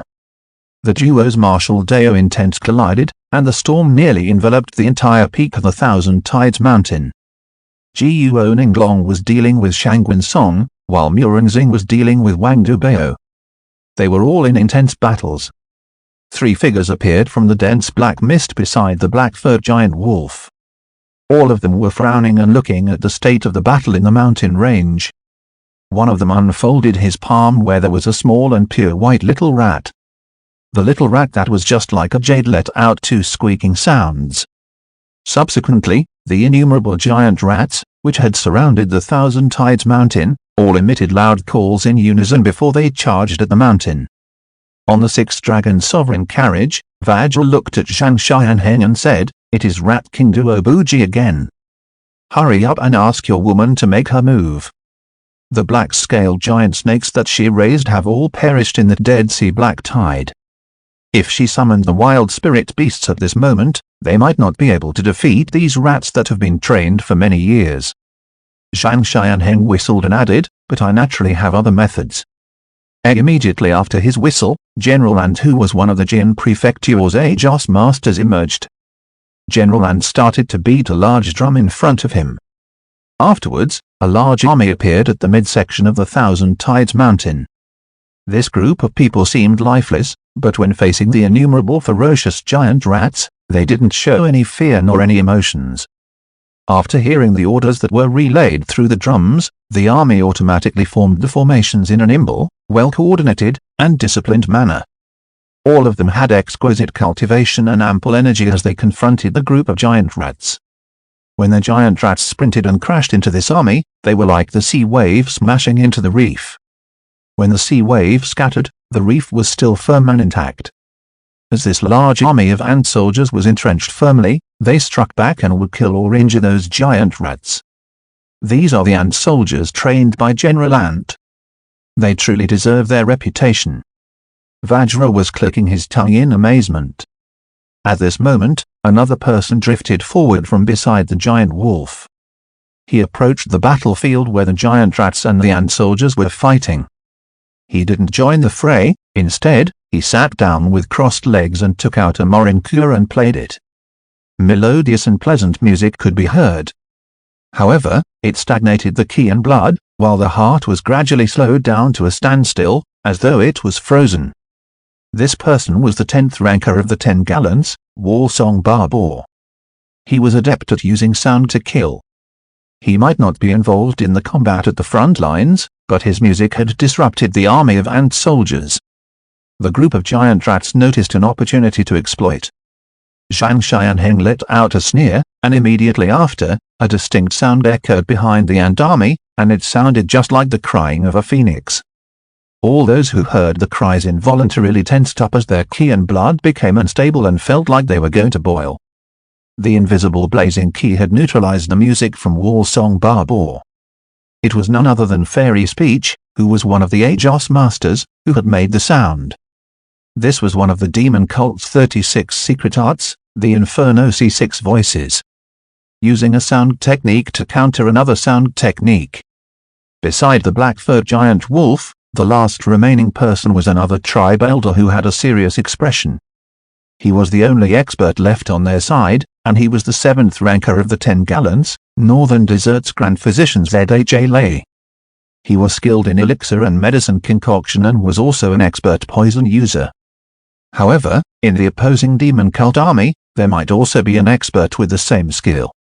During the previous assassination, they had lost the 4th ranker of the 10 Gallants, Black Owl Hank. The 3rd ranker, Mind Ghost Keluntu, had received a backlash from the Blood Soul Curse due to the demon cult master's shout, therefore, he wasn't able to join the current battle. The 9th ranker, Elian Zhe, was immobilized, while the 8th ranker wasn't here. Right now, Zha could only do his best. There was an invisible radiance that flashed when he raised his hand. But as soon as he made his move, the eyes of the demon cult's Daoist insect had also flickered. Madame Fragrance took a glance at Daoist insect and asked, "Is the opposition using poison?" Daoist insect nodded and said, "It is an expert. Grandmother Flower isn't around." "We'll have to trouble you then, Daoist insect." Madame Fragrance let out a lovely smile. Daoist insect also smiled before he gently clapped his hands. Immediately after, countless colorful moths flew across the mountain. When the colorful moths flapped their wings, there was a massive amount of faintly visible phosphorus powder that was scattered in the Thousand Tides Mountain. When Zha saw the situation, he instantly sighed and knew that his attack wasn't going to be effective. Without Barbour's music and Zha's assistance, the giant rats weren't able to penetrate the steel formation of the ant soldiers. In summary, they weren't able to assist Barkhoon, Guo Ninglong, and Murungzing who were on the mountain, and they couldn't rescue Helian Zha either. At this moment, there was a voice that echoed from behind. "All right, enough." Zha and Duo Buji lowered their heads shamefully. "My king." On the giant wolf's head, left Sage King Zaz gathered a pure black overcoat. He then coughed and stood up slowly. Chapter 39, If I Can Suppress You Once, I can suppress you for a lifetime. Chen Luoyang, come down, Xiaz said while coughing non-stop. The two of us will ultimately be the ones to determine the outcome of the battle. The frail and weak man with the overcoat had jumped off the black-furred giant wolf's head and landed softly. He stepped down so softly on the ground that there wasn't any dust at all. However, the entire Thousand Tides mountain had shaken violently. The giant rats and the ant soldiers on the mountain were all stumbling and staggering. On the sixth dragon sovereign carriage, Zhang Xianheng turned to look at his cult master. Chen Luoyang nodded calmly and said, "Withdraw." Zhang Xianheng immediately whistled. The ant soldiers led by General Ant, Daoist Insect, Fairy Speech, Madame Fragrance, and the rest of the demon cult members retreated from the Thousand Tides mountain. At the same time, on the other tribe's side, when left Sage King Xiaz stood up, Rat King Duobuji had also called back his giant rats and retreated along with Warsong Barbour. The strong vibrations to the mountains had caused an even more intense eruption from the volcano. Shang Wensong, Jiuo Ninglong, Wang Dubeo, and Miurongxing were all surprised. They immediately stopped their battles. The next battle no longer involved them. Only Zhao Yunshan and Devil Wolf Barkun were still in a fierce battle. Barkun was intoxicated by the battle and was bursting with wildness. Even with Zhao Yunshan's quick movements, it was hard for him to break away from Barkun. Xiaz coughed and took another soft step forward. The Thousand Tides mountain shook violently again.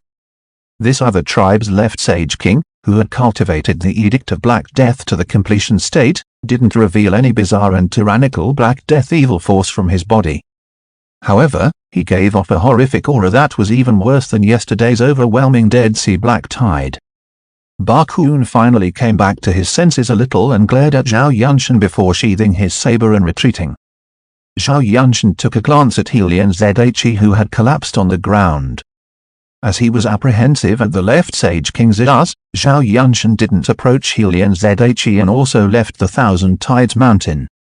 Xiaz appeared to be powerless, and when he walked, it seemed as though his frail body would be blown away by the wind. However, he required just 2 steps to reach Helian Zhe's side. Xiaz didn't say anything and just lifted gently. Helian Zhe's entire body flew up before he landed steadily in front of the Northern Desert's Grand Physician Zhe Lei. There wasn't a need for his king to give the instructions. Zhe Lei immediately carried Helian Zhe and flew far away while he prepared to give Helian Zhe treatment. Futile. Chen Luoyang walked slowly towards the window of the palace and looked down at Xiaz. "Stop your bluff, Chen Luoyang." Xiaz's face revealed a faint smile. "This king is very clear about the Sword Pavilion Lord's injuries. And you are definitely not better than him." While speaking, Xiaz extended one hand out of the pure black overcoat. He raised his palm before slamming down. Above the Thousand Tides mountain, there was boundless black key that appeared out of nowhere. It was dense and viscous, just like black ink. The black key formed a giant palm that looked like it could cover the sun and could even pluck the moon and the stars. The 5 fingers opened up and enveloped the entire Thousand Tides mountain. Subsequently, the palm slammed down with a heavy weight. The Thousand Tides mountain was forced to cave in by the slam. The dazzling coal seam fire under the volcano had been stimulated and started bursting upwards. However, it was forcefully suppressed by the dense power of the surrounding mountains were also in a huge earthquake. Countless cliffs collapsed, and the ground was shattered. Blazing lava oozed out from the ground before getting buried by soil and rocks again. The entire place shook for a long time before regaining its peace. When everyone looked over, the Thousand Tides mountain, which was originally towering high above, looked as though it had been forcefully destroyed. There were only numerous shattered cliffs remaining. The entire terrain had been altered in a split moment. Xiaz's hand was then withdrawn into the overcoat which wrapped him up tightly. "You picked this place to battle with this king. This king came not because he is complying. It is because the location of the battle doesn't make any difference." Xiaz coughed lightly and said, "The world will never remember that there was a battle at the Thousand Tides mountain, because it was already wiped out from existence before the fight. They will only remember that this king killed Chen Luoyang today and that the location wasn't important. The 6 flood dragons that were carrying the palace were rather restless and were filled with fear. Vajra had to constantly appease and tame them. Chen Luoyang stood by the window without a change in expression as he quietly watched this scene. This was the power of a martial emperor. He might have already been prepared, but his heart was inevitably racing. He would be able to execute the stake-all technique, but because he wasn't at his prime, even if he attacked with all his strength, it would only produce roughly the same result. The problem was that Ziyaz could constantly use such attacks, while he could only use it once. However, quality was better than quantity. Most importantly, one should strike at the vital spot. After Chen Luoyang composed his mind, he even felt that this was rather comical. The current Ziyaz made him feel as though it was the same as when the Sword Pavilion disciple was impersonating the Sword Sovereign. Of course, the current Ziyaz was the genuine Black Emperor. But it was still the same. Ziyaz shouldn't have come to the Thousand Tides Mountain. Even though he pretended it was nothing and had taken the chance to destroy the Thousand Tides Mountain. After taking care of you, I have to spend the effort to clean up the mess made by you. Chen Luoyang looked down from above and said to his opponent, Ziyaz, is your aspiration just to give this seat some small trouble? Ziyaz laughed indifferently. Is that so? A pair of pale and frail hands finally extended out from the overcoat. Along with this gesture, Ziyaz's frail body immediately surged with inexhaustible black ki. The black ki then turned into an extensive and boundless black sea that was deathly still. Inside the sea of death, countless figures could be vaguely seen. They then formed a massive face of a demon god. This demon god face wasn't illusory, it had been materialized and truly existed in this world. This was the most prominent symbol of a martial emperor. Their martial Dao intent could be materialized and could affect the real world. It was possible to shift mountains and empty the sea. When entering the 10th stage, martial kings could congeal their martial Dao intent. When becoming a martial emperor, it was the 13th true form stage. When Ziyaz's black god of death appeared, it felt as though all the sufferings of the world had descended. Zhao Yunshan, Zhang Xianheng, Shang Gunsong, and the other martial kings felt their bodies turning weak as though they were ill, even when they were so far away. Young Lady Snake, Fairy Speech, Daoist Insect, General Ant, Azure Dragon 3, Azure Dragon 5, and the other martial masters felt as though they were suffering from a disease. When everyone looked carefully, they noticed that Ziyaz's black god of death actually had 11 eyes on its face. He has surpassed the Edict of Black Death's highest 10th level and self-created the 11th level. Everyone was shocked. No wonder Ziyaz dared to challenge the demon cult master again. Everyone originally thought he was just taking advantage of the cult master's injuries. Stop bluffing, Chen Luoyang. Ziyaz looked at the sky calmly and said, Get down. Chen Luoyang revealed a disdainful smile. Your ignorance is truly hilarious. While speaking, Chen Luoyang's body had a layer of golden radiance, just like the sunlight. This seat can suppress you once. This seat can suppress you for a lifetime. Immediately after, there was a burst of sunlight, and 2 suns appeared in the sky. Chapter 40, You are already kneeling. Before I started there was a saying, there cannot be 2 suns in the sky. However, in front of everyone, there were 2 suns. Apart from the real sun, there was actually an additional radiating and blazing sun that had appeared. The surface of the sun was constantly blazing with golden flames, and the interior was constantly collapsing and reforming. It exhibited an extremely violent outlook and was burning intensely. At the same time, it also contained forceful power. It was extremely hot, forceful, and large. Wherever the sun enveloped, there was charred land, and everything below was chapping. The air was so scorchingly hot that burning sensations could be felt when breathing through the mouth and nose. The light rays were all distorted, and there was a slight mirage. Everyone could barely look up, and due to the dazzling golden radiance, they were no longer able to see the 6 dragon sovereign carriage clearly. However, even under the illumination of the golden sun, there was a figure that was faintly visible. That figure was also pure gold in color and seemed to be even more dazzling than the blazing sun. Great Sun Monarch Body. Plenty of people already recognized that cult master Chen Luoyang was using one of the demon cult's 6 unrevealed absolute arts, the Great Sun Monarch art. There was an extremely high-level ability that was part of this art called the Great Sun Monarch Body. The cultivator could transform into the Great Sun Monarch and rule the land with extreme yang and with force.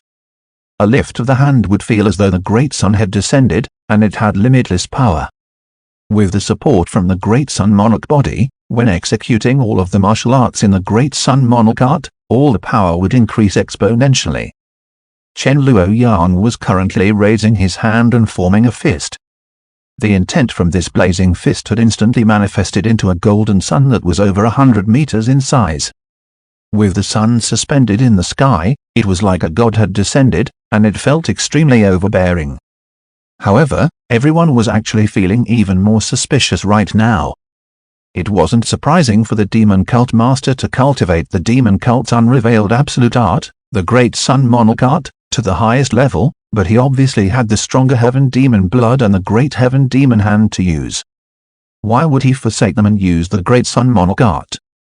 He might be underestimating the Black Emperor Ziyas, but everyone knew that when Ziyas crossed moves with the demon sovereign back then, he had already proven that his Edict of Black Death wasn't afraid of the blazing heat.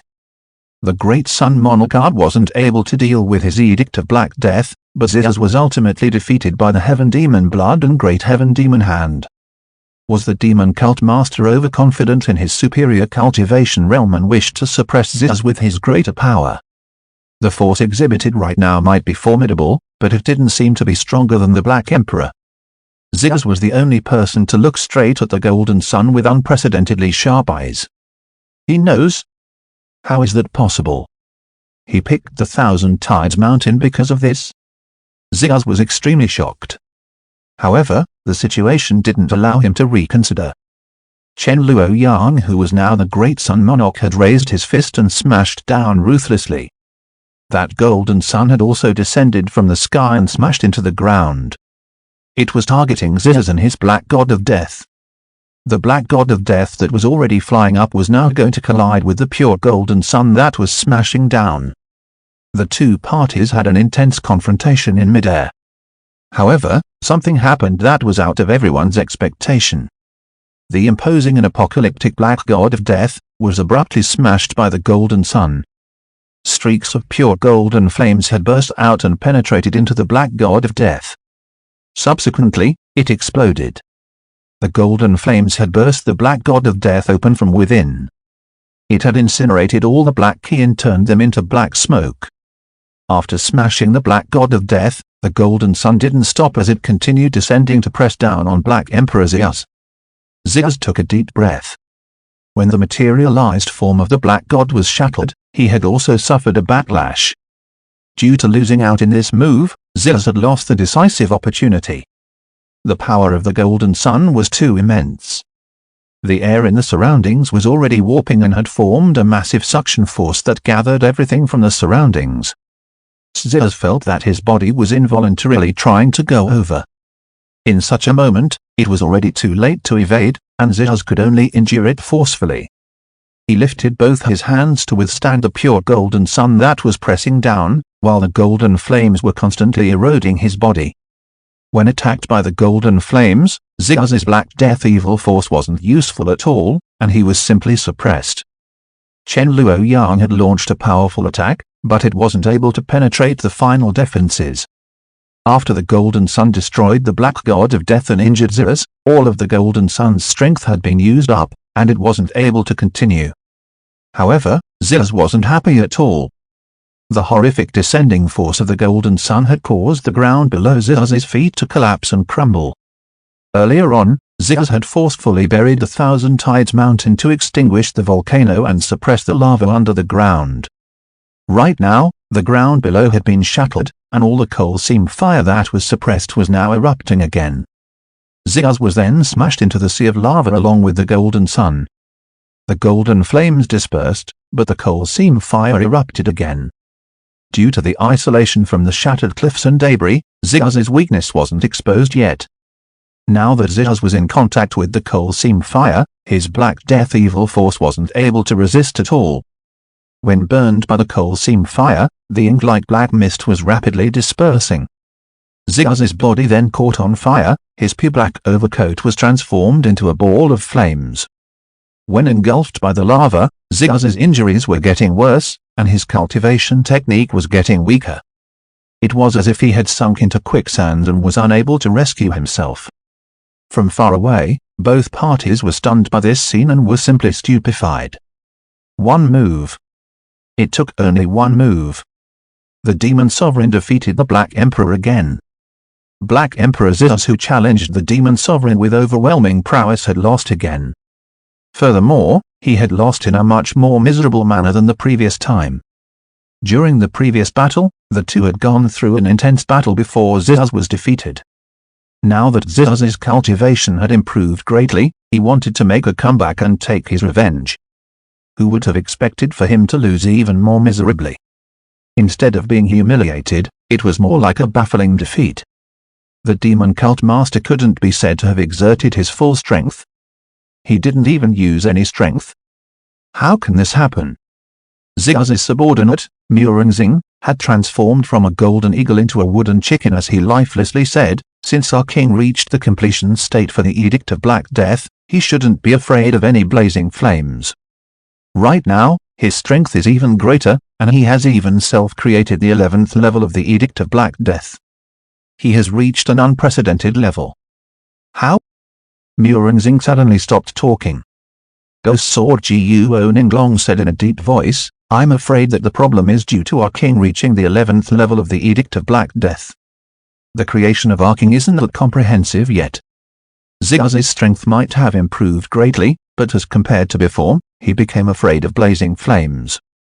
It might only be temporary, and Ziyaz could slowly figure it out in the future, to cover this flaw. However, Ziyaz had to overcome this calamity first." Inside the sea of lava, Ziyaz was struggling to hold on. Above him, the blazing golden sun was gradually dispersing, and the sixth dragon sovereign carriage had reappeared in everyone's vision again. Chen Luoyang was still standing quietly by the window and didn't move at all. Everyone felt a chill in their hearts, while Chen Luoyang was quietly looking at the raging lava below. When his eyes shifted onto Ziyaz, he didn't have a pleased expression nor any satisfaction. He wasn't proud of his achievement. There was only a trace of disappointment. Too weak. Chen Luoyang shook his head. "I blame myself for overestimating you." End of part 1. Novels Hall Dynasty.